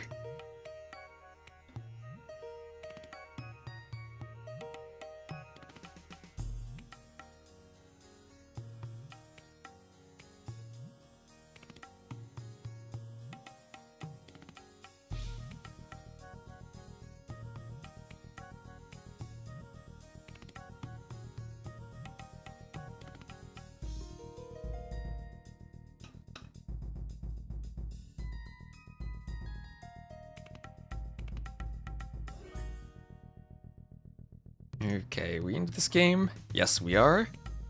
I'm not loading for some reason. Alright, hopping in on Stone Drift. Yeah, and Vikings Malay.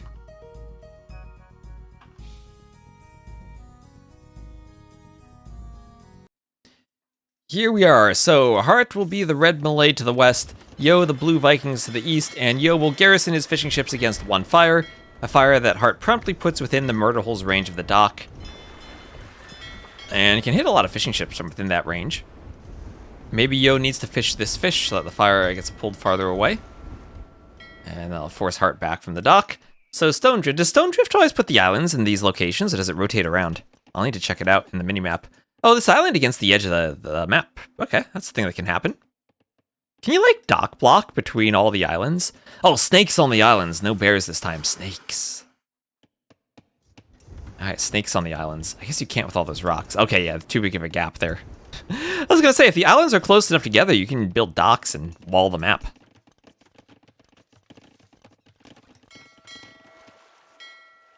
Western Brazil. My search results for Western Brazil were Pantanal. I guess that's more southwestern Brazil. Maybe northwestern Brazil would be more mountainous.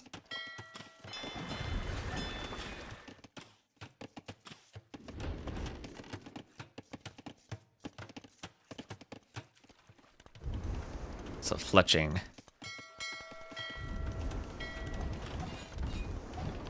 Or yeah, in southern Brazil too, as you get towards Argentina and Chile.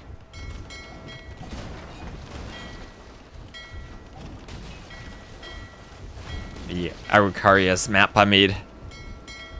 That's high enough that it occasionally snows from what I saw, so I added snow to it to make a bit of a difference in biome. So also that we had one map that looked different than the others.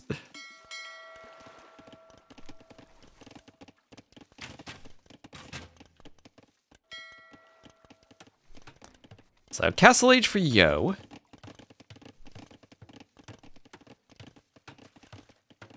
Yeah, it's always 6 islands, I think. Well, that's what I've seen, 6 islands every time. But Hearttt dominating on the water so far? That's 7-3 military now. Yo, however, going for the faster Castle Age. And I genuinely wouldn't be surprised to see Yo play for a landing. This is the type of map I would kind of expect Yo to play for FC Conquistadors with a landing. But Here with the Vikings, maybe he's thinking more simply to go longboats and hope that longboats dominate.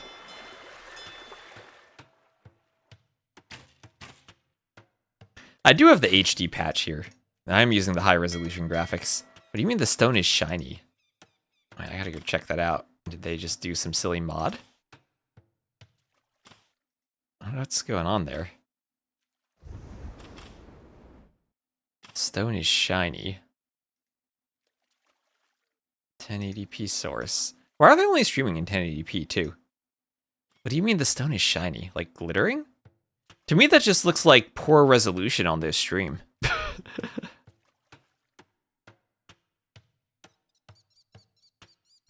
I'm not seeing the shine. This stream actually looks really low res. Maybe let me check out their YouTube streams. I know they have a clean feed on YouTube. Maybe that'll be higher resolution. As well, let's cast the game while we're doing that. We have Yo up to the Castle Age, Hearttt up to the Castle Age, and it is longboat time. Longboat time for the Vikings. As we have Bowsaw for Hearttt. And some galleys and fires in the middle. Some fishing ships go down to the fish at the south. Yo getting them out of the way as he starts to amass longboats. And let me check this Red Bull Discord for the feed. Day 2. Oh yeah, this is so much higher quality than the Twitch stream. Yeah, look at that. The stone looks like... It doesn't look different to me, though. It doesn't look different to me. It looks just like normal stone. I think YouTube's a few seconds behind there. Vodka's doing his observing. Anyway. Shiny stone leading to a longboat fight. Fires from Hearttt. Now in the past, longboats dominated against fires. I think that's still the case. Fires are probably the best ship to use against longboats. Highest to sea view.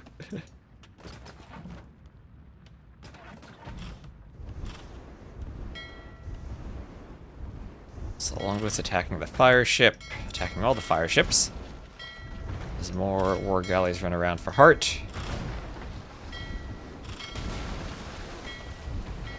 It's actually been around a year or so I've been in the 1440p beta on Twitch, and I've not actually heard any progress from them on making 1440p support non-beta or 4K support. I know Mem's had that since previous Warlords. At the very least, and probably even longer for him. So I'm still waiting on that 4K Twitch support, like I had on YouTube before I upgraded to Windows 11.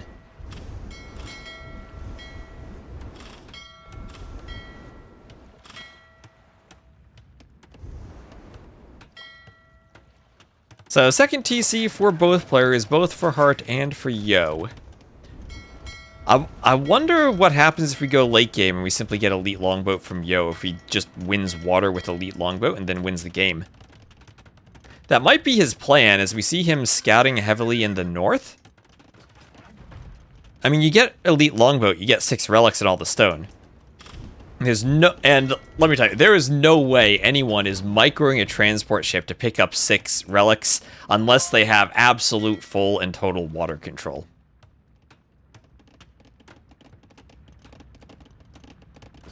Seeing longboats and fire ships fighting together feels weird. You're right, the Vikings did not have fire ships in the past. Oh my gosh, look at that poor snake. That poor snake. It's yellow like the Viper, upside down, decaying into the water.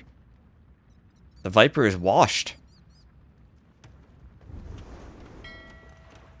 It's a clinker construction for Yo. Well, they can be game-changing, but it's so much micro to pick up a relic on an island. That's one of my map design lessons that I've learned over the years. If you put relics on islands, no one will pick them up. Here's clinker construction for the movement speed for the longboats too. And Yo losing the water, that's a lot of fires for Hearttt. And Yo, he has medium warships for the fires, but didn't go for hulks. And maybe a few hulks would be nice to help out against the fires, if longboats themselves aren't cutting it. It still is 8 longboats. Yeah, the fires take a few volleys of arrows to go down there.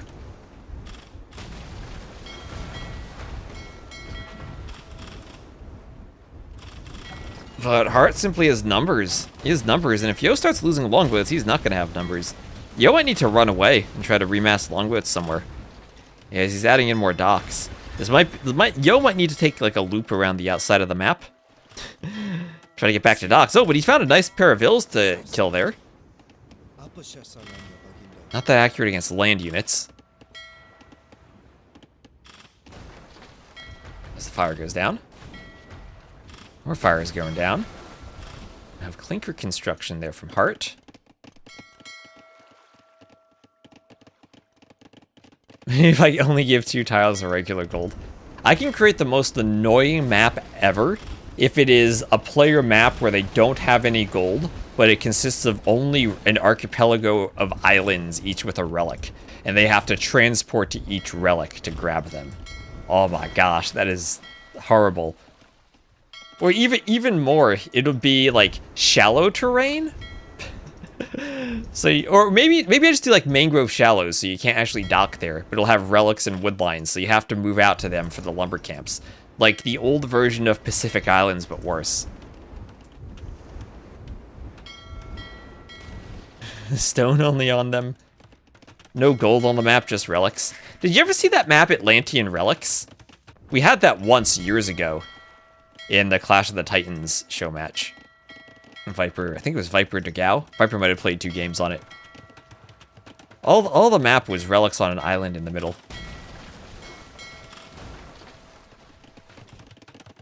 Calm down, Satan.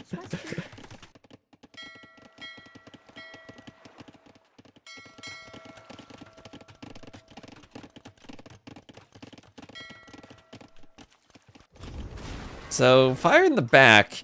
Yo's still booming, so 70 to 68 fills. I was worried for him earlier, but he redocked, and with the redock, he's able to add in enough longboats that now he's starting to reach that critical mass where he's almost able to one-shot fires.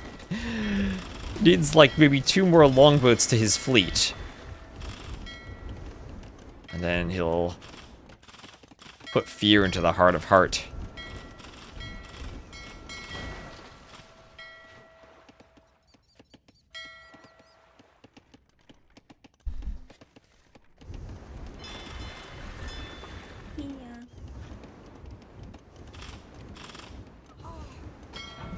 Everyone picks Portuguese just to go for Vitorias.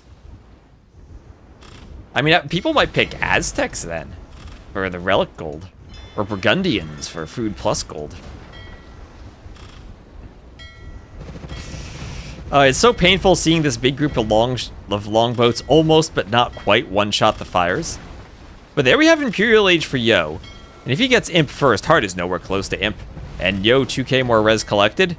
Free wheelbarrow and handcart are great if you're adding NTCs and booming on land as the Vikings.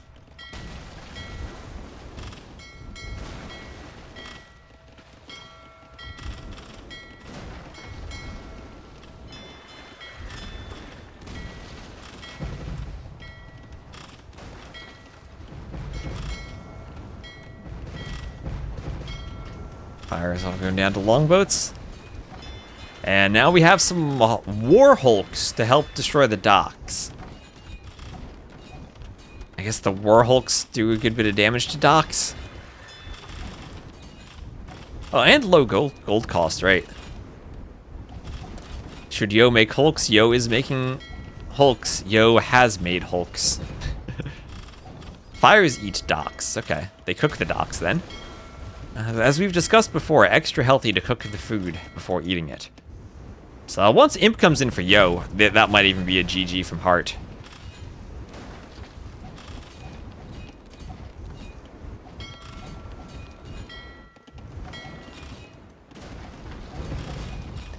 I mean, that's not for this event. No, not for this. These are all Trezini's maps. For their Brazil tournament, that'll be the qualifiers for that. Coming up next, I'll have made the maps. And then for Warlords, I will have edited the maps for Warlords. And there's a GG from Hearttt on seeing Imp. Oh, I'm realizing I have sound Oh, I'm hearing sound twice because it's on the YouTube stream. But yeah, there's GG. Nice and simple. 63 to 44 KD for Yo. Eco-wise, more eco for Yo.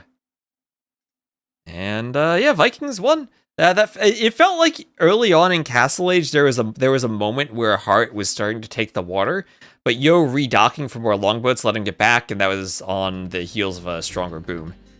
So Vikings on a water map winning. Who would have thought? In our year 2026. Click delete longboat. Click delete longboat as fast as possible. So Stone Drift won by Yo. Instead of the classic trib button. So first pick Vikings, first picked for a reason. Malay at the end of the draft for a Hearttt. His draft strategy was, okay, Yo will win one of the water maps with Vikings. I'll pick Malay at the end. Maybe anticipating the Stone Drift situation.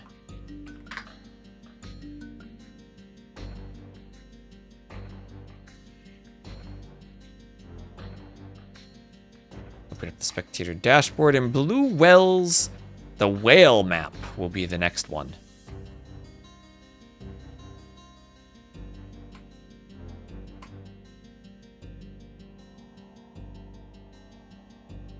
A whale map. Like Blue Wells as a concept.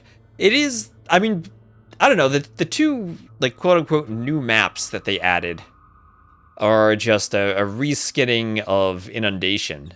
Not of Inundation, of Immersion from the last Warlords, where they put whales in the ponds, and then Team Islands, but with, like, rocks in the middle? But the rocks are kind of useless, because it's too much micro to land on them. Late game they could be used, but I don't think that really adds too much variety to the map. It kind of get in the way of your ability to micro your warships.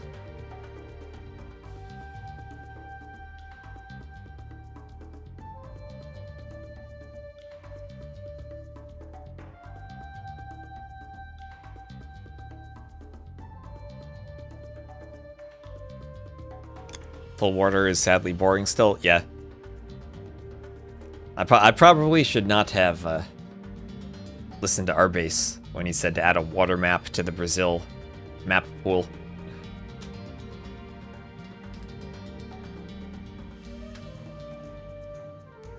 I think the rocks make it more interesting to look at and provide places to trap ships. I don't think you really trap ships there because they're like they're small islands that you just sail around them. But they do definitely make it more interesting to look at, that's for sure. They do make it more interesting. I guess it's fair to ask whether maps simply being interesting is good to look at. Hybrid is good, full water is not. I kind of have the opposite impression. I think full water at least is more interesting because you can do landings. Hybrid maps are kind of just men-at-arms and hulks. I've seen way too many men-at-arms. Okay, ooh, okay. Mapuche versus Saracens.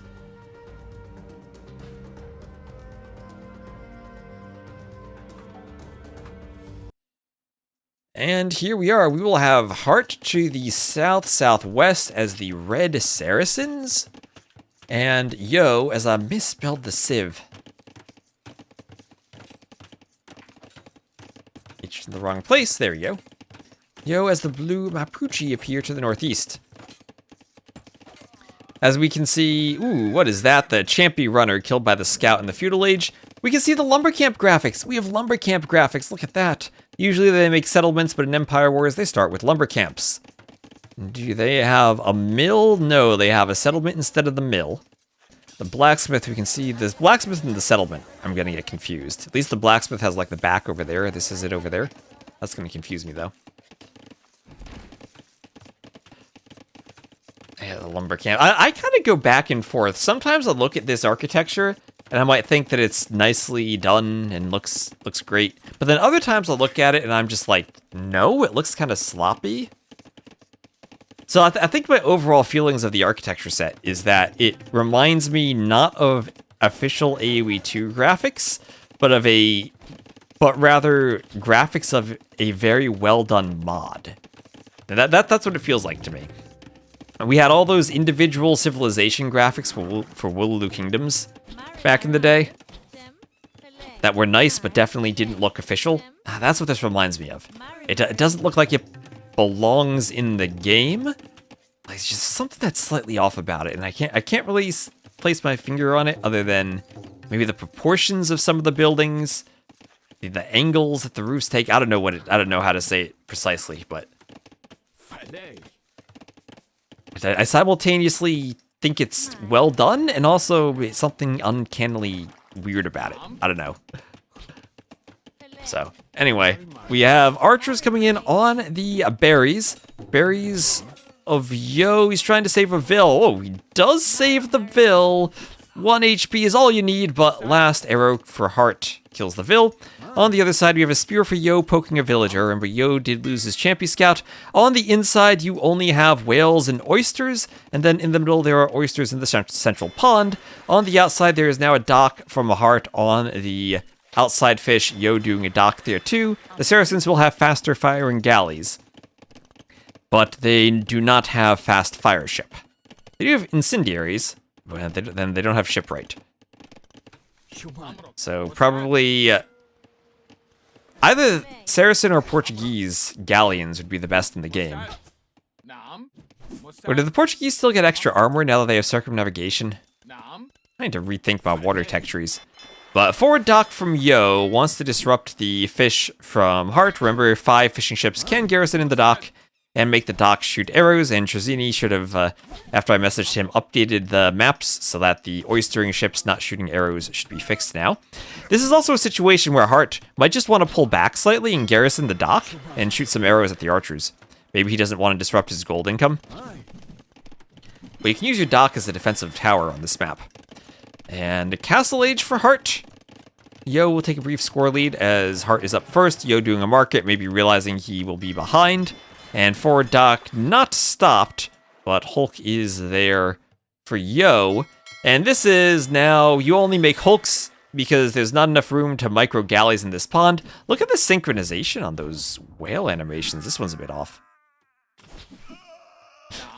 Usually you want to have your stuff randomly offset so it doesn't, your animations offset randomly so they don't all mirror each other like that.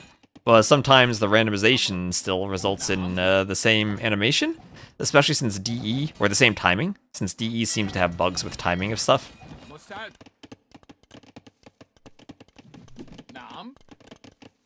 So there's Padded Archer Armor, Bloodlines, and Castle Age all on the way for Hearttt.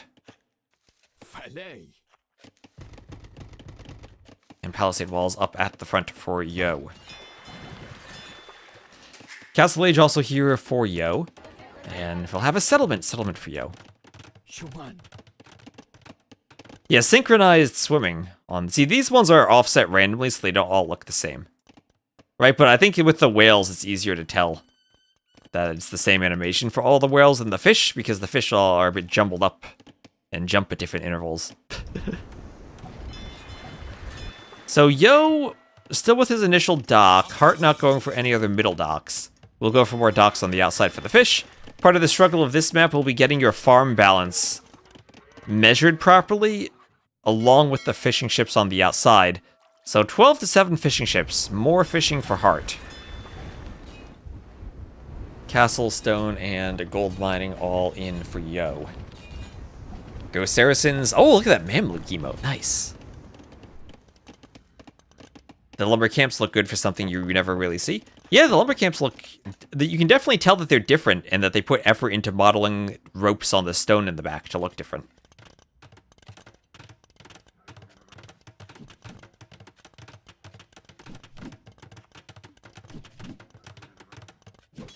Is dropping R acceptable, or is it an online-only thing going on by non-English speakers? What do you mean?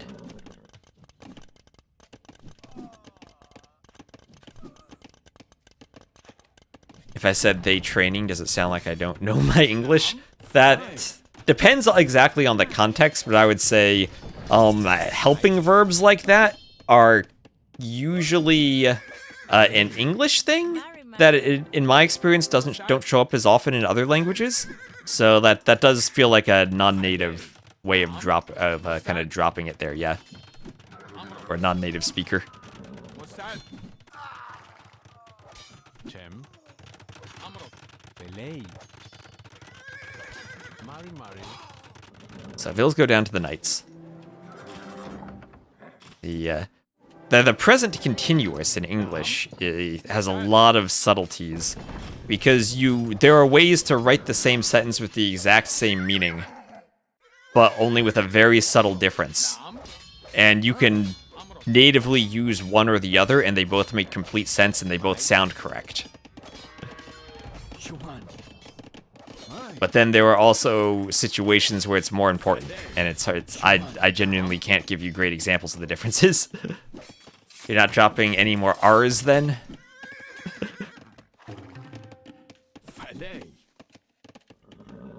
It can also be like a slang thing. And there are the Konas. I have not seen the Kona yet. That Kona just got extra HP? Or extra attack? Wait, what is that 9 plus 5? 9 plus 7 attack? What the heck? What is that attack? What is this thing? That's like a roll the dice unit there.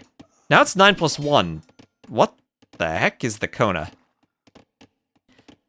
Deals increasing damage to injured units. Strong versus infantry and foot archers. Okay.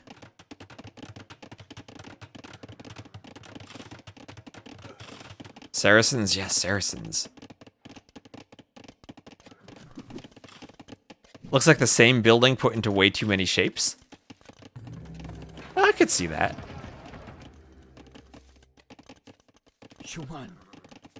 Yeah, you know, I do think that's pretty valid, right? You wouldn't look at, as much as the other architectures are related, I don't think you'd have that same criticism about the, like, the Western European architecture, right? Like, the stable and the barracks and the range all look distinct.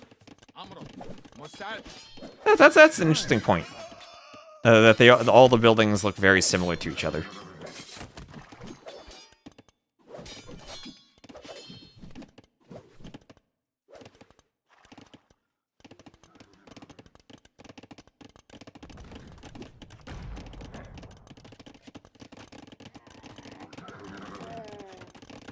Belay.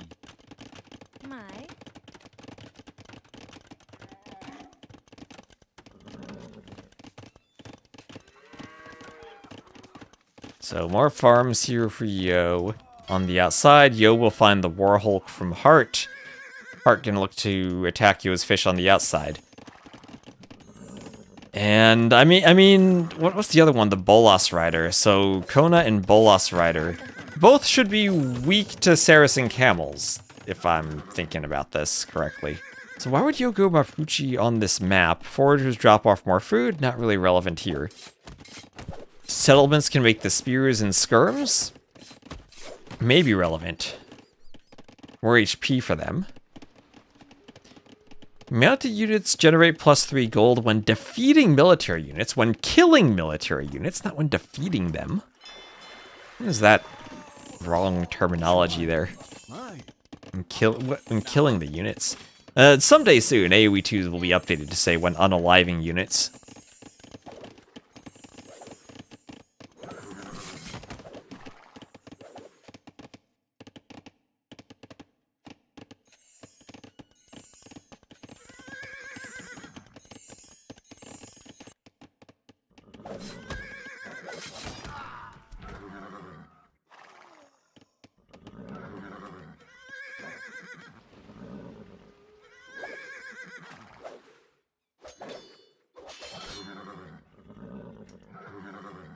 So camels chase the Bolas Riders away. Medium warships for Yo.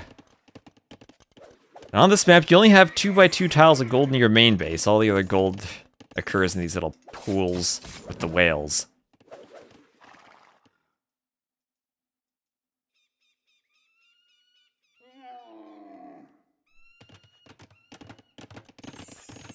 And Yo's starting to get a better group of Konas here. And Bolas Riders. Again, I feel that Hearttt should be able to go Saracen camels and deal with this. He's doing fishing lines now. Yo with actually more military numbers. He's down 84 to 50 eco population. Maybe this will be a good fight for Yo, but at the same time, Yo having a TC, maybe denied there in the back.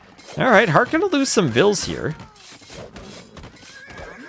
Vils going down. Monk goes down.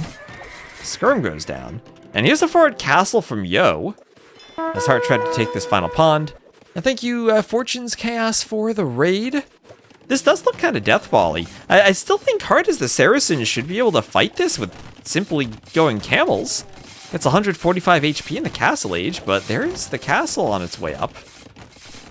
7 Vils on stone for a Hearttt, who maybe is going to have to throw up a panicked castle.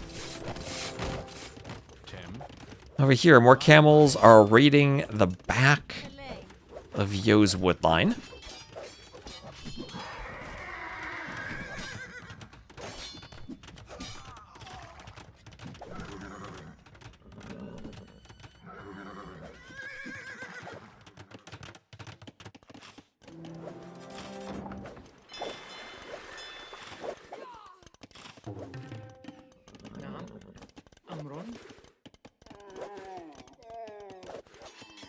And okay, this is a good raid from Yo, who still is down 1k score.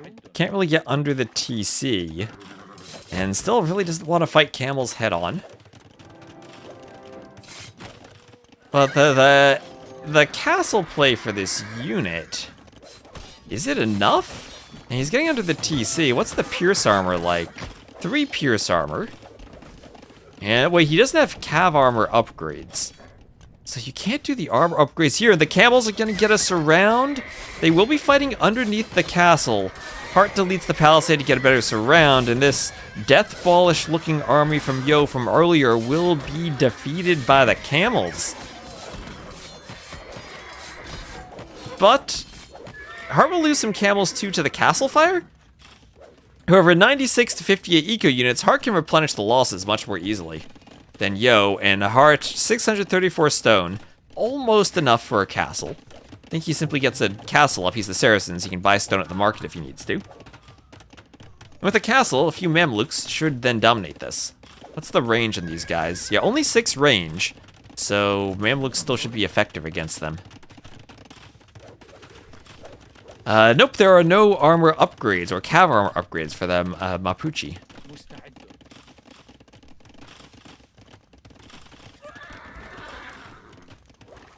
The Bolas has... It does count as cavalry. It has 2 cav armor, so it resists... Or a 2 extra bonus against cav and 2 extra bonus against camels. It does count as cav, though, so the camel bonus against this will be much larger. And what is the camel rider? That is... Yeah, plus 9 against cav. And 0 camel armor.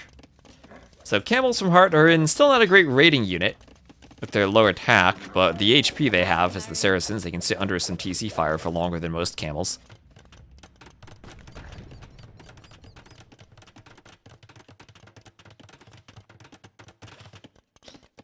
A wheelbarrow for Yo so he can run his Vils faster if he needs to. That is a Vil going down on the wood line.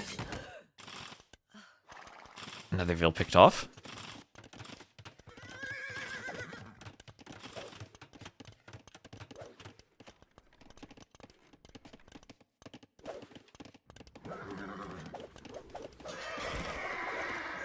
Cav go down.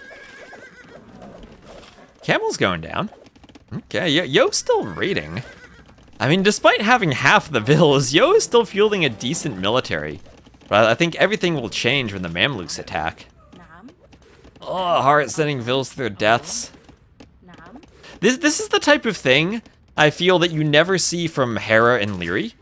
Sending Vils back to a resource that's currently being attacked.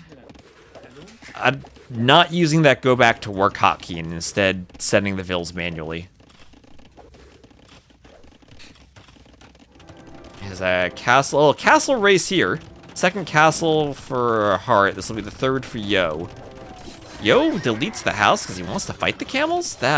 Or is that Heartt's house? Someone deleted a house there. Must have been Heartt's house. Yo had a house to quick wall. But camels there will be delaying the castle, those Vils running. And this castle will go up for Hearttt. And Heartt's gonna go up 2-1 here. F's in the chat for Yo's castle attempt. Doubt made it to Red Bull after all, in the spirit of that castle.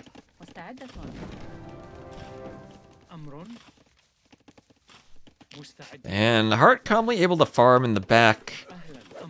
Some vills will go down over here.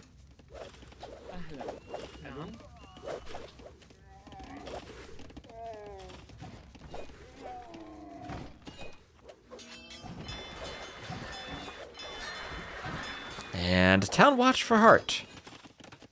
Camels closing in here on the Bolas Riders. What's the meme for the Bolas Riders? A charged attack that slows down enemy units. Okay, so quite memey. Maybe the charged attack helps against the camels. They do look maybe a bit slower there.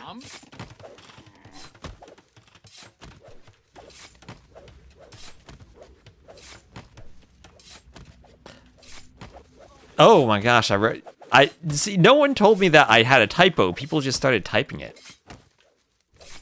All right, there we go. Oh my gosh.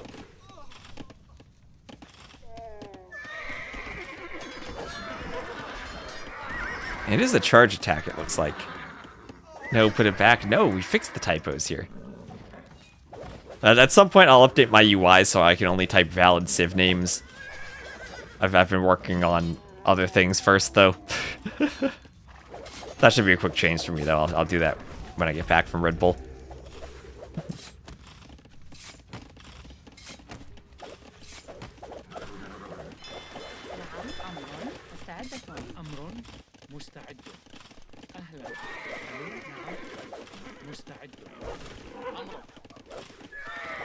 Alright, so Mamluks will attack the Bolas Riders.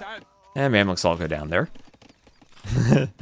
Right, you'll have to riot then. You'll have to riot. Improve the chat engagement with a riot. Let's go. I'm gonna get in trouble with Microsoft. I can't even say that. Let's stick with Microslop. So Warhulk's attacking the fishing ships. Zagharoth flipping the table. Well, I bet Yo wishes he could turn a table that easily. Or turn the tables.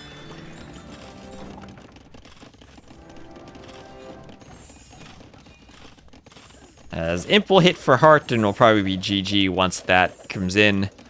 As it's still 80 vills to 119, and Yo is nowhere close to Imp himself. He'll be stuck in the Castle Age fighting Mamluks. And there's Imp. Where's the GG from Yo? He's not calling it? Yo not calling it then. He's thinking, I'm in the back of your base raiding. I'm gonna make you stop me before I call the GG. There were rumors where they dropped.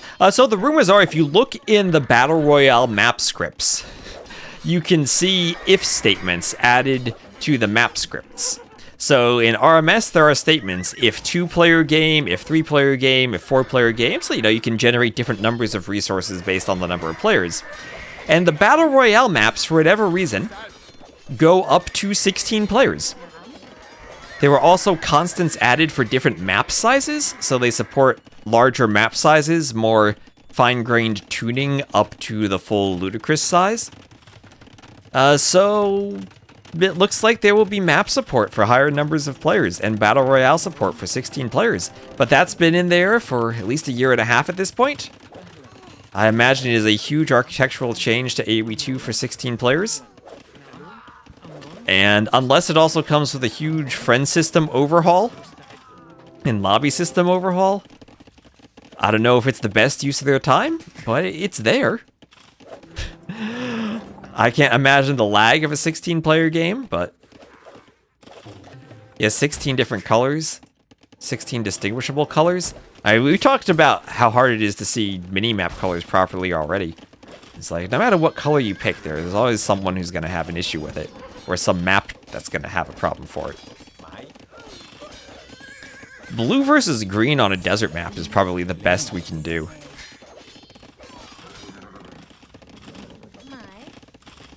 So another raid from Hearttt. Yo still isn't calling it. Yo will lose his castle in the middle. And now Yo, his trouble is going to be gold. He's mined the gold in his base almost completely. Only has about 800 left. And then all of the gold and the oysters in the middle and the other ponds with the whales is taken by Hearttt.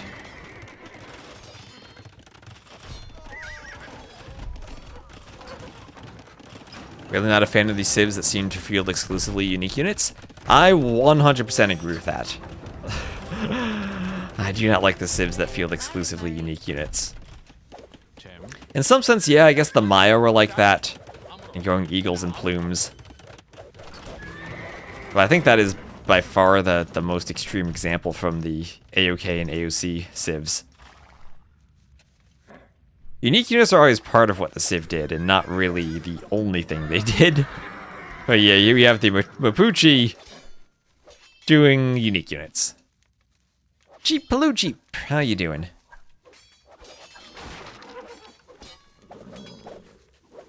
Welcome to the final casting stream. We'll do some vlogging streams over the weekend, I think, as I travel. Better now than you've seen my face, thank you. Mine's one of the best archer bonuses. That's true, but in AOC, they never made the archer line because they went plumes every game. So there's the GG. Yo finally decides to call it. That's been over for a while. My Hearttt will take a 2-0 lead after that.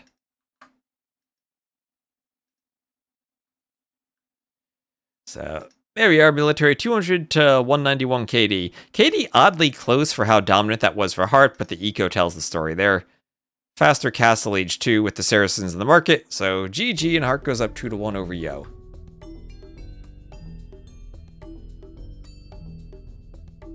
A core skill of playing RTS is multitasking, like equivalent to the aim with mouse and FPS level fundamental.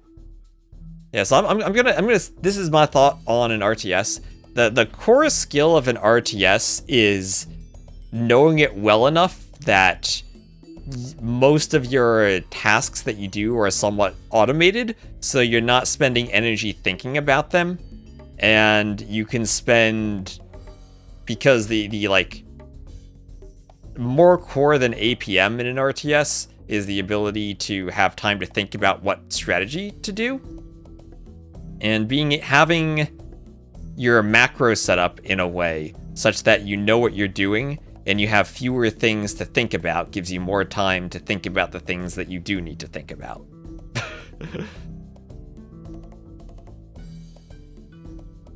New civs having a hard time. Well, the only thing they really did before the changes were the champion and the Dark Age, right? So probably are having a bit of a hard time. Should make a song about that. I expect the British naval uniforms that they're wearing at the Red Bull stream should encourage them to sing some sea shanties.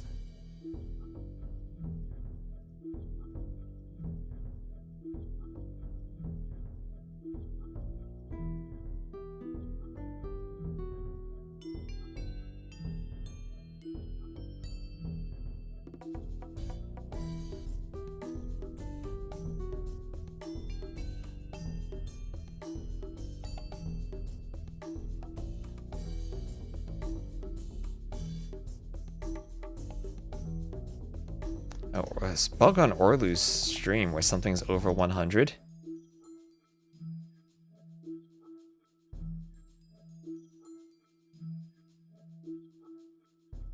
Ah, okay. Percentage completion.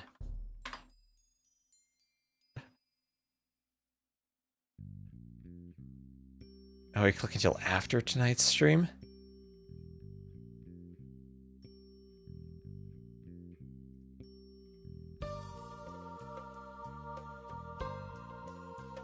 And next map will be Galasis.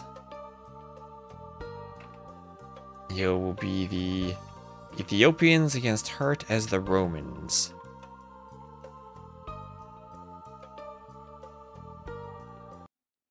So here we are on Galasis, game number 3. We'll have Hearttt as the Red Romans to the west, and Yo as the Blue Ethiopians to the east. Double bit axe for Yo. Salve, Impera. Tibi Servio. Impera. Has anyone ever built a wonder in a pro level tournament that did not involve the building of one? You know, in Masters of Hyper Random, which did involve the building of wonders because there was Wonder Victory enabled, Tato versus ACCM had two sets where Tato would, or had two games in a set where Tato was super far ahead. 5k plus score. And the game was completely over in Tato's favor. And he got ACCM to say GG by placing wonders. But in terms of just building a wonder foundation, I vaguely remember, I don't remember who it was, but years ago someone built a wonder. Maybe it was Doubt, and it almost backfired, because they almost lost after placing it. Other Age games need to take inspiration. That's the thing about Age 2. I think that the worst content they've added has been when they tried to copy other Age games instead of just doing their own thing.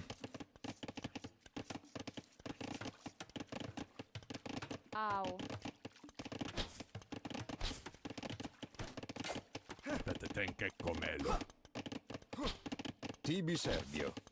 Impera. Salve. Tibi Servio. And Hulk for Yo is Hearttt is pushing forward with skirms. So Ethiopians want to go archers, Heartt's just going skirms. Romans are a civ I saw very commonly played on this map back during the ladder. Ethiopians, I don't think I saw them at all. I do Forgotten Battles Pacifist. There are a couple more campaigns I might want to do Pacifist. I don't think I'm going to go for the Forgotten.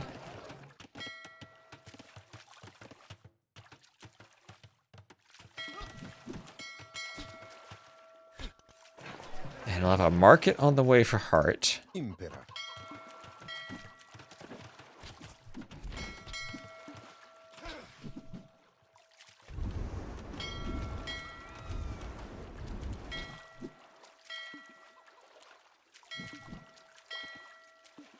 Salve. Impera. Tibi Servio. And Castle Age for Yo. So Castle Age, prioritize for Yo. Hearttt won't be too far behind in clicking up. Didn't actually kill a Vil, but did give himself a 300 res collected lead. And as the Romans, he will be one of those civs that actually gains resources more quickly, 5% faster for everything. So gathering from the fishing ships matters, and he's doing or gathering from the shorefish matters, and he's doing a fishing ship. Doing a fishing ship? What is this? A fishing ship? On the shorefish map? Maybe something we don't see enough of, but I like that. You have a bit of extra wood, you're on your way up, just add in a fishing ship. You have a couple of docks. Yo, just now doing his second dock. Yeah, Roman's OP. I think they have one of the best eco bonuses in the game. Before the Georgians, I actually think it's the best late game eco bonus. 5% everything. It's very, very strong.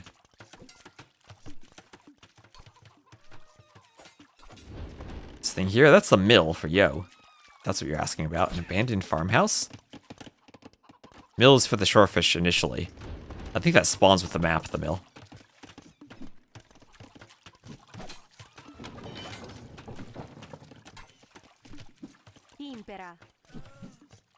Salve, Impera.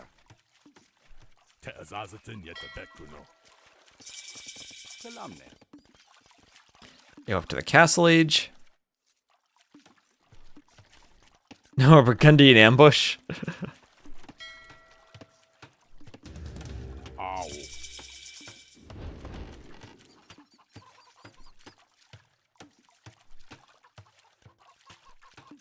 Is it just me, or did that mill have a different architecture than normal in the feudal age? Maybe I'm just going crazy. So I distinctly remember confusing the African mills with houses, but maybe that's just Castle Age onward? I thought it was a feudal age thing. I could be going crazy. This is what I remember the mill looking like. So longswords are in for Hearttt. Going Roman longswords, he will take out one of those rectangular sailed ships right away. I think that was a galley. And then the longswords will force the villagers back. Quite a few crossbows forward for Yo, but Hearttt prepared with some skirmishers. My eyes are deceiving me.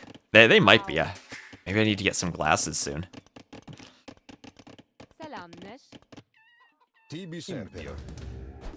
Oh, Mangonel, what type of shot will it get on all those skirms?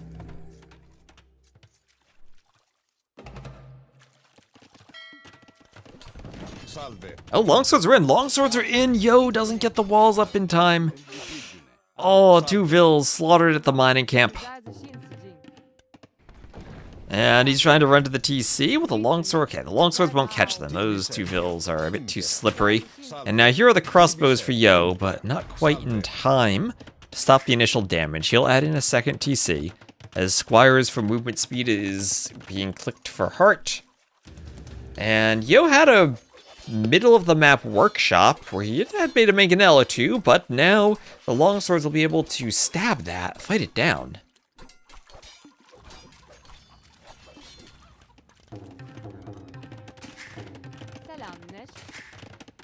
And a town center for Yo. As these longswords are actually walled in, there's no gap there. Walled in against the crossbows. No ballistics, so they're not easily caught.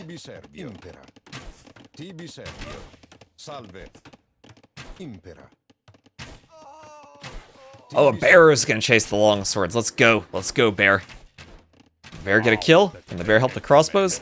Can the bear kill a crossbow? Oh, the bear's going for the crossbow! Oh, the bear helps the longsword kill a crossbow. It's going for another crossbow. Oh, will the bear help the longsword win the fight? Will the bear help the longsword win the fight? 1 crossbow down, 1 crossbow left, and the bear gets the kill! Let's go! The bear does it! The bear gets the crossbow at the end of the fight. Everything cleaned. Bear is the last one standing.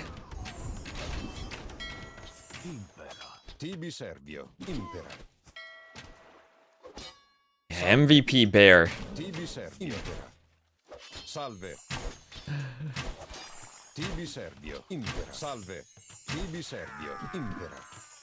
Archer is picked off, Mangonel coming forward.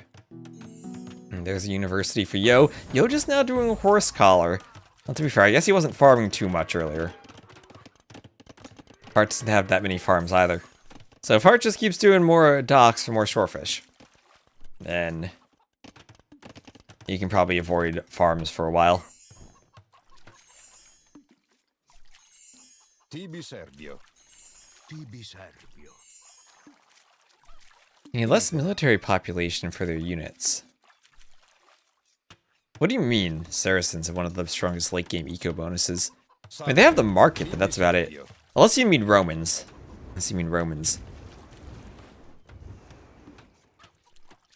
With their vills being more efficient. Yeah, we'll have to bear with losing those crossbows. I look at the split on the longsword's Hearttt even wanting to dodge the mangonel shot. Ballistics in for Yo. It feels weird that the vill count is the same, and the scores are similar, because Yo is down by 1k res collected, and I think Hearttt is pulling pretty far ahead with the Romans. It's in the back being cleaned up.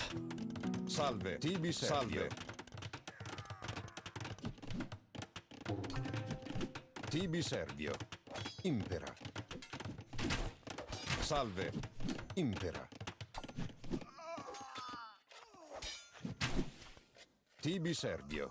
Salve. Impera. Tibi Serbio. Night will rush down the skirms. Salve. Tibi Serbio. Impera. Salve.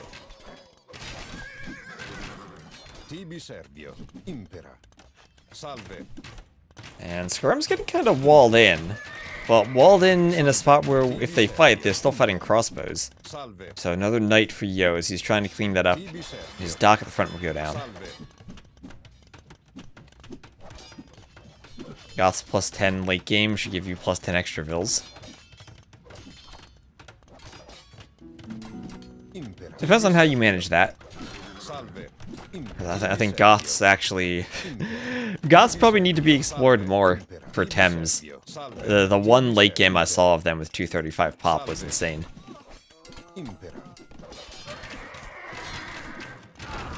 Mangonel hits the skirms. Great hit on the skirms. Maybe go for the skirms on the other side.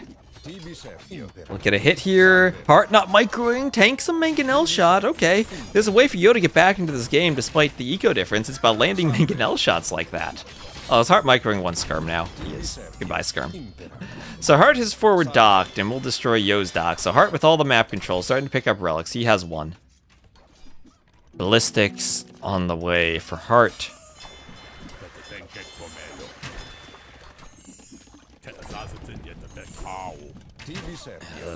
Crossbows would take out the long swords.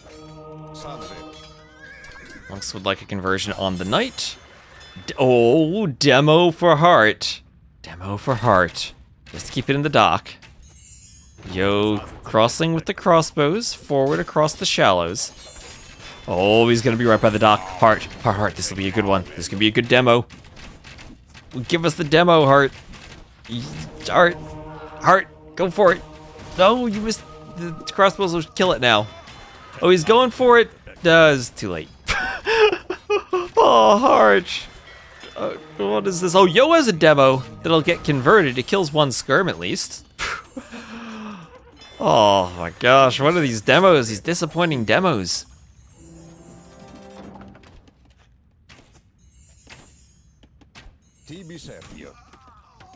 Yeah, sad demo time. We need like a sad demo emote. But when it doesn't work. Oh, Yo, there's a few vills here. They'll be killed by long swordsmen. Another dock will probably go down to long swordsmen. And wheelbarrow on the way for Yo.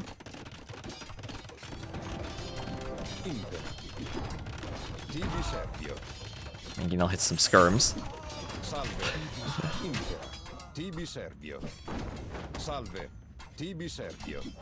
Okay, there's a demo. There's a demo.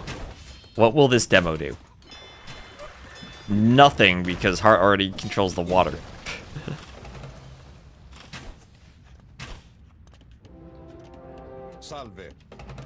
Showtell warriors should be nice.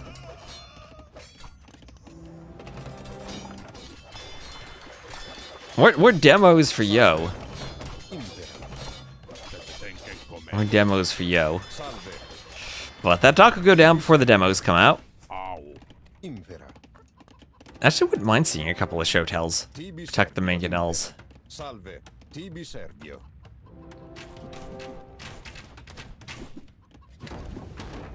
Honestly, Showtell plus Onager could be a composition for Yo to work towards here. Like, Torch and Engine Siege Onagers against Roman Scorpions and Showtells to protect them from Roman Swordsmen. Potential Halbs then? Okay, please be a demo. Please be a demo. Hearttt, use the demo. Hearttt. Oh, what is this missed demo opportunity? It's so sad when they're not upgraded with the other ships. Oh, man.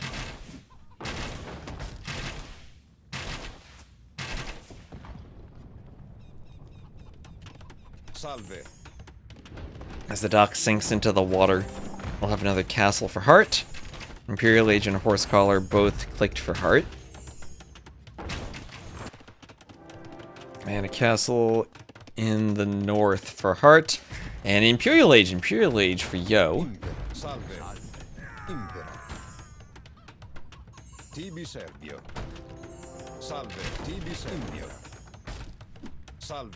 Can the Mangonel land a shot anywhere? Nope, nice micro from Hearttt.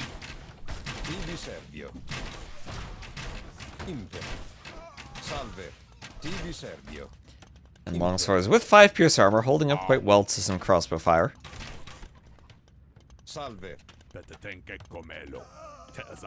Oh, nice micro to hit 2 crossbows. So Imp will be faster for Hearttt. It was still stuck on this hill as the longswordsmen start to kill some vills.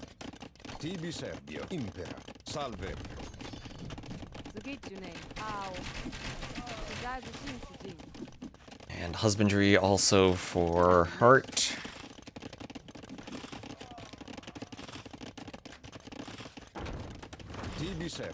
Mangonel hits some skirms. Skirms can kill the Mangonel too. They'll get under the Mangonel. Ooh, splattered some skirms. Splattered them.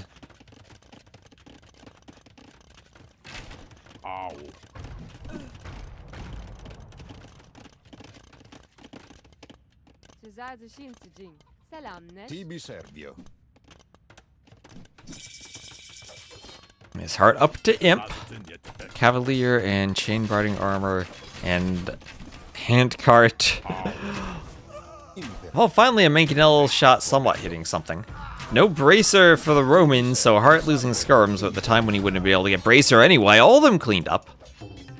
Alright, crossbows could go clean those longswords now, but Cavalier is on the way. Ethiopians should be able to go halbs. Maybe hold the hill with Arb halb, as Heartt's picked up only 3 of the 5 relics so far. I'm sure he would love to get the northern one that he hasn't scouted and the southern one that he hasn't scouted. So Yo will do outposts. You'll see them. You'll see there are 2 relics remaining. Also have vision of this castle. Kind of sad that Centurions aren't worth it considering how much eco and castles Hearttt has. Yeah, that's true, right? He's going to have 1, 2, 3 castles that he could put along with the legionaries.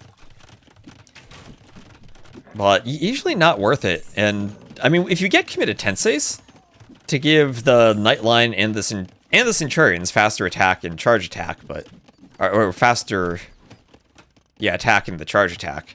I think just the production of spamming Cavaliers is almost always worth it over the committed tenseis. So thumb ring, chemistry, armor, all the upgrades for Yo. And now we're maybe looking at a Yo is held on long enough situation where he has to hope he simply has a better army composition. As there we have committed tenseis. And I do still think if Yo had infinite gold and could get to Siege Onager, Shotel, Halb, he should be able to take anything the Romans throw at him in terms of infantry or cav. Well, maybe with Arbalest and chemistry behind that. Our full upgrade's about to come in. And again, no bracers, so the Romans don't have good skirms. Makes Arbalest a pretty attractive option. And will Yo get this castle up, or will the numbers be there? The Cavalier numbers are there. That's something that probably wouldn't have those same numbers for Centurions. And oh, and double workshop for Yo, that both go down. Or that don't get finished. Alright, he's trying to hold the hill with Arbs. Killing quite a few Cavaliers. But denied from the castle. And, hell, fighting skirms. Don't love fighting skirms. They do kill the ARB numbers after a while. But you can do it. Skirms are their full armor, though, so they don't die. It's not like those Frank skirms. I actually kind of prefer fighting skirms. If the skirms have bracer but no armor. If you're ARBs.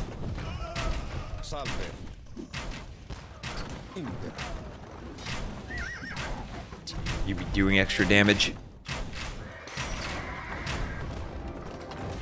And Heartt's starting to trib, but there is the castle foundation for Yo. He'll finish that. He's got siege engineers on the way. Okay, and finally a demo that will do nothing. Aw, demo. Finally, the arms were on the shallows, but way too upgraded for a feudal demo. Maybe if that were a heavy demo with all the ship upgrades, but not going to do that on this map. And a couple of fills. Okay, Yo has to delete this castle. Even at 83%, does he delete it? No, he does not. Okay, well, not only does deleting it give you the stone back, it denies your opponent the score from destroying it. I think you still get score from destroying foundations, the same as you would a normal building. Better than Cavalier and skirms without bracer. Let's see, well, the Cavalier numbers have at least dwindled quite a bit. And now Yo's evened up the score, and I think we're going to get a game 5 as the Ethiopian army composition. At the start I was thinking Shotels against infantry. And then you have cannon or onager to deal with scorpions, but Arbs are doing the job here. Arb cannon. Cannon would also help out against scorpions should any show up.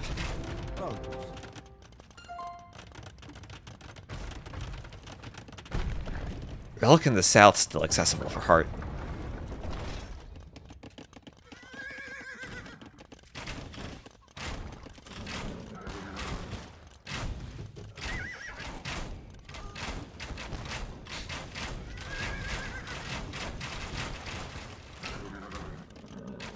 And okay.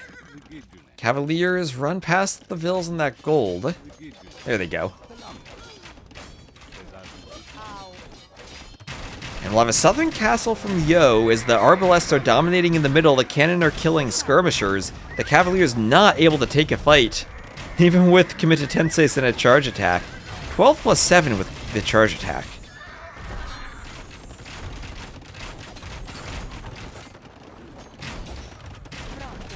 And it's Roman skirm plus Cavaliers. I think the Romans are a decent late game civ if it's a more open map and the Cavaliers have more avenues to raid. But here Yo simply needs to push from the middle of his base. And yeah, the middle of the map's kind of open, but if Yo plays it, take one side and move to the other, then he doesn't need to be as mobile. And for now, Yo can focus everything on one castle, keep the Arbs protected, and prepare to use cannon against the Trebs. Now, Romans, they have redemption but no sanctity, and they have block printing and movement speed from fervor. So they could attempt to convert the cannon, but still a lot of gold before you have the upgrades needed for that to do it properly. Yeah, I'd imagine Shotel should do well against legionaries, but I'm not sure about that.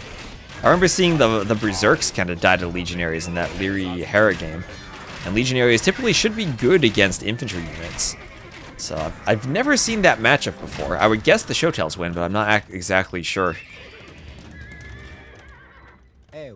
So more stables from Hearttt. Getting a stable where he could raid Yo's outside eco. Arbs killing some skirms as Cavaliers roll down off the hill to chase the Arbs. Salve. Impera. Tibi Sergio. Their gold mine for Yo. Impera.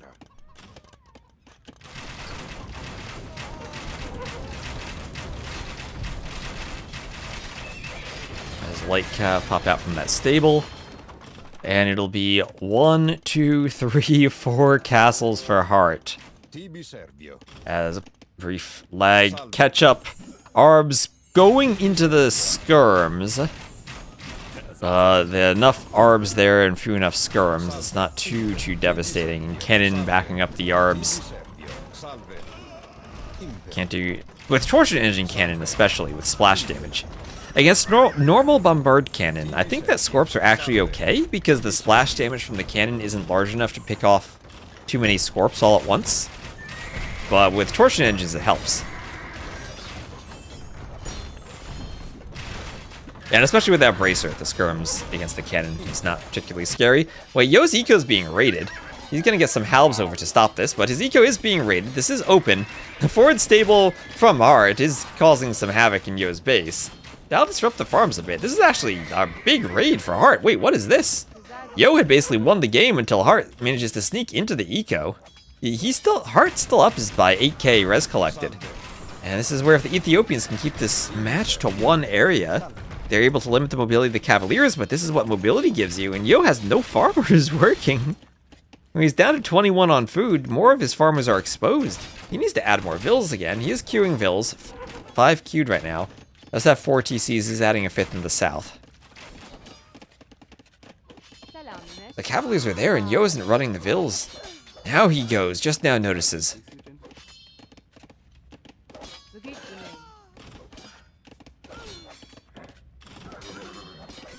Castle fighting Cavaliers as halbs poke the Cavaliers down.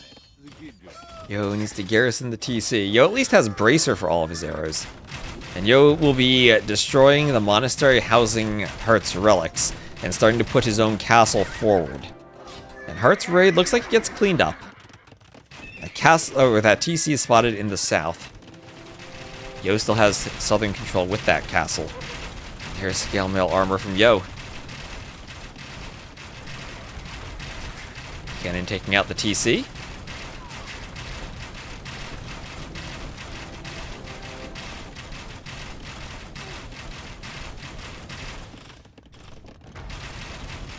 Let some vills go down.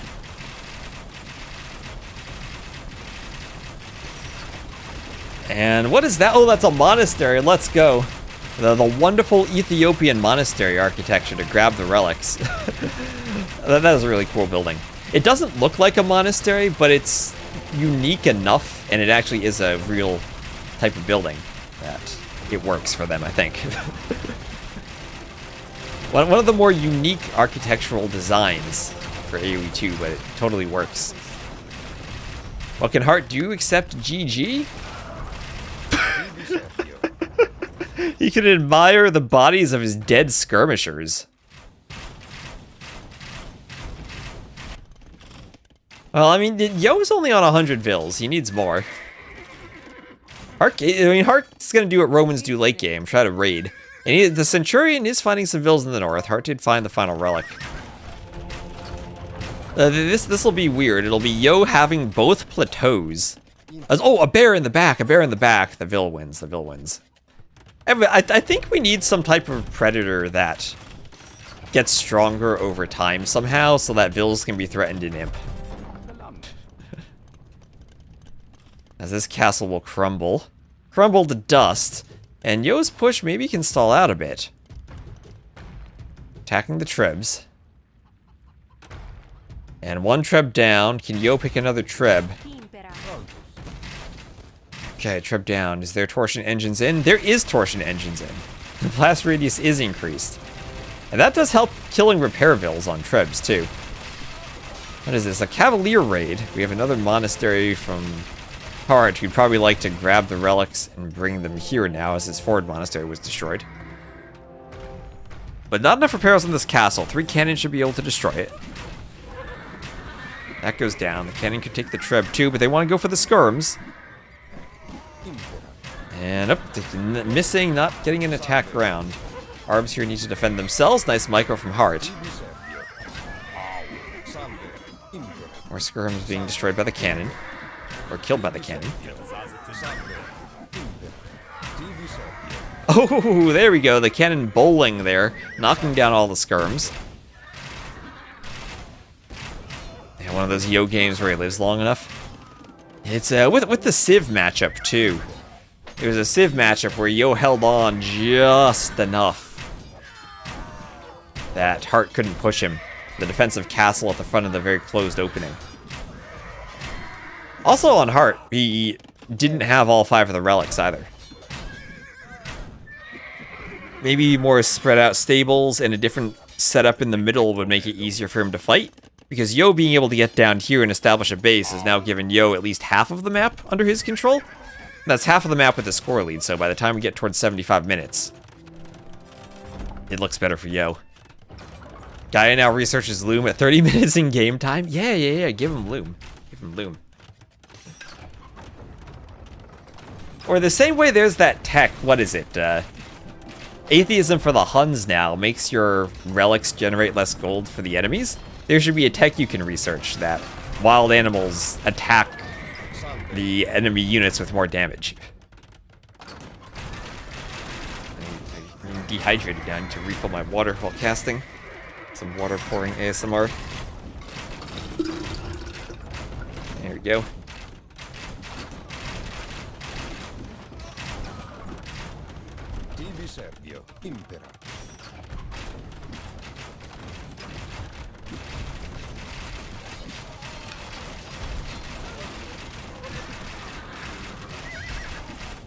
And that castle low but repaired. And 1 Treb left. The cannon will have to roll up to besiege it as well. And attack in tune with the trebuchet. Wolves spawn at the edge of the map and go for raids. You're giving me nightmares about, what was that? I think that Yodic campaign? It was one of the African Kingdoms ones. You had to perform all those little tasks for the villages, but the enemy spawned units on the edge of the map and kept attacking you from nowhere. Meanwhile, Halb's raiding the north of Heartt's base. A 1 Cavalier in Yo's base, but that's not as much damage as before. This forward stable being rammed.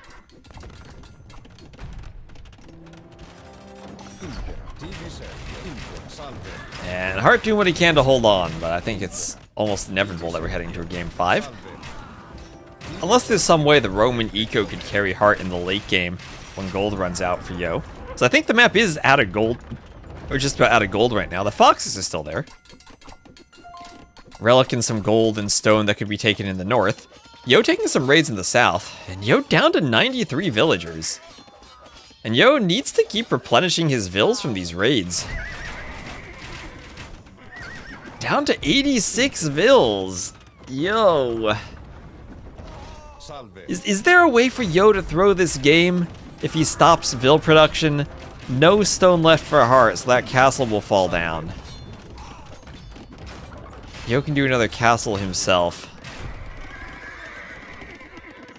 Embracer does hurt skirms. Torsion engines hurts them too.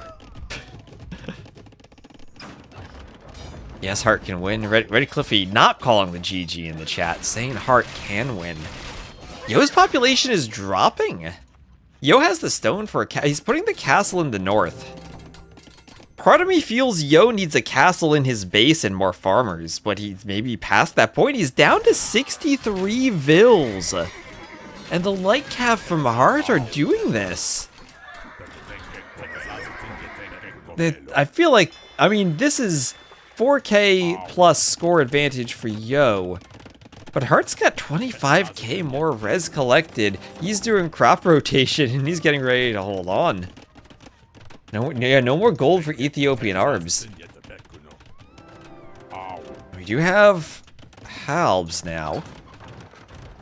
If those Arbs go down, if they go down, I'm more worried though about the raids in Yo's eco. Yo cannot replenish his vills. There are now 22 minutes left in the game, and Yo might be 0 vills holding on for a score lead.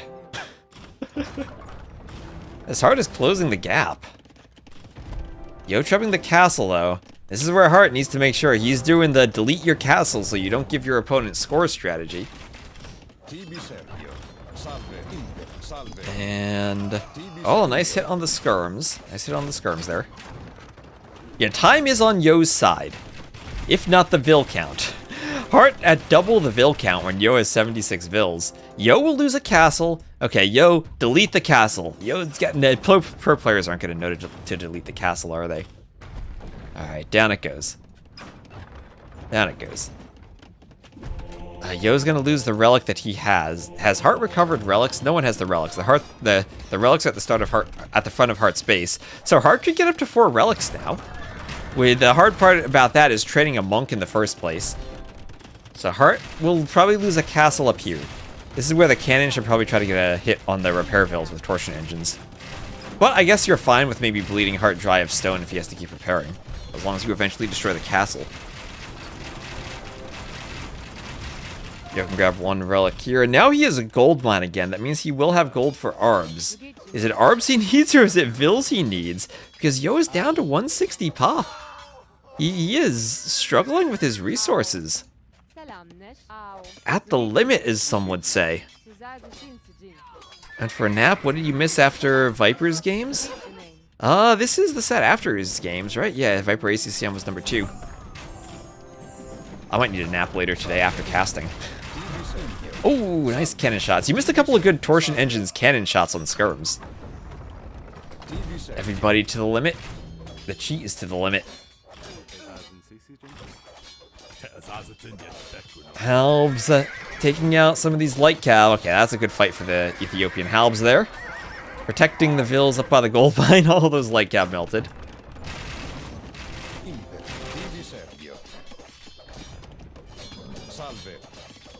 And Capram for Hearttt.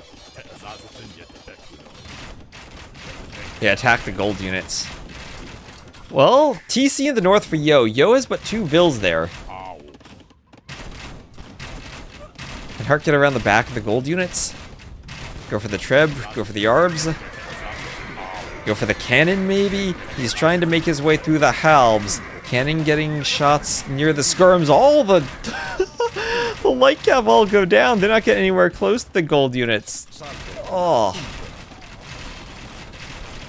As Yo's score lead keeps increasing, with 20 minutes left. Would Hearttt even win this game or a normal game without a score victory? Would he have the eco for it? Can he keep spamming trash long enough? Because you are right, once the gold units go down for Yo, there's no fighting Heartt's army. But will they actually go down within the just over 15 minutes remaining? And maybe 144 vills is too many for Heartt. He is more than double Yo's vills. Yo on only 67. And Yo on 42 pop. It's not like he has infinite military because of the lack of vills. Yo is 8 vills queued right now. And I can't help but think those vills on the wood need to be on gold or stone, but I guess Yo only 38 vills on wood? Not that many vills on wood. His wood is mostly in the south in an area where he's lost TCs and can be raided. Heartt starting to pick up the relics again. Where's his monk? There, he needs to grab the 4 relics there. Relic gold would be huge for him right now, and he's completely out of gold otherwise. Yeah, so this map, from what I've seen, does run out of gold within the time limit. This and Crownwood are there. Also Thames. Thames just runs out of gold. What we saw in Hera MBL. Okay, yeah, Light Cav are also fairly expensive, right? Light Cav are more expensive than Arbs, I think. Or are they the same cost? It's what, 25 wood, 45 gold for an Arb? So that's 70 resources compared to the 80 of a Scout. So yeah, the Light Cav are more expensive. Did I math that correctly? I think I did. Or is it 25.45 or 20.45? I think it's 25.45.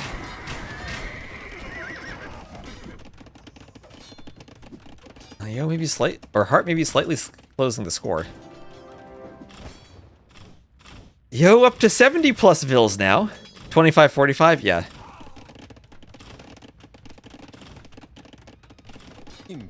Anything can spam the score. That's true, but some things are more spammable than others.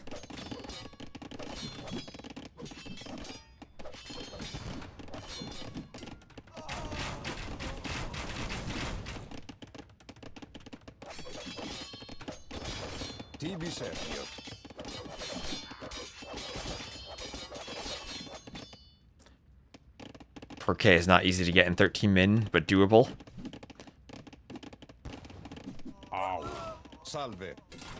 Not if you're taking losses. So Heartt trying to he would need to kill another maybe 30 to 40 vills of Yo so that Yo has no production, and then still have ways to take out buildings.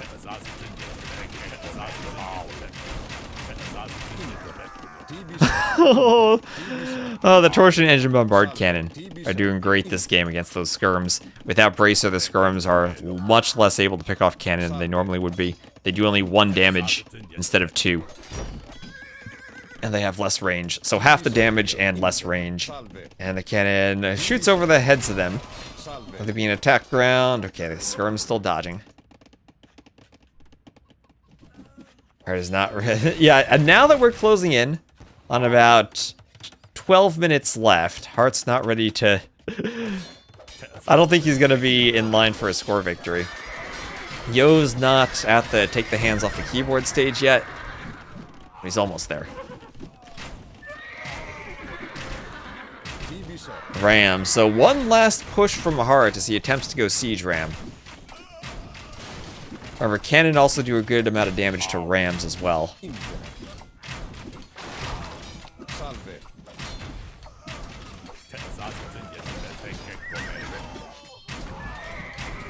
Skirm's hit by the cannon.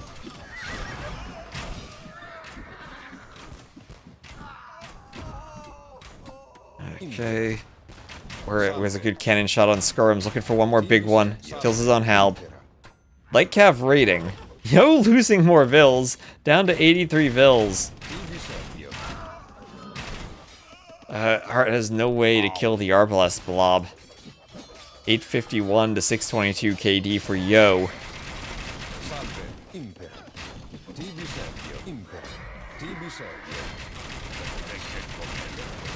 And the Ram is down. Oh, finally a good hit on Skirms. And I can't help but feel, were this not a time-limited game, Heartt probably has the eco to push Yo with how few vills Yo has now, and the fact that Yo hasn't added any more. But since Yo has a 5k score lead, he should be good to hold for 10 minutes now. Yeah, and he has a hill to camp, right? He's got a hill to camp. Hearttt cleaning everything from Yo in the south. I mean, Yo has, oh my gosh, 22 of his vills. He's got 74 vills, 25 of which are idled. And 22 of them are down in the south.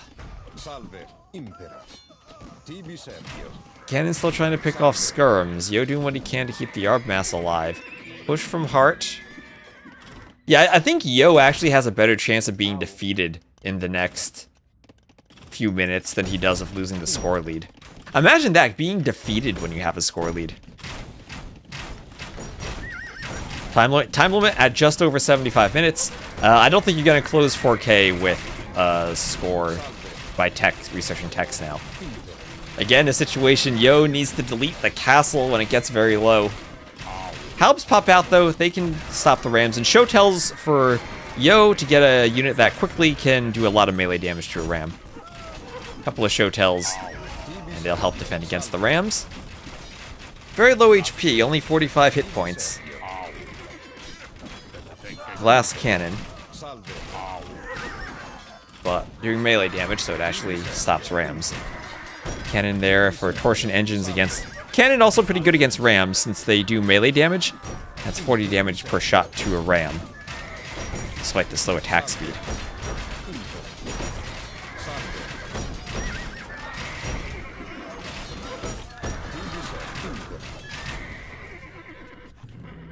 Research so that you don't need for score points. That will not give you enough points to cover 5k points. Having resources in your bank gives you 10% of all the resources. If you spend them on technologies, then when the technology finishes, you get 20%. So it's a little bit of a score boost. But it's not going to make up for the military score, which, let's see, I think the chat's blocking it. You can see military scores for these two. 11,000 for Hearttt, 18,000 for Yo, technology 4.2k to 4.2k. So tech score, there's a limit to it, and it's not going to make up for the KD, which is, at this point in the game, by far the large determining factor of the score. Where you get points, you get the cost of the unit that you killed added to your score. Going to be extremely long. I'm still advocating for the battle royale approach. After you get to 90 minutes, and then you start a 30-minute battle royale. Closing in on the sides. I think that's the way to do lands. Or maybe you get to 2 hours, then a 30-minute battle royale.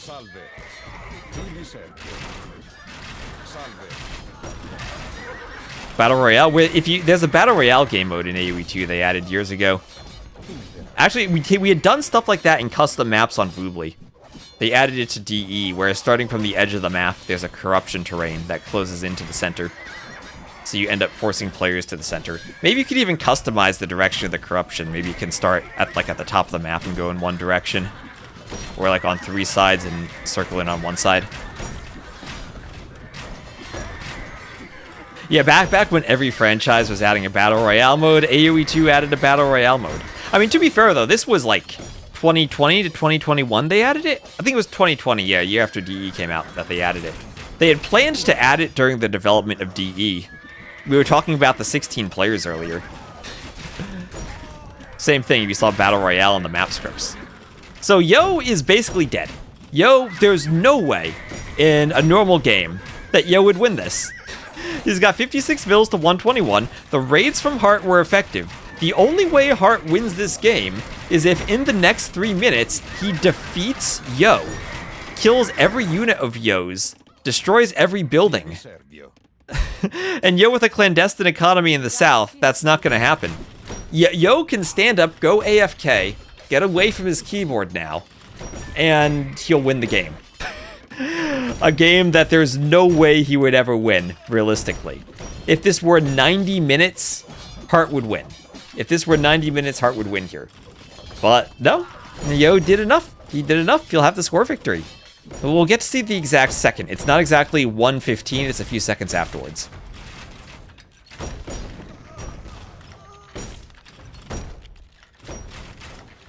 Fairly late to jump on the Battle Royale hype train.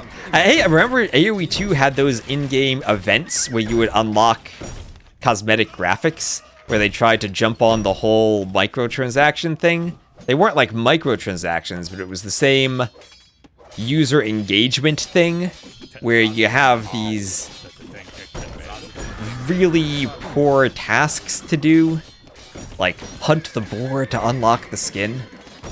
And there's a GG from Hearttt, as GG from Yo. Hour 15. How many years are left? There were... As I click return to map. Oh, 0 years left, that actually was. So 1 hour, 15 minutes, 8 seconds, that's when the time victory's over. And 1,153 to 797. But yeah, they had all those mobile game inspired play the game to unlock stuff rather than do something creative or fun with the game. But anyway, that ties it up 2-2, and we're gonna have a game number 5. We'll have a game number 5 as Yo dies slowly enough that he will have Dorothea Quarry as the final map. So what do we have here for the maps? He won Galasis with the score, and that was Ethiopians winning over Romans. So there's a lot of the event skins, yeah. It's not like the idea of adding the skins themselves was poor, but it's the way they did it. I don't think they ever had the engagement from it that they were looking to drive.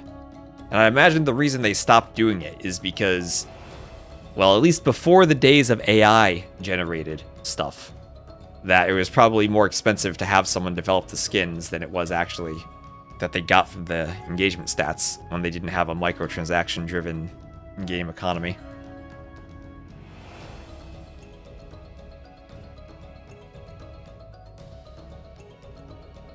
For some reason I can't click the button on the dashboard. Gotta refresh it. You played 75 minutes to die like this. Yep, and we will have game 5. I don't see the lobby for the next one just yet. And I imagine this is Persians against Wu for Dorothea Quarry. Tatars could be used and could actually be a decent civ against Persians. With all the hills going cav archers, maybe it's an option.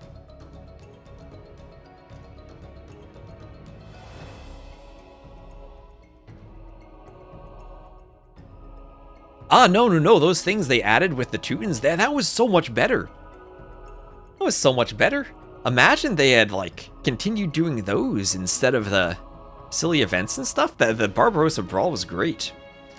The Mongols one was fun, despite being a very clear threw it into the game because it existed and wasn't really finished thing. So let's see, are they hosting a lobby? See, T90 and Dave are just talking now.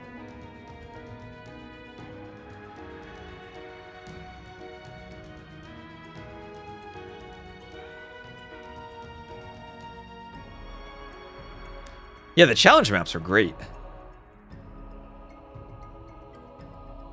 I don't know if people realize, but they actually had a third challenge map. No one knew about it because it wasn't on the main menu. And it was ridiculous because they had a partnership with the Louvre, who was doing a Mamluk exhibit, and they partnered with Age of Empires 2, and they put this scenario, but they didn't have the dev time or whatever to get it added properly to the main menu, so they released it as a mod. And it wasn't on the menu, so no one knew about it.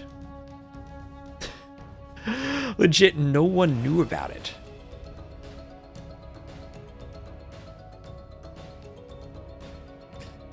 And it could have been this amazing thing, and that's my big disappointment with the DE. It feels like there's so much squandered potential with what they've done with it. Yeah, it was posted on their social media, but there's a huge difference between posting on social media versus stuff applying directly in the game. Because social media is more for, you hope your social media reaches people who don't currently have the game to encourage them to buy it. Whereas posting directly in the game is more of a, here's something that happens in the game. And then people who have the game see it. And people who have AoE 2 are the people who would be interested in the Louvre stuff. Right? There are different audiences there.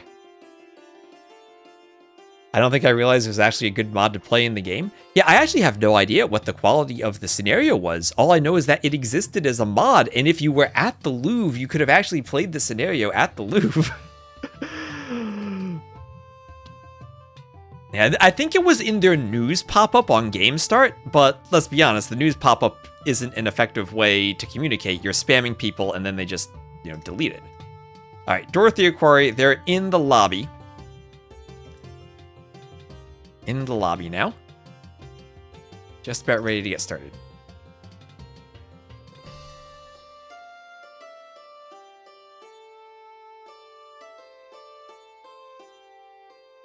It was pretty short, not a lot of player interaction, but interesting. Okay. So I think that was Philadelphia designed it for the exhibit. And it was it similar to the Mongol one? They included it on the Steam page on the updates. See, that's the thing. There are so many different components to where people look, right? Not all users are the same. And people look at different screens when they run the game. And you can put it on the Steam page, but not everyone looks there. Even those who launch it on Steam, maybe they just they do a shortcut on their desktop to launch AoE 2 instead of opening Steam and launching it that way. So lots of different users you need to account for when you're trying to do that type of advertisement. But anyway, we have Dorothea Quarry. We have Yo somehow, some way, has made it to game number 5 against Hearttt. He held on for a score victory in a game that he otherwise would have lost. Hearttt was not able to defeat Yo. Yo hid Vils in a TC at the south of the map. Yeah, you don't look at the newsfeed part of Steam. But here we go. Here we go. You farm the most score from collecting wood. Other than foxes I think collect faster. So here we go. Indeed, Persians, Tatars will be the civs.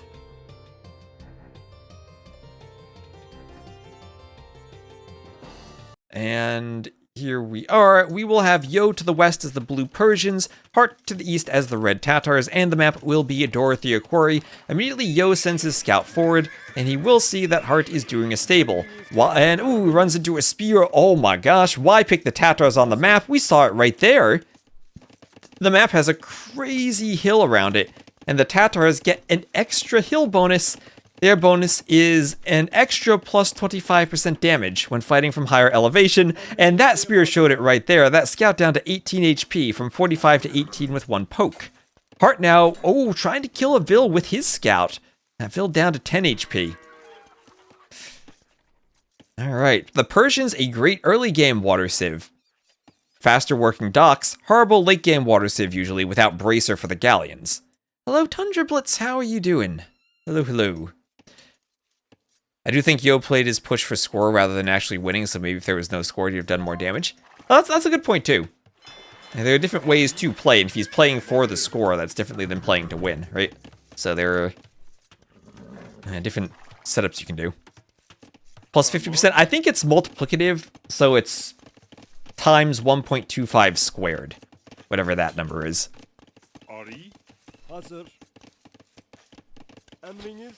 It doesn't change anything uphill. It doesn't change anything when you're downhill from your opponent. You still deal the same penalty. But it's just uphill you get extra attack. Plus 56.25. Oh, even more than if you add them together. Oh yeah, that's true. 25 times 25 is 625.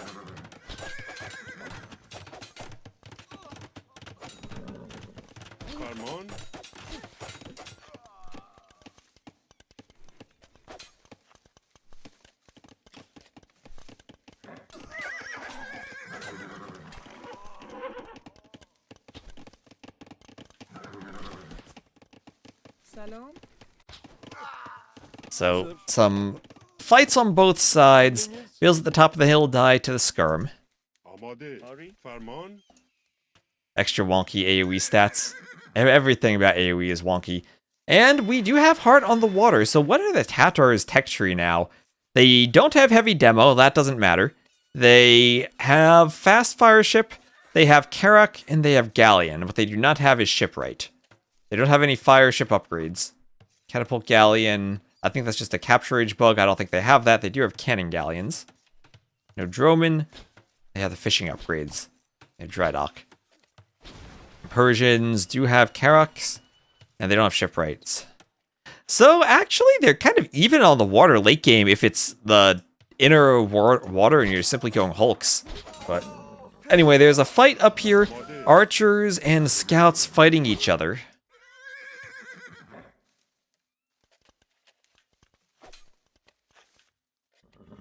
Spear would love to get pokes in.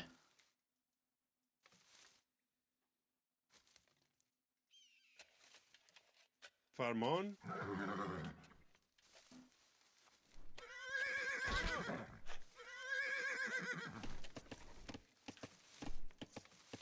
Emrinizge mademem. Ari. Oh, look at that. A Mouflon being shot.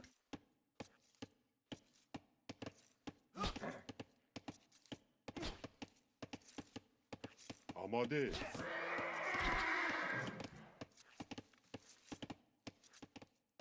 Emriniz.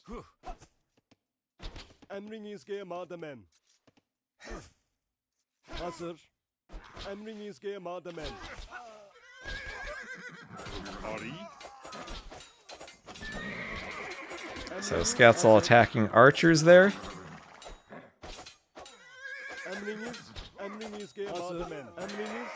Archers going down, and nice clean from Yo. However, Hearttt is up to the castle age as he loses his army. 8 military to 1 now, and Yo is docked to the water. Faster working dock for the Persians. Downhill shots from those archers must be pretty dangerous. Oh, this extra... The armor cancels out first, and then the hill bonus is applied after that. So it always depends on the armor calculations. The more armored you are, then of course the less impactful the hill bonus will be.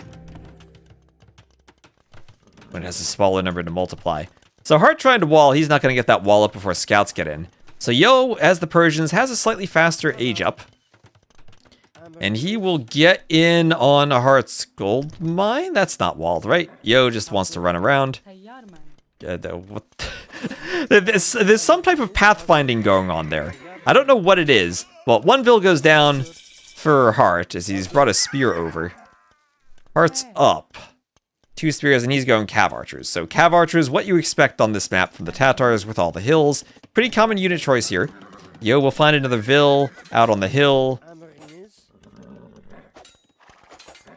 And the scouts will tank some spear hits to get the kill. On the water, still Hulk from Hearttt. Spears. Do spears still have an attack bonus against ships? Yes, still +9 against ships. Okay, so spears could be useful against Hulk still. Not as much against cav archers with their mobility. So bloodlines for Yo is the Persians. He has a stable, so is that knights or camels? Both of which somewhat die to cav archers these days. Part of me thinks cav archers need to be made more expensive, like they were in the past. Considering everyone makes them now? In the past, no one made them, so they made them cheaper. Only the Huns made them. But nowadays, everyone goes for the cav archers. They are either good against CA. It's camels. It's always the situation, if the camels close the distance, they'll beat the CA. If they don't, then the CA win. There's a palisade.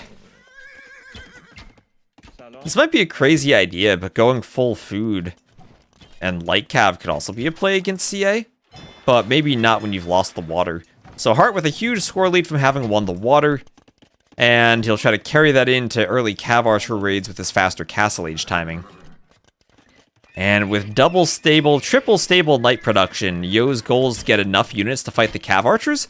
But the woodlines are so exposed that Yo will struggle to keep Vils alive until... And until his knights get over, but Hearttt should have enough CA that he can fight the knights at this point. Bloodlines and 1 armor. Cav archers should be like knights, though, so I like them being this good is fine. I think I like that cav archers were a bit more a specialty of some civs rather than something everyone did.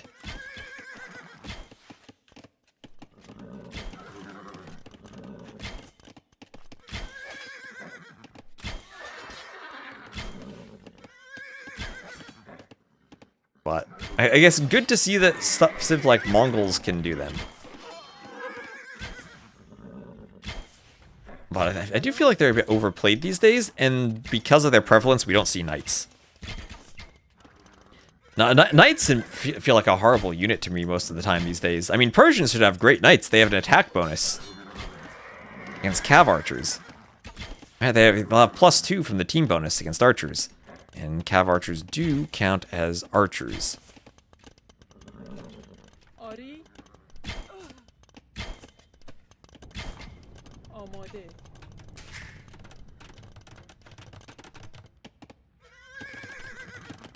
And ballistics for Hearttt.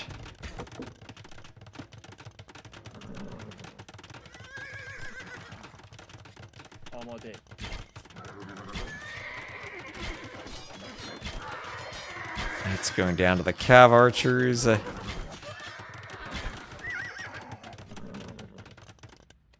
the knights have to run away. So, well, in some ways, knights might as well not have any attack bonus because they're not going to close the distance and actually fight the cav archers. The micro is too good from Hearttt. But if they ever do take the fight, it'll be +2.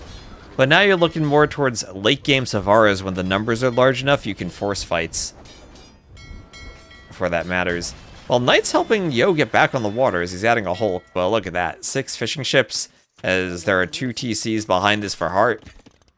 And I think Hearttt has won this. Also, I forgot to update this. Oh, never mind. I did. Forgot to update it for myself in game.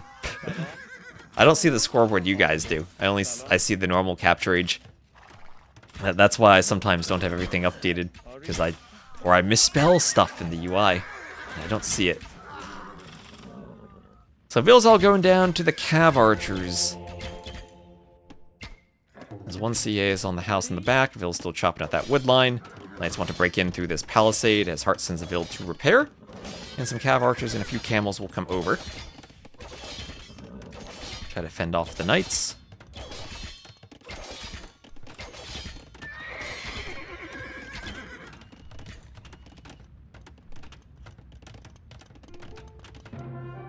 And there's a GG from Yo, so Hearttt will do it. Rather quick game number 3, only 17 minutes. But right from the start, faster castle age plus cav archers was something the Persians were not able to deal with.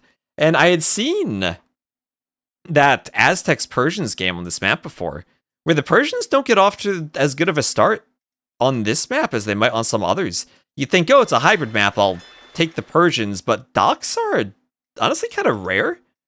The fish are somewhat sparse, and I don't think the oyster economy is as strong as the food economy you get from fish. So Persians, maybe a civ players might adjust to and not pick as often on this map. It's now that we've seen a couple of losses from them. So for military, 59 to 34 KD for Hearttt. And you can tell, even with the early military, Hearttt was confident in clicking up faster. Ecos were fairly similar for a while. And different castle age times there. Imp into GG now, chat so delayed. No imp. Well, congrats there to Hearttt. Oh, I gave the win to the wrong player. Congrats to Hearttt. Noob streamer updating the scoreboard poorly. So Tatar's winning over Persians. Tatar's also picked in the draft after Persians. And maybe Yo needs to update his drafting on that map. So, thank you all still for watching, both on Twitch and on YouTube. Glad to have you all here.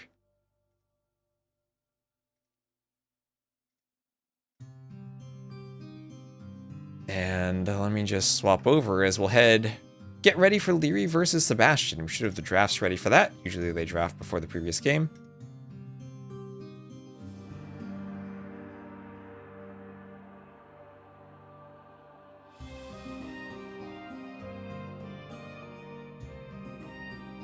Where's the Red Bull?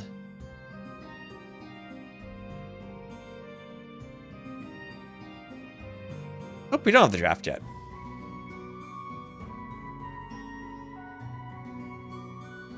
Ah, that AoE1 music. So, GG's. Let me see if I'm missing anything on the Discord. Oh, did they have a Discord notification on the main stream? Okay, so here's the tiebreaker as Drazini posts it. Number of series won, total number of individual games won minus individual games lost for game difference. Head-to-head if still tied, and then total games won. If you have the same number of matches won, do you have to have the same number of total games? No, you don't, because it's best of. Alright.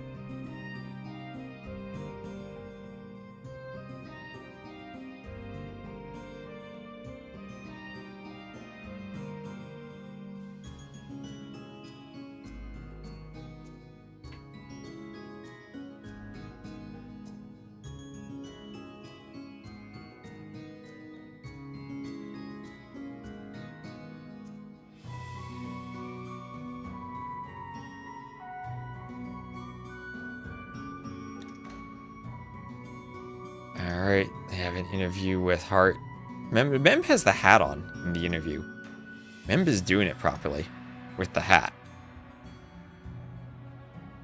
I just full screen this. Oh yeah, look at Hearttt talking about the game.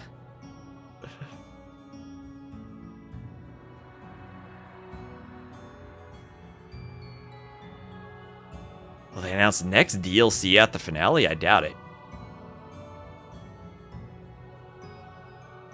In my experience, Microsoft does not plan their announcement calendar properly around events. I mean, TTL was an S-tier event. We had the DLC drop directly in the middle of it. To the point where we couldn't actually use the DLC for the tournament because we didn't have it ahead of time. The Brazil LAN, which would be perfect to have at the same time as the DLC, is now over the summer, months after it was released. And even the qualifier in April is 2 months afterwards.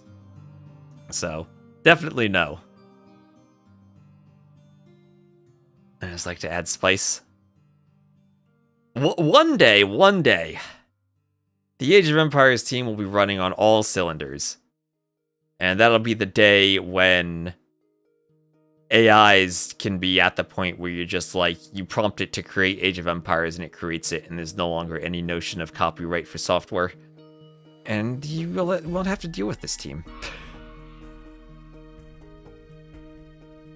Fun to watch the new DLC civs, only to ban them in the drafts. Well, I mean, the DLC civs are kind of a hit or miss thing for events. A lot of times they're poorly balanced on release. And maybe they're completely broken, or maybe there's something that's really weak about them.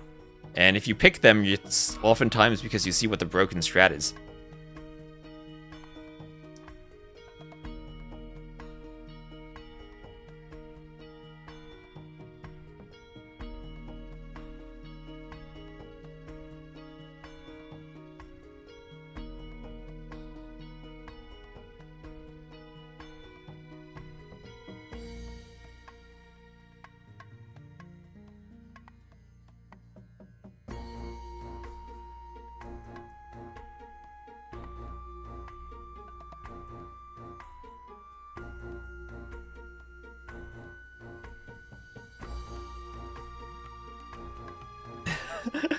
Making Hearttt watch his skirms get splattered by torsion engines.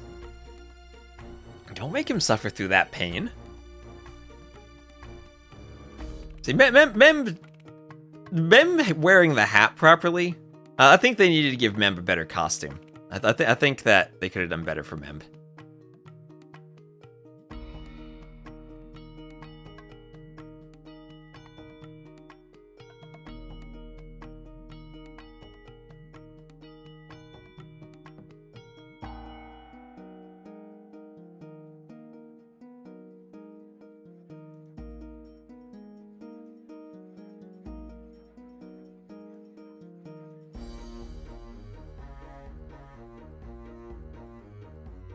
Have any jokes toward its T90 been made for being a redcoat? Probably.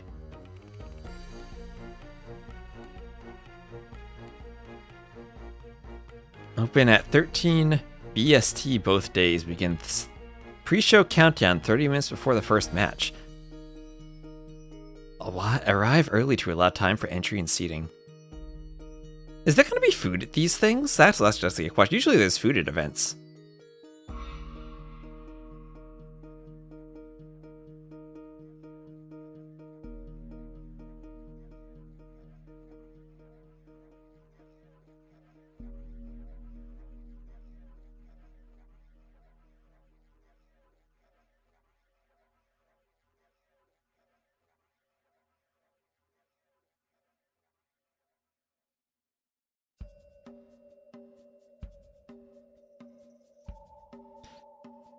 Oh man, look at those AI banners.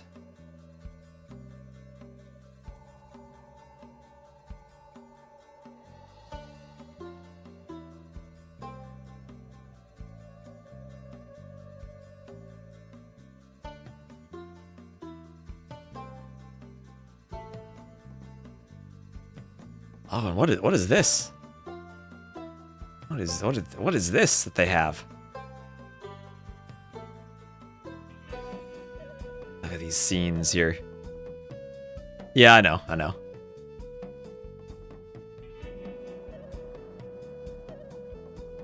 In-game footage and cinematics. Okay, we're bored with that. This is calculated. I'm waiting for them to post the drafts of the next set. There we go. We have the drafts now. There are drafts.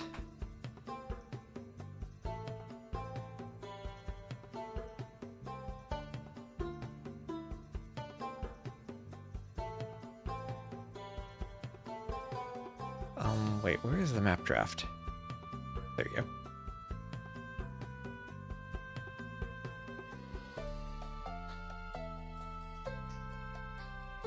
I clicked and dragged something completely off screen on my overlay somehow. How the heck did I do that?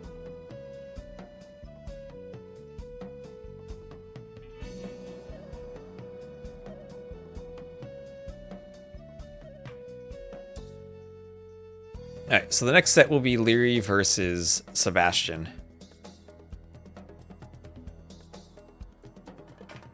Let me clear the scoreboard. Group B, this one. That should be starting soon. So, we'll take a quick break here, and I'll be back in a bit before we get this one started, so stay tuned.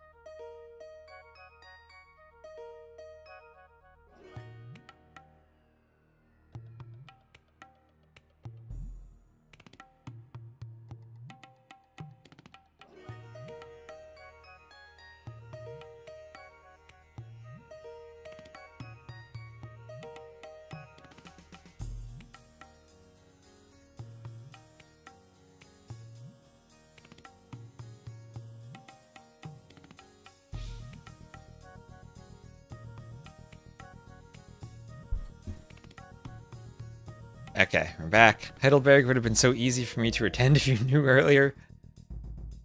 I think that the viewing capacity was much smaller there. Oh my gosh, the AI. The AI summaries.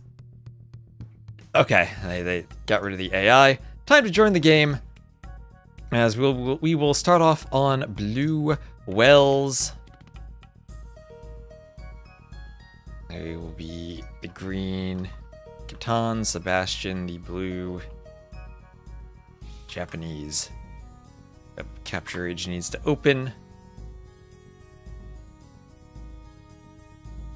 And here we are. So, green Catans for Liereyy over to the west. Interesting to pick Catans on a water map. We'll have Sebastian as the blue Japanese to the east. Liereyy losing some HP on the scout, but getting around the back. Ooh, look at that. It's a barrel. That is not significant at all, but it's there. Barrel on the map. As the men-at-arms move their way forward. More barrels over there. Move their way forward, and we'll look to try to get some damage in from Sebastian. No surprise, the Japanese are going men-at-arms. Liereyy will need to run from the berries. Men-at-arms don't get a hit, and he'll play very defensively with the archers as he tries to wall up that Ville with some small walls, protect the lumber camp. Awkward small wood lines on this map. Never going to get a good lumber camp, or a proper lumber camp, really. Double bit axe for Sebastian.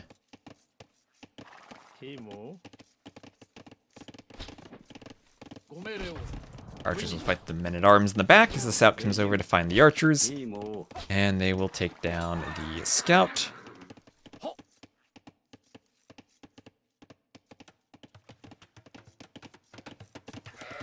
There's a pasture for Liereyy as he keeps adding around the TC. We'll have fletching for Sebastian. And outside dock for Liereyy. So Liereyy going for the outside dock. Same for Sebastian. And right now Sebastian adding archers in as a follow-up. As Lierey's trying to get fully walled, he is simply adding more fishing ships on those whales. How did the whales get here? I don't know. That is a good question. But yeah, if Liereyy looked very, very dominant yesterday with the 3-0 sweep. None of the games were even close. Just absolutely demolished ACCM. Sebastian might prove a more difficult opponent. They evolved there. This is not enough room for them. Yeah, I don't think whales were meant to be this close. The animation clearly is the same animation for all of them when they're this close. At least this time the random offsets worked out better. Or just a flood. Someone suggested that there are underground tunnels that connect from the outside to here. And I think I like that explanation the best. Because you can't really see the land underneath the water on the sides. I think that explanation makes the most sense to me. It's a zoo. It's like SeaWorld in there. So another dock from Sebastian. He's going for the northern pond for those whales. This redesigned version of immersion. Oh, they drank the Red Bull and they flew there with their wings. Maybe that's how. Okay, so Liereyy versus Sebastian. Looks like Liereyy is the one to click up first. Daring for Sebastian to be over here. Liereyy will now split the skirms into 2 groups of 2, and trust that the low HP archers will be killed by the skirms wherever they go. And try to chase down the men-at-arms. And nice micro from Liereyy on that split. And he will clear the archers. Maybe got a bit too far forward with the skirms right at the end, but picked that fight up perfectly.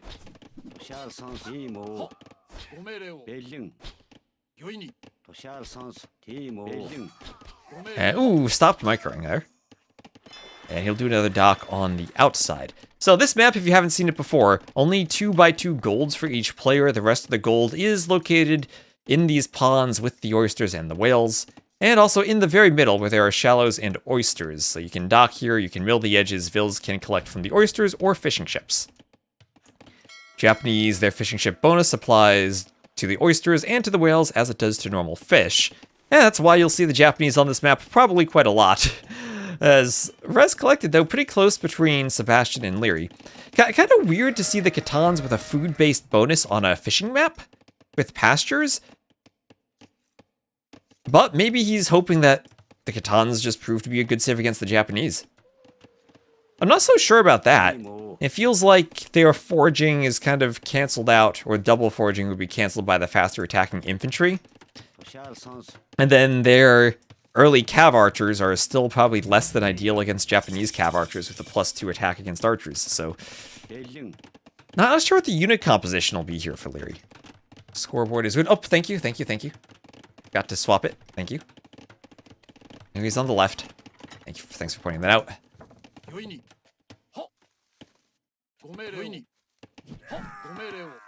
Again, I need to pay better attention to that. It'll be much easier when we have a 9-vil start. With a spec delay than when we jump right into the Empire Wars. And now some hulks. Hulks in the back will run away. And iron casting medium warships for Liereyy. What's the second set of scores? What do you mean the second set of scores?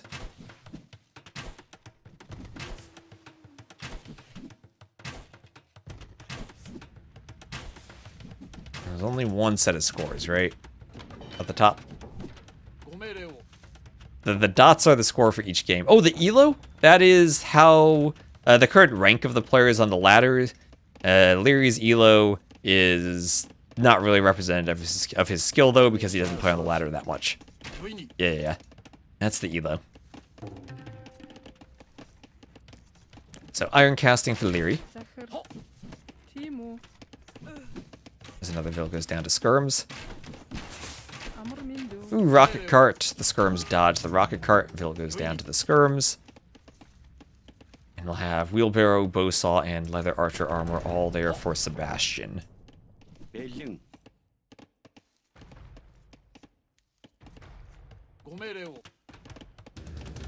Another siege workshop for Sebastian. Rocket cart doesn't quite hit the skirms. And oh, that one does. That one does. That took out quite a few skirms. In the back, looks like Liereyy has gotten forward to Sebastian's dock. Now, what the Khitans do have on water, iron casting applies to the Warhulk, so they now have +4. And that will help them take down the dock very quickly. Look at those grappling hooks grabbing and tearing the dock down. Oh my gosh, well, this looks so silly.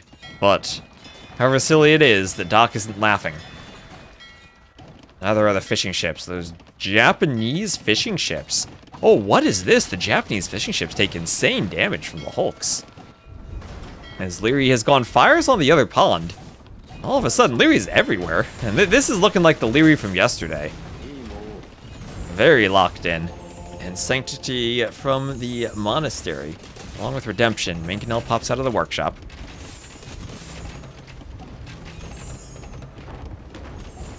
Now, Sebastian, a player who should be able to micro decently enough that Liereyy won't simply punish him and win due to micro. But maybe the Khitans are something that Lierey's seen as a good civ for this map with the hulks. So now the problem for Sebastian starts to become gold, as his only gold income are the 4 fishing ships on those whales, having lost this pond down here. And that dock will go down. Liereyy will now have control of essentially 3 of the 4 ponds with the archers in the middle. And Sebastian still has an untouched pair of gold mines. Actually hasn't touched any of the gold in his base. So that's 3,200 gold in reserve for him. But he might need to open up the reserves sooner rather than later, as this pond probably isn't enough to sustain himself now. Now the Japanese do have really good monks. Rocket carts don't quite get a great hit there. They miss Heresy, but have all the offensive monk upgrades. And Liereyy will have to micro against that rocket cart, which he does. And pulls the cart back to be repaired. No! The last shot from the galley knocks it down. And more TCs for Sebastian. So that's 1, 2, 3, 4 TCs for him. Liereyy on only 2 TCs, but 24 fishing ships docking and controlling the outside. And his presence on the outside might just give him the win. And I think that it's key to this map to control the fish. The fact that there's only gold in these ponds maybe makes the inside more important than it was normally on the map. But controlling the food on the outside means you control your boom when you don't need farms. And if you don't need farms, look at how many farms Sebastian's had. That's 36 farms. Someone give me 36 times 60 to let us know how much wood he's spent on that.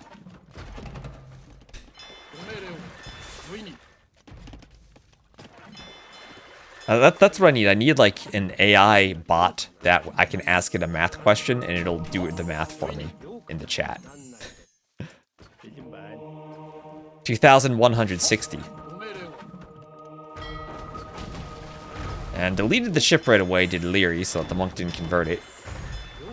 Now, the Japanese can do redemption, and that is in redemption and sanctity for converting the rocket carts. We saw that conversion earlier. So he will go for the dock. Remember, you can no longer charge on the building and swap to a unit like you could in the past. And the dock is converted. The dock is converted. All of a sudden, Sebastian back in control of the middle with a dock there. Rocket cart goes down. And it's only a 9 difference despite all the fishing ships. Sebastian actually ahead in village or villagers. Now, the one awkward thing about the fishing ships is that they become very inefficient, and that can happen very quickly, as you have to keep getting map control to build more docks around the map. Now, Liereyy can keep doing that. He has enough map control. He can keep moving. But will it be enough? Yeah, right, between the res collected difference and the extra Liereyy spent on the fishing ships. Right, 95 to 90. The question then for Liereyy is, how does he keep fishing? And how does he keep collecting fish? Or does he just say, hey, I'm the Khitans, I'll do pastures whenever I want. Pastoralism on the way.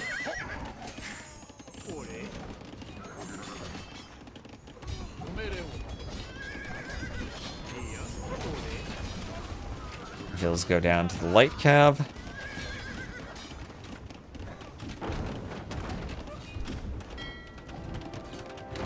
The mangonels destroy the Warhulk. We had another dock in the middle for Liereyy as Sebastian's converted dock, or the dock that Sebastian converted went down.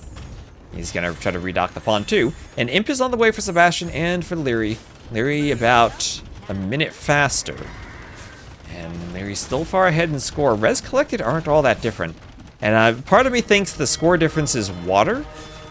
But then, on this map, water seems to be very, very strong. And maybe the score difference is accurate. Okay, this is where we would have seen demos in the past. Oh, that mangonel doing a dance. Doing a dance near the castle. Inefficient, yes.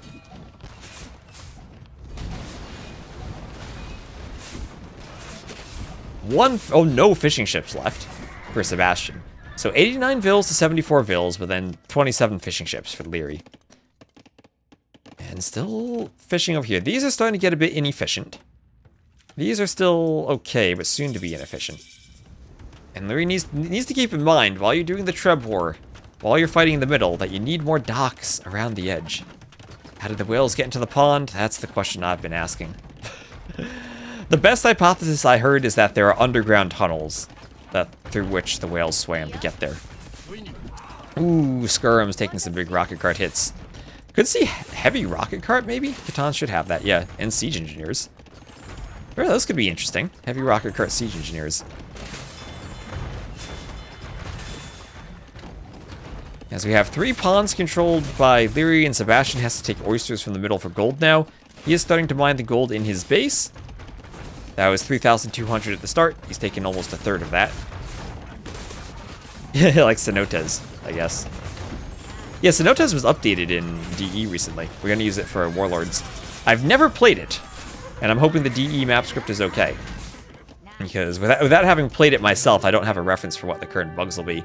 But Liereyy takes the win, quite convincingly with the Khitans. And on a map where I think immediately the Japanese eco bonus is what jumps out at me, rather than Khitan pastures.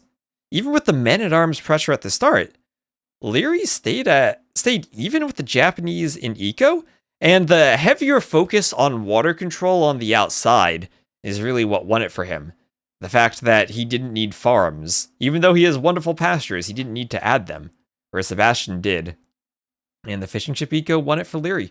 Felt very much like the way I had seen Hera play El Dorado in the past. Want to see the camel catapults?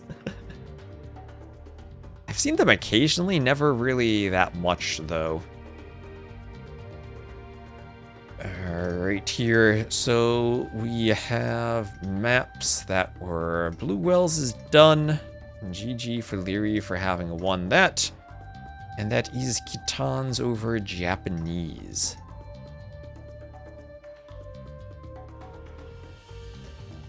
And Japanese went for farms and Kitans went for fishing ships. Yep.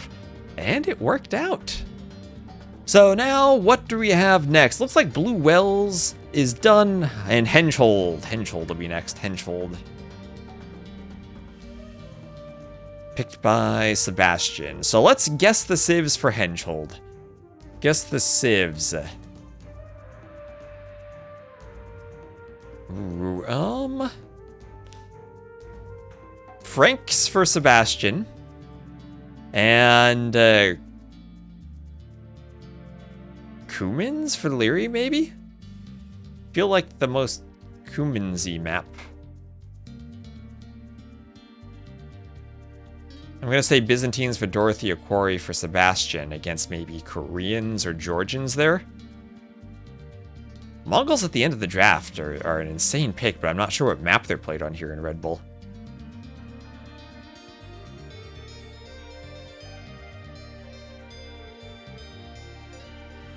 I missed my scrolling. Alright, also thank you so much earlier for everyone who's been subbing today. RPG Jenkins and Gauntlet Wizard, appreciate the support. Like I said, appreciate everyone who's been watching over here.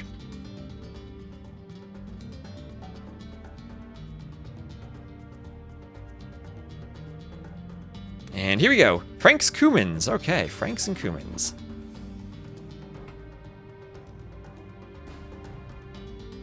As we load it up, capture age, open please.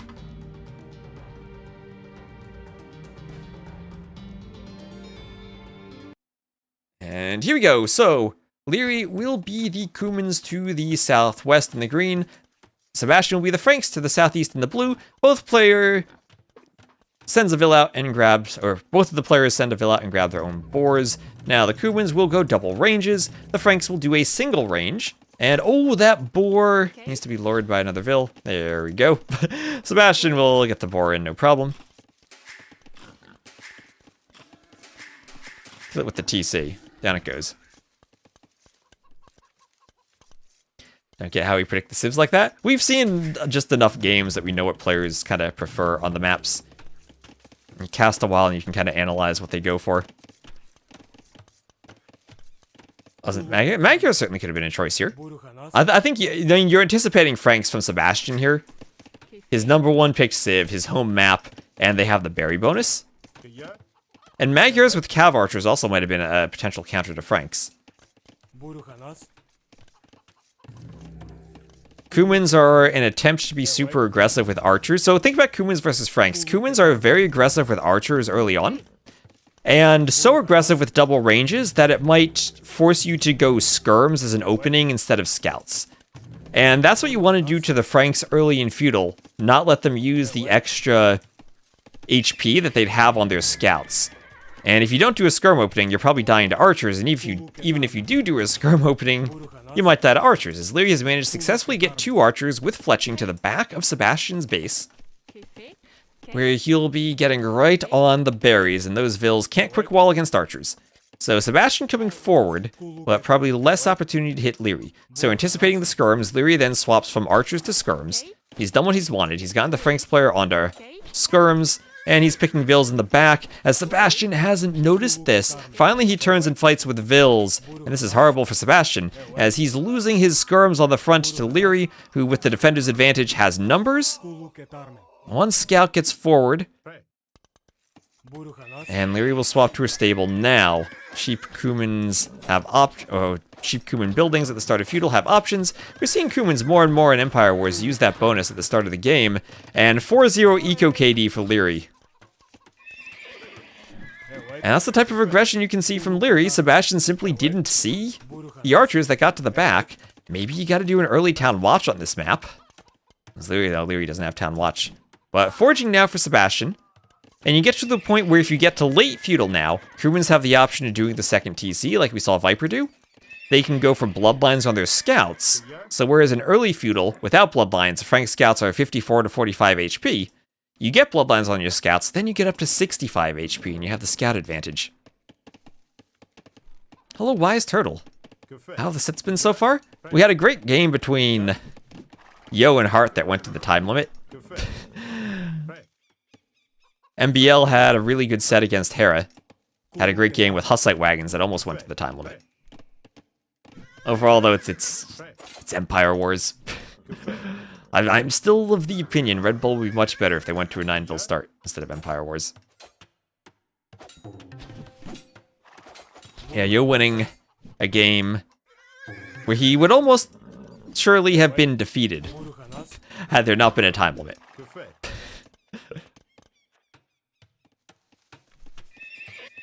So double stable now from Sebastian, not up to the castle age yet. Armor on the way, looking to go double stable scouts. And I think on this map, you're happy to fight that as the Kumans if you go double stable scouts yourself and can get bloodlines in. Your fully upgraded scouts will be better than the Franks. The difference there would be the berry bonus. And would be Sebastian needing to leverage the berry bonus instead of adding in farmers, and hoping that his eco powers double stable scouts better than the Kuman eco does, despite the fact his scouts won't be as good without bloodlines.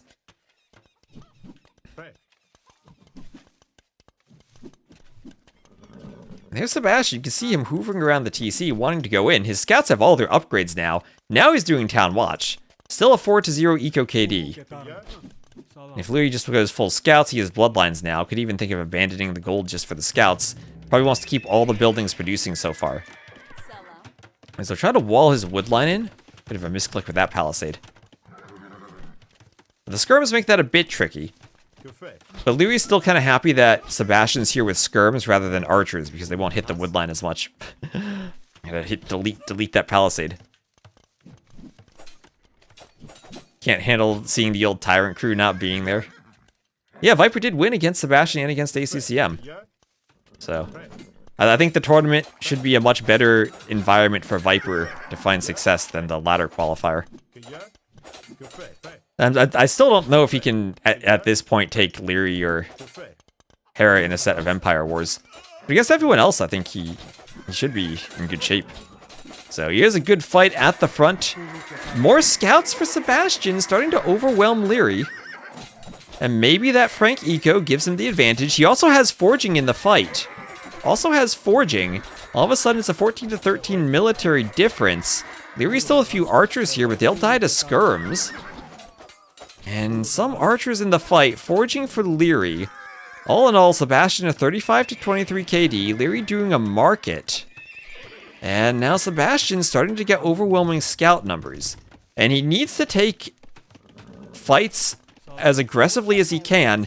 Again, trying to use that eco before the effect of bloodlines and forging and the better scouts for Liereyy can kick in when Liereyy would have numbers.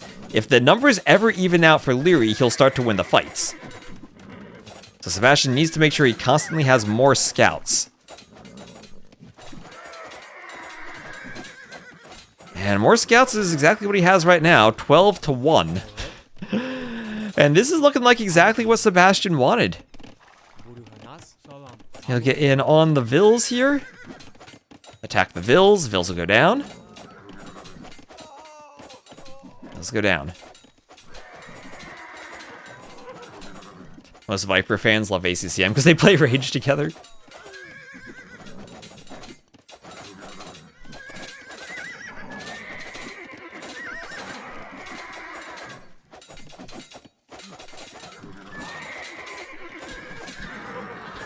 Scouts all going down.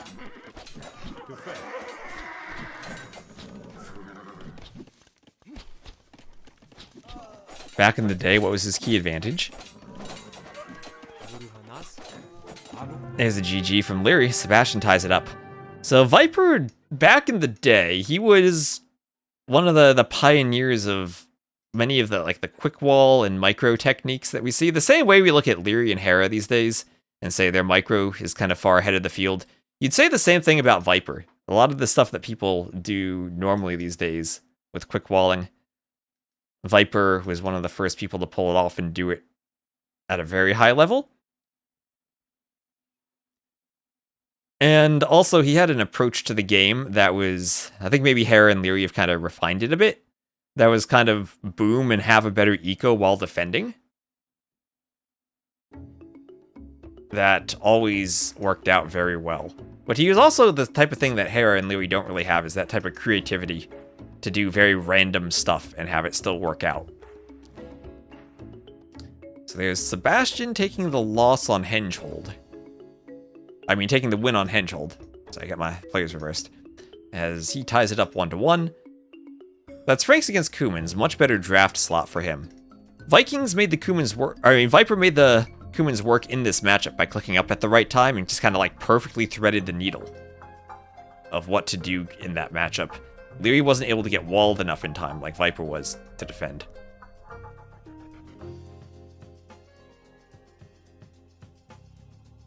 Yeah, Viper played everything too. Deathmatch. Any random setting, he'd be able to dominate. You're away like 5 minutes? Double stable scouts happened. Well, Hera didn't sign up for hyper random. Hyper random is its own thing.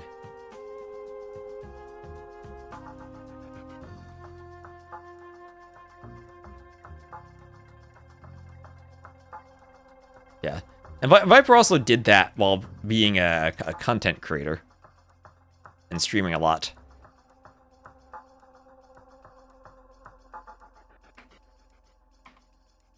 And was able to dedicate a lot of time to the game, kind of the way Hera is today, because it was a very primary income source for him.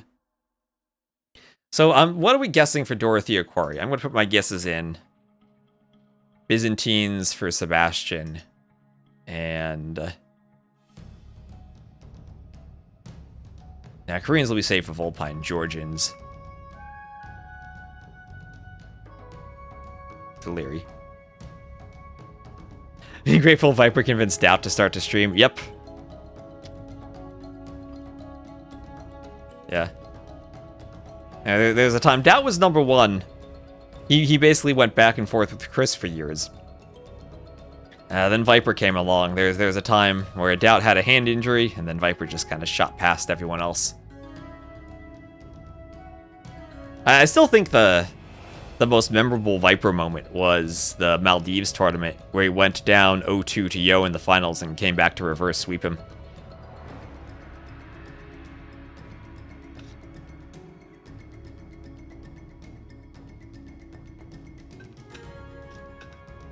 Maybe I should just, like, cast that set for YouTube one day. Do like a classic cast. He's the new Doubt. I think it's more the new Viper and the fact that he's kind of more like an evolution of what Viper's done. Alright, so we gotta swap the scoreboard over, and I got the civs wrong. It is the Jurchens, not the Byzantines, for Sebastian. I don't know what the Jurchens do particularly well on this map. So in the north of the map, we'll have Sebastian as the blue Jurchens, and the south, Liereyy as the green Georgians. I got Georgians correct for Liereyy. A civ that we do see on hybrid maps. They don't get lumber camps. No special graphics for the Georgian lumber camps like we have. Or maybe there are if we look in the editor, but Empire Wars, they get mule carts. And what's this mule cart doing? I guess the mule cart's useful for these scouted mouflons atop the hill. Healing Cav with how open the map is and how dominant Cav can be. Definitely a benefit for the Georgians. Or of ancient times. Let's see if I can update the YouTube chat. Alright, YouTube, we're caught up.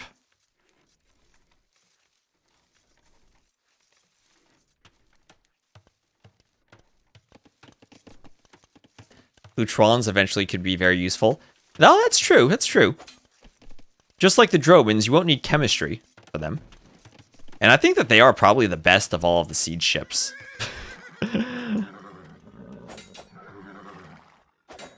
They seem pretty crazy. I did see them get one shot by Trebs, though, in a game. That was pretty cool. The OCA do attack faster, that's true. Mounted units attack faster, which is good for the OCA.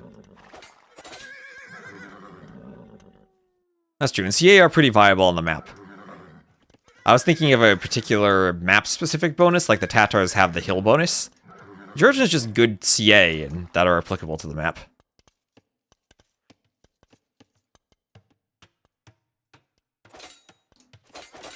And nice fight for Liereyy against the scout, but the other scouts will get in. Will they have vills to pick? Not with the spears. They'll have to run from the spears, particularly when they're downhill from the spears. These vills, though spearless. The scouts won't get in, though. The map-specific bonus they have are woodlines are vulnerable to CA. Well, he's going to have to hope that works out for him. That is a Mouflon very far away from any drop site. Maybe the vills build a drop site with the food. So dock now for Sebastian, opening hulks, 2 fishing ships for Liereyy, and garrison the dock should he need to. Oh, that's true. They're one of those and fire lancers, that their fire lancers attack faster. Mounted units and fire lancers attack faster.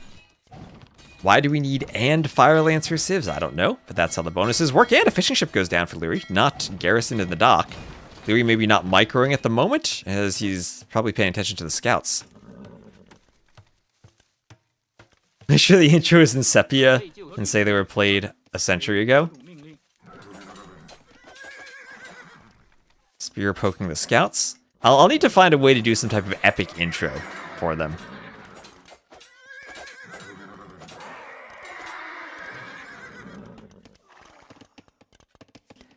And bloodlines here for Liereyy. I should cast that double boar steel from Viper from years ago against Backed. Back in the days when scouts didn't do as much bonus damage to boars, there was a LAN game where he did a double boar steel.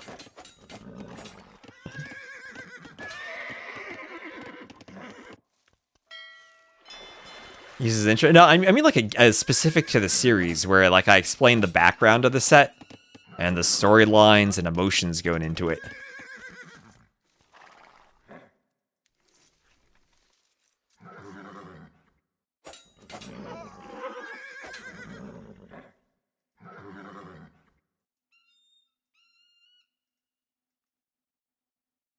Are these leaves part of the oyster graphics, or is that just a plant under the oyster? Yeah, it's a plant under the oyster.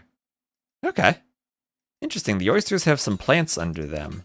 Unless I'm wrong about that. Maybe that is normal oyster? I think there's a random plant graphic underneath all the oysters here. I'll have to think about that for other map scripts. And plant plus oyster combo. Fletching for Sebastian.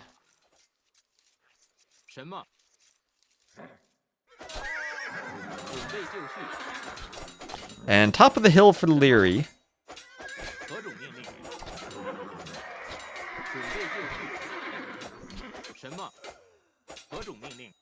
And spears poke down the scouts.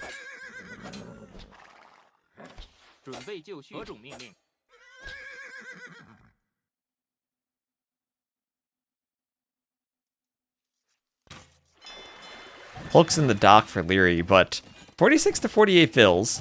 Difference is Sebastian doesn't have food for Castle Age. Liereyy almost does. Were Liereyy to have a market, he could buy his way up. So far, slightly better KD for Liereyy too, 20 to 15. And maybe Scout's able to pick some more vills. I don't see too many spears here from Sebastian. So that's the main difference I've seen. More spears from Liereyy defensively. Sebastian trying to go offensively with his spears. Can Liereyy wall this off? He's going for a market. There still is a hole. He recognizes it. Only 2 archers there. They do have fletching, but shouldn't be able to stop the walling from Liereyy. And now Sebastian won't get in. And at the same time, Lierey's in with scouts at the back of Sebastian's base. The scouts have a hill bonus. They grabbed 1 vill, maybe a second. Now it's a 4-2 KD in favor of Liereyy, who clicks up to the Castle Age with fletching. So things looking smooth for Liereyy here.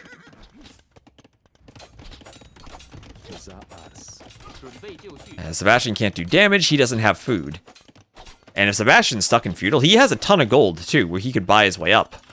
什么？ But doesn't have the food eco he wants. There's no good place to do a mill on the hunt. It's out there on the top of the hill. Putting a mule cart there feels like a nice bonus for the Georgians. And Liereyy now from the back of this army will think to clear it with some skirms. I don't know if you focus the archers more or the spears there so your scouts can engage, but either way, you should push that back.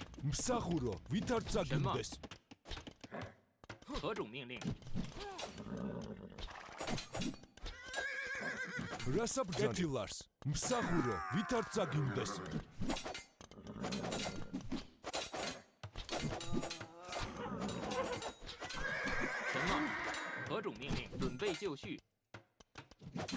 Skirm's killing some spears there. And Sebastian wants to get a couple of reinforcements over.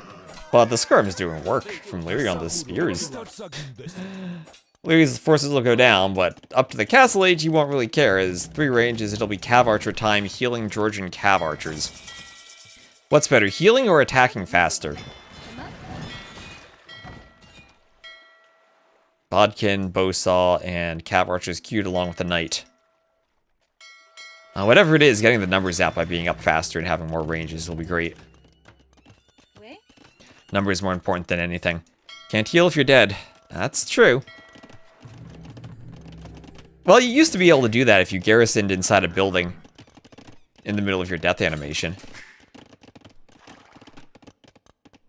准备就绪。什么？何种命令？准备就绪。什么？ So spears and archers go down.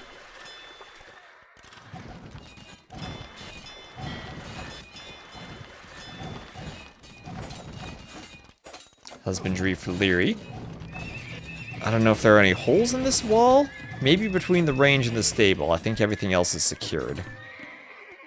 There's a tree behind that house. That's open, but the house secures it. Market could have just been 1 tile forward, but you need to be very careful in the scouting to see that. Healing's too slow to really matter. Maybe it is? 准备就绪。 Also, Georgians do miss Thumb Ring, but so do the Jurchens, but they get the extra attack to make up for it. No Parthian tactics in Imp. Georgians do get Parthian, but miss the final armor. 何种命令？什么？喂？ So, I guess that evens out a bit. 准备就绪。 And his armor immediately. As Liereyy is through, Sebastian can't get the houses up to rewall. 何种命令？ 喂？ And is Sebastian just dead here? 准备就绪。 That's gonna be -5 Vils. Those Vils could not run to the TC, so they ran to the middle of nowhere. And is there some way Liereyy Masterpiece quick walls those cav archers in while also sealing the wall? I don't think so. Knight goes down, but now it's a 93 KD as Liereyy also gains the water control. And he sent a mule cart forward. Is this intentional? I don't know, but it's going forward. 准备就绪。 I guess it's just where's it going? 什么？ Liereyy just wants a mule cart. 什么？ He'll clear crossbows and then be able to kill more Vils.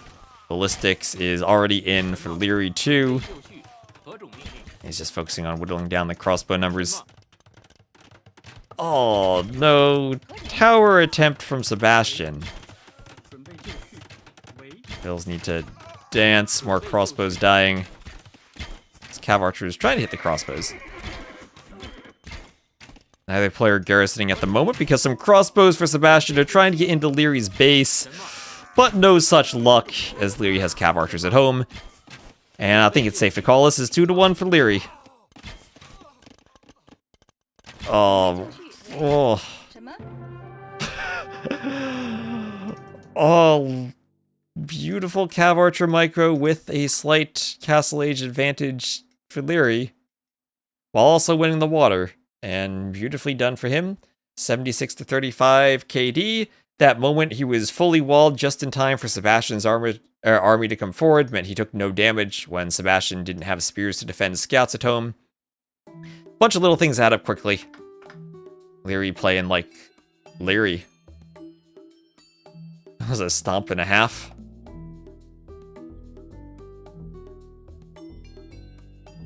So, let's see. Dorothea Quarry, maybe 1. As Georgians over the Jurchens. And I would imagine now it's got to be the home map for Sebastian. With Thames and Vulpine remaining. We'll see what Sebastian picks. Could go for the other map if he wants to.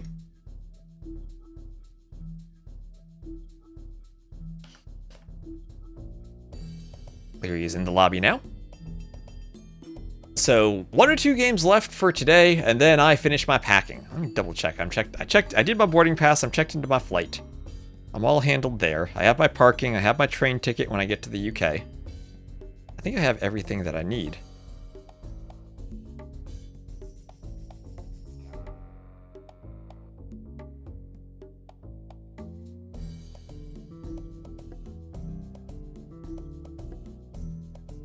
Yeah, boarding pass.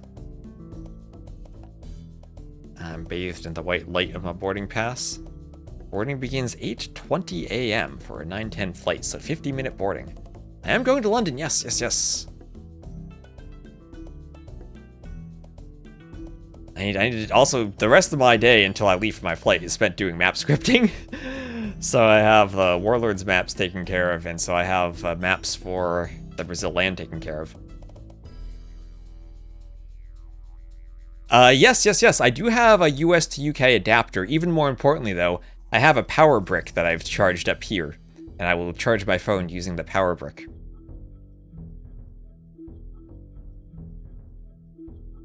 There's some Amigo wars going on now. Samara versus Slam. And from the US, yes. East Coast US. It's a flight of a little over 7 hours. So I have some videos I'm going to download to watch about the design of the Rust Analyzer LSP, the flight. I don't get to choose my seat, so I don't know. I did basic economy for the flight, so I don't know, you know, depending on if the seat next to me is empty or not, depends on how much, if I'll be able to, like, to pull up my laptop and work on the flight. But I can at least do some cell phone videos and, like, have a notebook by hand and take some notes. That's my plan. I'm debating, though, if I want to get, like, a smaller notebook.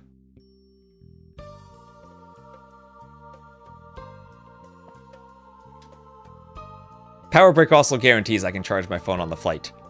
I also have, like, a very crappy set of, like, wired headphones I'm bringing with me, because sometimes the ones they give you on the flight don't work.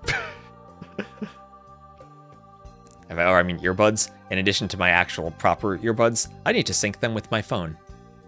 Think to do that in the morning before I leave. So it looks like Vulpine actually will be the map. So Vulpine. And I imagine that's Koreans for Liereyy. And then what Civ fights Koreans? It has to be Byzantines. So I guess that's what we'll see.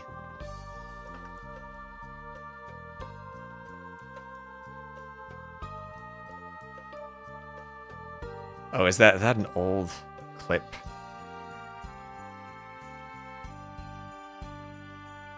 Oh, Doubt trying to go for the double lame and failing.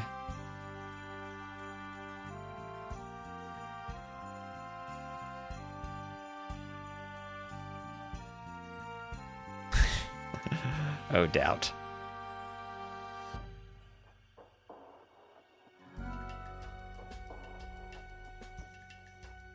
The mixture of AI and non-AI generated content on the Red Bull stream is pretty jarring.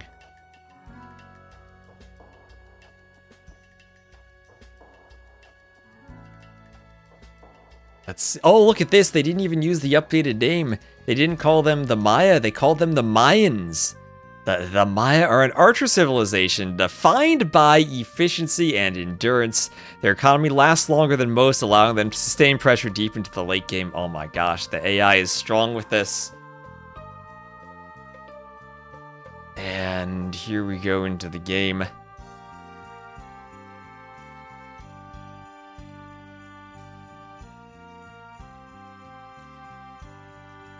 And okay, I got the civilizations completely wrong.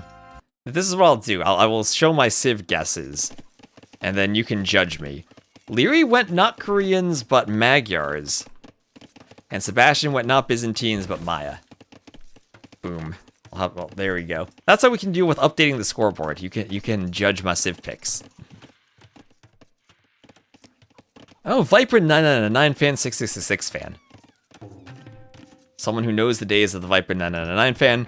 And it will be double barracks Eagles from Sebastian. And the goal here then is to make the game as messy as possible with the unwallable rock terrain. Raid with Eagles and do damage before the Magyars get an uncounterable mass of Cav archers. Now the Maya, they could also go Hussite Javelineers with their skirmishers that fire an additional projectile. I don't know that that throwing a javelin is an action I would describe as firing a projectile, but that's what the text says. Oh my gosh, look at this, a Civ with only one unique unit. Well, they have the Eagles, they really have two. The Eagle doesn't feel, maybe it's just because we're used to it, it doesn't quite feel as egregious as some of the other stuff. Like there's no charge attack or special bonus. Just an infantry unit that's fast with an extra pierce armor and countered by longswords. Loose an additional projectile. Throw a second javelin. How about that?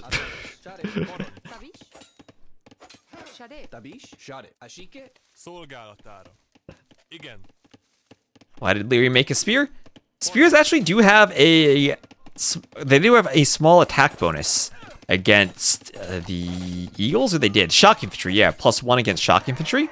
So actually adding in an extra spear, especially since the Magyars have forging, they're actually pretty good at just getting a bit of damage against Eagles and Vils. And if Sebastian were to do his own spear to try to counter the scouts, Liereyy would have another spear to fight that. So that's something you usually do. Add one spear against the American civs, even though they don't have cav, can be helpful early feudal. Unupgraded militia, that's not as fast as the spear. It needs to get over across the map quickly. And that would also eat into your gold. As a spear, they have that 1.0 movement speed. The militia, I don't think they get to 0.96, which is still slower, until they get the men-at-arms upgrade. Yeah, cheap and good line of sight too, so you get some scouting info with them. There's Town Watch for Sebastian. He'll keep an eye on the scouts and try to chase with the spear well enough that Liereyy can't pick Vils. Out here, maybe the Vils go down. Yep, they do go down.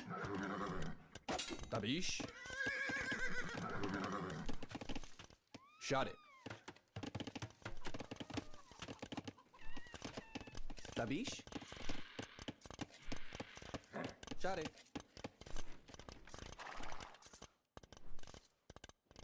So Bloodlines and Castle Age, both on the way for Liereyy. I'll have Castle Age for Sebastian. Liereyy will be a bit faster. And now we're asking, what is Liereyy doing? Second range indicates cav archers. And this is the moment with Feudal Age Eagles, where Sebastian needs to do damage before the cav archer numbers get amassed to the point where Liereyy simply can kill the Eagles with cav archers. Now, Scorpions could also be an option against cav archers. Not really something you go for too often is the Maya. No one on stone, so it's not like it's going to be plumed archers for Sebastian. Not really sure how they do against cav archers. I've never really seen that, because the Maya into plumes are played so rarely these days. Archery range for the Liereyy.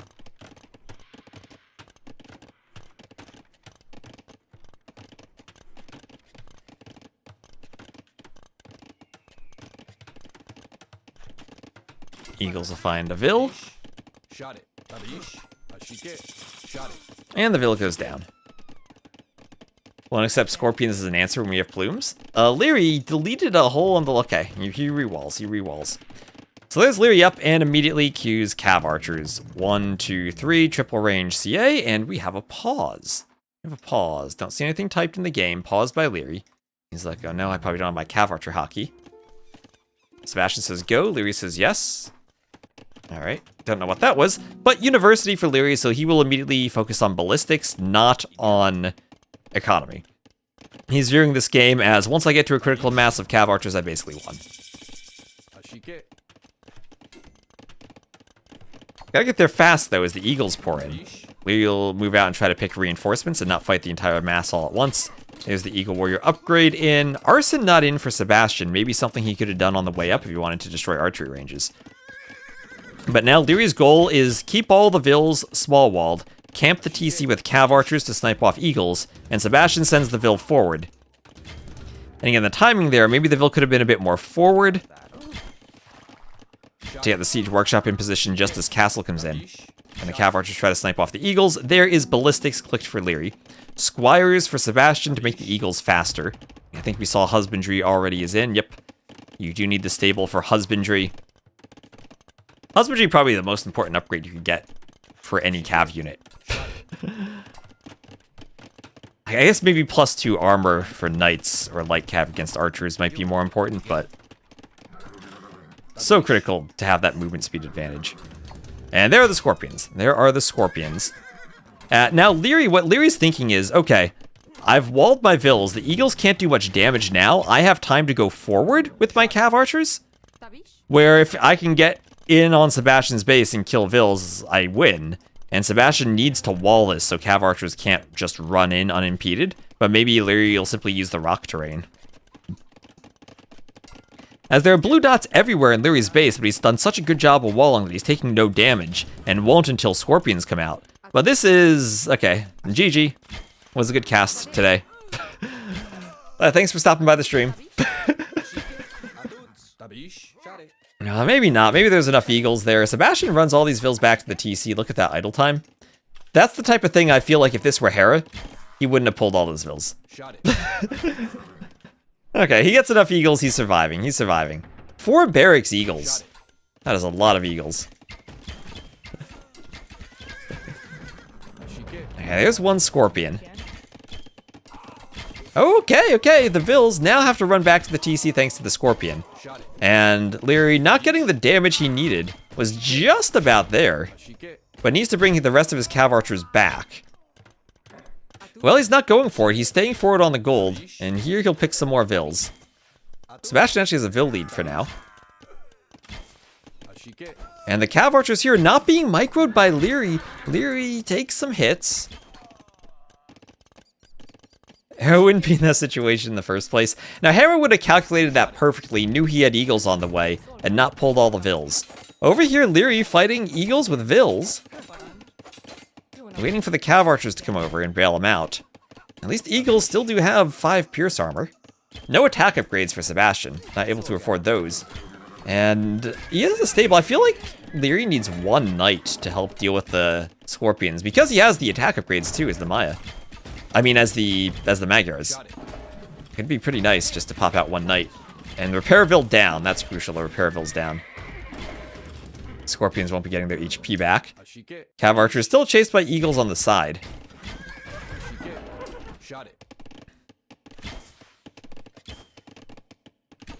And this is how I think Persians need to be played on Dorothea Quarry against Aztecs or Maya into cav archers.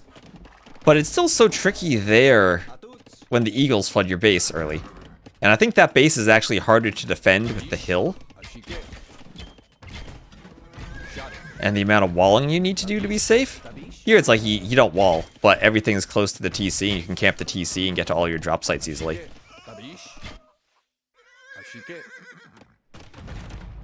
So I don't know. I feel like this is a matchup we'll probably see quite a bit. Cav archer versus eagle. Because I don't think you can get knights out fast enough to stop eagles. Same with crossbow. Sebastian, I think one thing Sebastian needs to do is simply wall over here. And make sure the gold is safe and he only needs 1 side to defend. Because he's mostly walled there. And then he keeps much better track of anything that runs in and out. Cav archers that could come from this side and from this side at the same time would be devastating. And I'm still shocked at his ability to have fended off the early Cav Archer raid. Oh yeah, also Tower of London in the middle. Capture that, and you get a free trickle of resources. Probably won't see that. Yeah, I've yet to see. We haven't seen that yet in Red Bull. We've seen that a few times in the qualifiers, but not in the official event.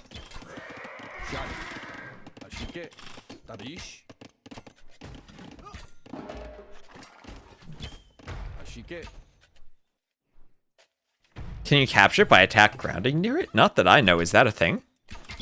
Maybe you can because you own the projectile. Like if you have a projectile that misses and attack grounds near it. That was a thing way back when for the monument in King of the Hill. I'd imagine that was a thing. I can see that definitely being a thing. Oh, look, a fight with Cav Archers versus Eagles, where the Eagles killed a few Cav Archers, but ultimately the Cav Archers should win the fight. Sebastian moving to another gold mine, and he needs to keep spamming the Eagles to keep those Cav Archers away. He'll be trickling them into the fight and has to pull back. And if there's ever a moment the Cav Archers get to the gold, this is an incredibly messy game. 2 Scorpions now for Sebastian. He needs to get kills with the Scorpions here on the Vils. The Vils want to run back to the TC, but the Eagles are there. Overall KD much better for Liereyy. But Sebastian with the better eco KD, and that's keeping the Vil count similar. Sebastian actually ahead by about 1,000 resources. And there's that one knight for Liereyy I was thinking of earlier. 2 knights to kill Scorpions. Or to destroy Scorpions. Scorpions go down that night, saving Lierey's ability to mine gold. Sebastian with more Eagles forward, so 21 Cav Archers, 25 Eagles. Eagles are a lot cheaper. A lot easier to produce and to amass. But no real way to defend the Scorpions from Knights unless you have Monks. And Monks not going to be effective against this many Cav Archers, especially not Maya Monks. They're not Aztec ones. At least they would have Sanctity and Fervor, which is what you need there. But not going to have extra HP like the Aztecs would.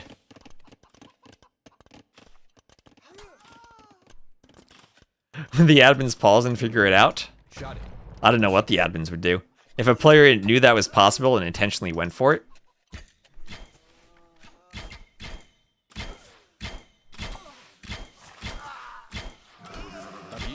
Maybe one day we'll see Armenians or Georgians with a mule cart there. Okay, Eagles blocking the Knight so it couldn't get to the Scorpions. And this is where a mangonel to stop the Scorpions doesn't work out that well because the Eagles are effective at picking off the mangonel. And Liereyy now he's going to go forward with the Cav Archers, kill some Eagles, go for this counterattack. And cut down the Eagle numbers.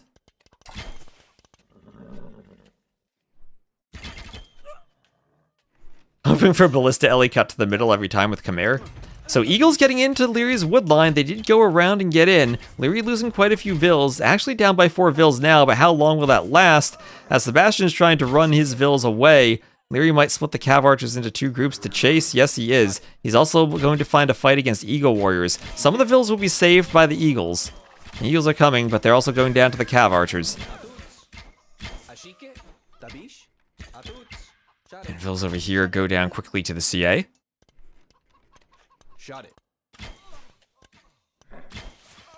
Yeah, well, Treb cutting to the middle is usually how we see it.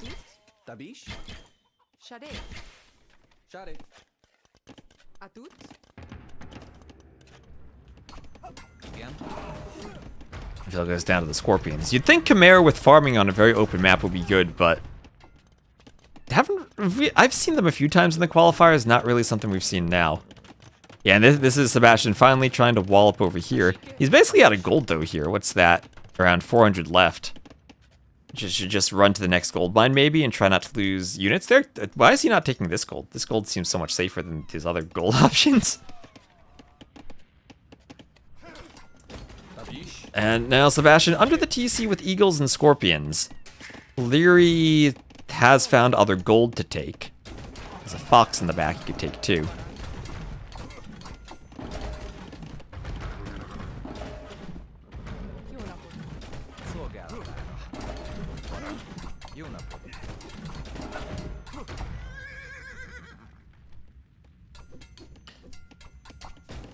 running his eagles in such small numbers into the CA mass just to fend them off. Yeah, he wanted to save Vils earlier, right? Wanted to save Vils. Maybe he extended a bit too much with everything he needs to micro.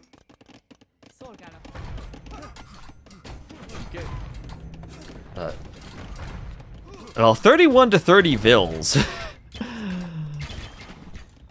Somehow, the Knights, they're jumping the Scorpions. How well will they destroy Scorpions here? Remember, Magyar Knights free iron casting. And this will go down. Only one Scorpion left. That is horrible for Sebastian. He doesn't have much food. Trying to reseed farms. Liereyy with a much better KD so far. But Sebastian also on Lierey's woodline, killing more Vils. This game isn't over yet by any stretch of the imagination. Lierey's 26 Vils to 30. Another Scorpion there. Liereyy needs to put Vils in the TC. He's losing them under the TC. Too much for Liereyy to micro.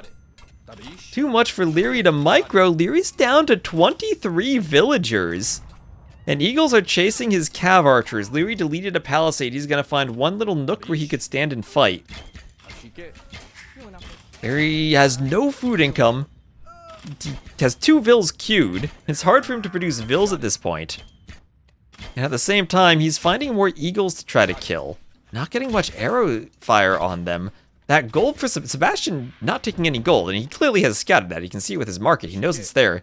And Liereyy going to run in. The TC does threaten the cav archers more so than it does the Eagles. Sebastian cannot take that fight. Okay, he shouldn't be running the Eagles into the CA there. He needs to amass them more.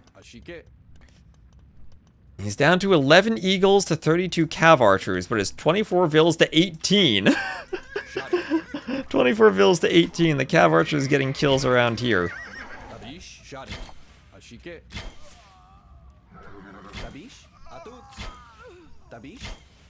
Vils all going down to the CA, and there's the GG from Sebastian as Liereyy will take it 3-1.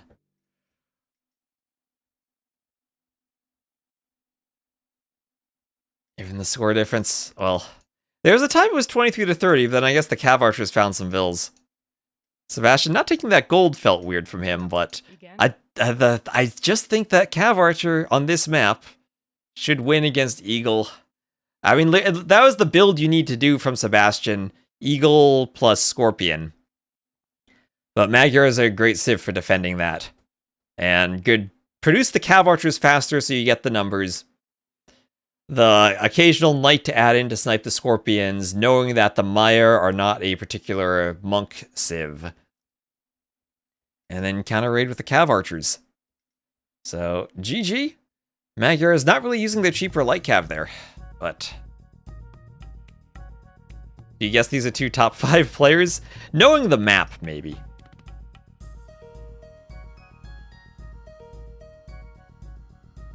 I think that was TheViper that had the Aztec versus CA matchup on the map. But yeah, Sebastian liked the Civ matchup, went for it. But Liereyy managed to hold that off. So, thank you all for watching. Let's see, that was a 7-hour stream today. Time for me to go pack. So I appreciate everyone who is here. Great to have all of you watching the stream over here. We'll find someone to raid. And thank you if you're watching on YouTube. And I'll see you. I'll probably do some Twitch streams over the weekend. Don't think I'll stream on YouTube, but I might do some IRL streams. I'll see if I have Wi-Fi at the venue to stream while there. And I'll see you all later. So thanks for watching, and we'll raid someone.